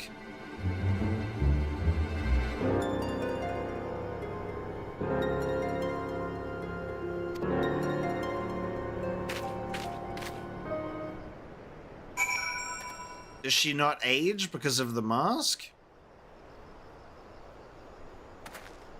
I have questions. I'm not sure. Fuck is going on?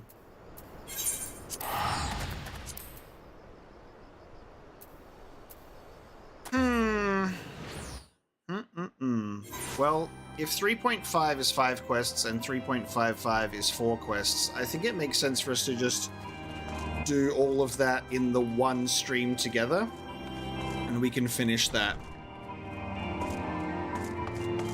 This took a little bit longer than I thought, because I was wondering, would we be able to get it all done in the one stream? But I think it'll be way too much. This will end up being like an 8-hour stream, and I have stuff to do today, so we will be finishing this quest for 3.4, and we'll do 3.5 and 5.5 in a couple of days.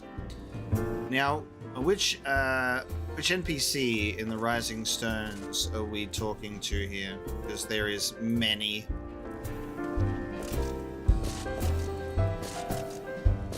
There is many.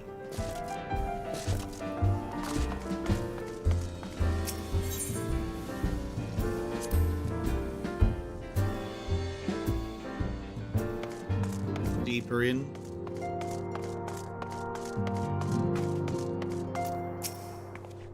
You needn't say a word, Omega. I know. I know. Wherever she wanders, no matter how far, she will always be with us. That's cute.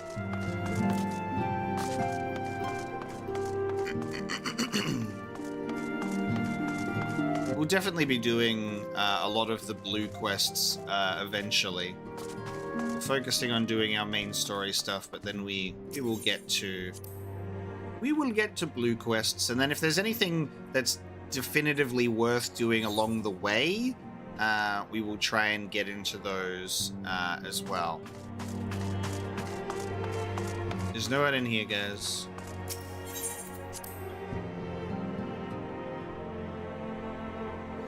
Like the blue quests that unlock ether currents, or like just useful things for us, and then doing the Hildebrand stuff as well. All of that nonsense.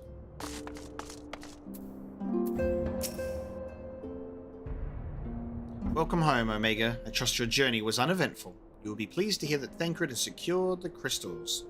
He said a short while ago. Once he has delivered them safely into the Temple Knight's care, he will rejoin us here, and we can declare this matter officially resolved. While awaiting your arrival, I took the opportunity to contact Ashtola and Kryl and brief them on all that has occurred. I also requested that they return to the Rising Stones at their earliest convenience. Now that our friends have been found, it would seem to meet to discuss the future. Future! Rianjay put his previous clothing back on. Back in the Solar. It's been too long since we were all together like this. Not since. Much has changed since then. We ourselves, most of all. They dressed up again.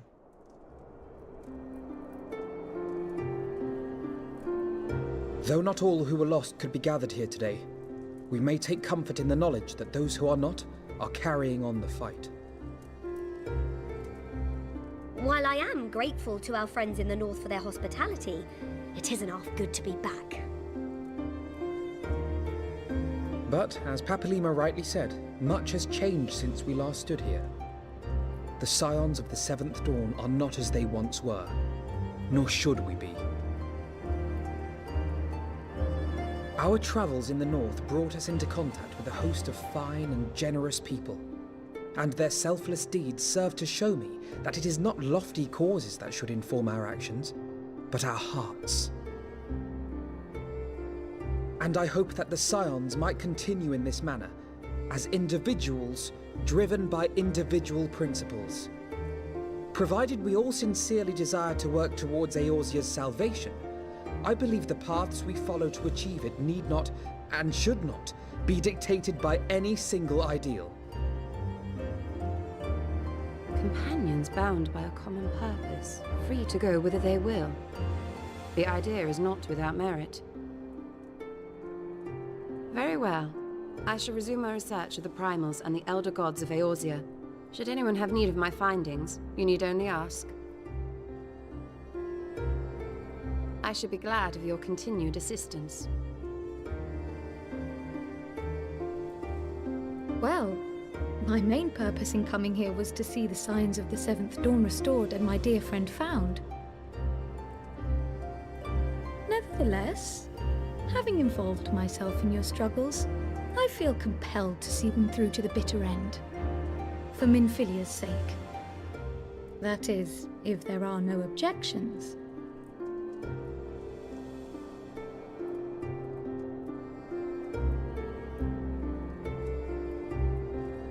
You will always be welcome here, Kryl.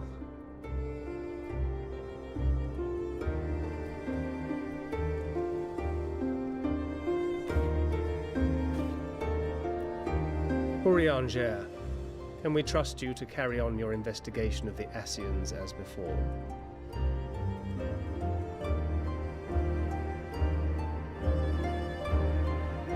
Regardless of mine own desires, I am undeserving of your trust, having so villainously deceived you all. Now, I'll hear no more of that. 'Twould be disrespectful of Minfilia's wishes. She entrusted matters here to us, that we might protect this star and understand the truth which hides at her heart. Mayhap I can handle the former, but I think you far better suited to the latter. No?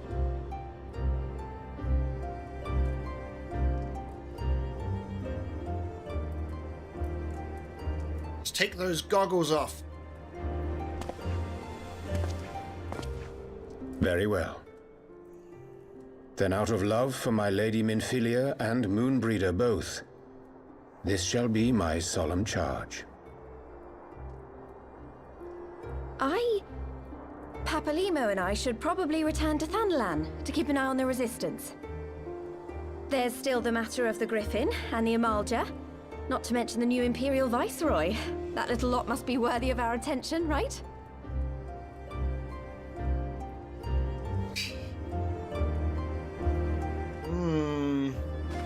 And what will you do, Alize?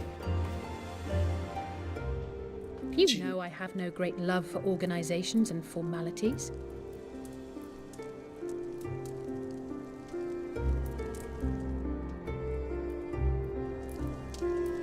That being said, this new approach you propose is not wholly objectionable, and we've always got him to keep us from bickering.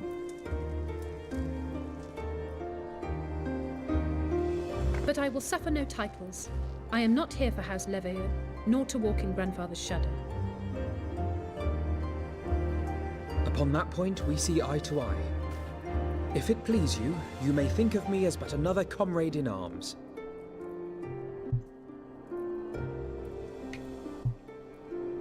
Well then, Alfie, I for my part shall see to the paperwork and the finances with my characteristic aplomb. I would not have it any other way, Tataru. And we mustn't forget you. What now for the Warrior of Light? Sleep. I need a big old nap.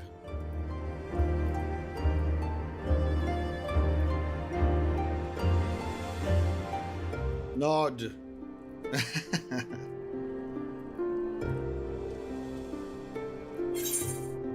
Oh, nice. What a reunion of everyone in this room together, though. And we got a little bit of a Minfilia reunion with some of the group earlier, too. It's just missing the ones that we have lost.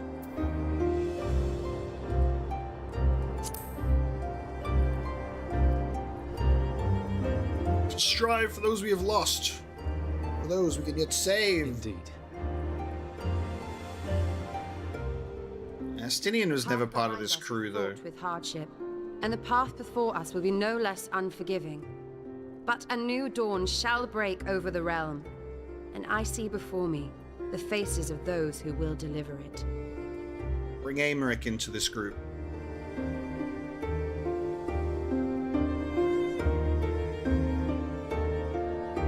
The end.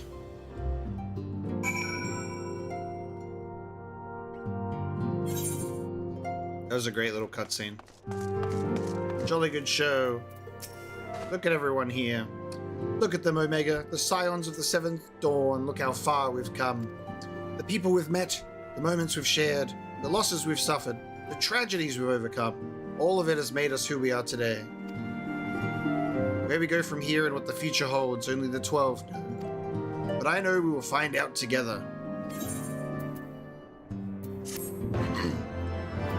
Hang on, guys. There's one person that we're missing. Oh, hang on. Been forced into a cutscene.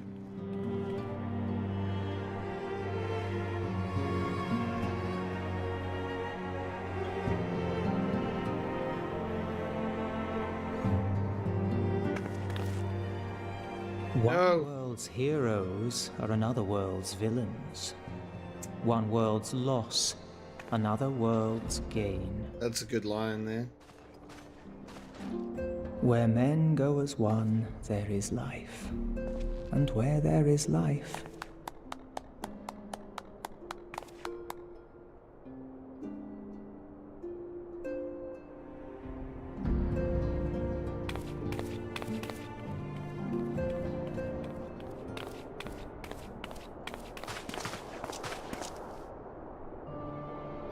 My friends, if I may, I would ask that you entrust Tupsimati to me. Clouds gather upon the horizon, and as Master Louisoix's disciple, I would keep it close at hand.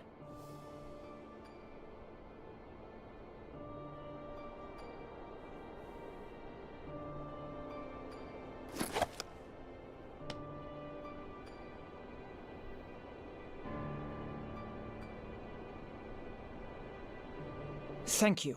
I shall guard it well.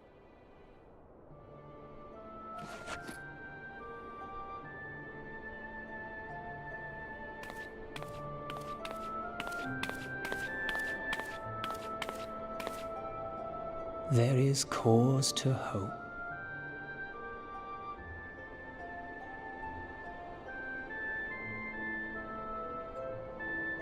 For every ending, every parting, marks a new beginning. Okay. All right.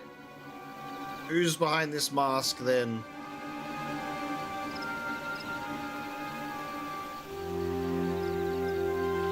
Oh, okay, yep. So there's the real Griffin is dressed like the fake Griffin, okay? Well done, brother. You may resume your normal duties and rejoin the others. Oh, I had fucking automatic text. You may resume your normal duties and rejoin the others. The coming battle shall be our greatest yet, and I intend to stand with you all on that glorious day. Oh! True believers are so readily led.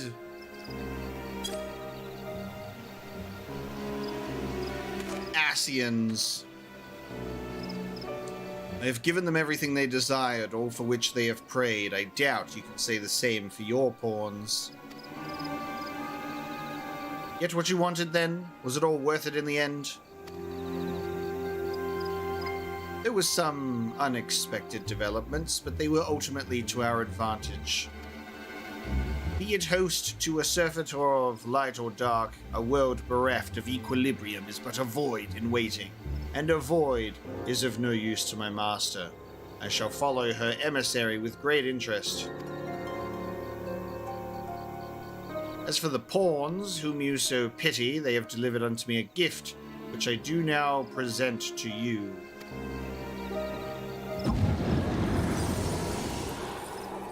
Balls. Oh, it's the fucking eyeballs. Oh, it's the eyeballs. They got the eyeballs. They dug them out. What the fuck? Why are they giving them to the Griffin, of all people? I wasn't expecting this to come up until, like, ages. I never thought it was done, Galleon. I never thought it was done. As soon as they threw those eyeballs off, I said, they're coming back. That was the most obvious thing of all time, that they were coming back. But I didn't expect it this soon, right? Didn't expect it this soon. I thought this might have been saved for later. They are very preserved. The eyes of Nidhogg, many were the candidates considered, but by your deeds you have proven yourself the most deserving. You're going to entrust both eyes of Nidhogg to one dude? I would have expected them to split it up and have, like, a couple of different minions with, like, one each. There's significant power just from one of those. A man of boundless rage and bottomless despair, in whose breast beats a heart which thirsts for vengeance. Only you are fit to wield these eyes, for weal or for woe. God damn. No instruction manual? How do I use these things? What the fuck? That's a tease.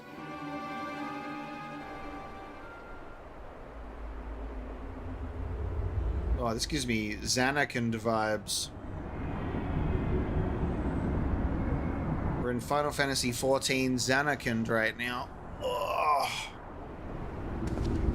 Any theory on who Griffin is? Zero. Literally head empty, I have no idea. So it was here all along.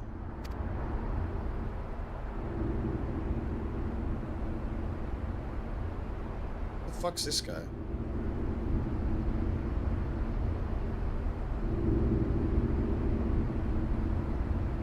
Nero. Dude! It's the Emperor shit.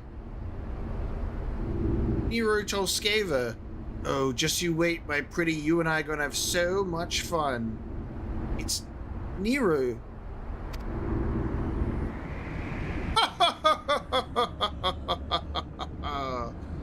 Evil laugh. God, at the end of every patch, they love to just tease you with so many things, right? They're just like, tee-hee. So Papa Limo has left, and Ida is here, so they've gone their separate ways. Oh, I guess I was just so caught up in thinking about, well, everything that I dozed off for a moment. Interesting. Interesting. The whole crew was almost here, because I was going to use the wind-up Moon Breeder, and then... Oh, I can't even summon the minion in here, damn it. I was gonna have her join us, but it didn't work out. Well, there you go, everybody. That was patch 3.4. Apologies for not being able to get to 3.5 today, but we will be doing that stream in a few days. We'll do 3.5 and 3.55. We will finish the Heavensward post-expansion content leading into Stormblood. I have no idea, no thoughts about who Griffin could possibly be. Like, nothing comes to mind. Like, I'm not expecting Nero to pop back up again, you know? There's a lot of characters. Because there are characters from A Realm Reborn and even Heavensward that you kind of forget about, and then they come back into the story. Oh yeah, Papa Limo is over there, you're right. I see him, he's sat in a chair. It seemed like in that cutscene he was leaving though, like he was ready to go. I guess they'll leave together. But yeah, we'll continue soon. Pretty crazy stuff. The cutscenes with the Warriors of Darkness and Minfilia, and getting that story with like the first is so very, very cool. I'm excited to see how this is going to progress, especially with all of the seeds that are being planted for future story content. I don't even know if that's the last that we've seen of the Warriors of Darkness. We could see them again, perhaps. We could see anyone again at this rate. Who knows? But loving the story so much. Cannot wait for the next stream. Thank you so much for joining me today, everybody. I've had such a great time. We will eventually be also doing raids as well and other additional quest lines alongside the main quests. There is a lot more for us to discover together. Thank you so much for joining me today, and I will see you next time.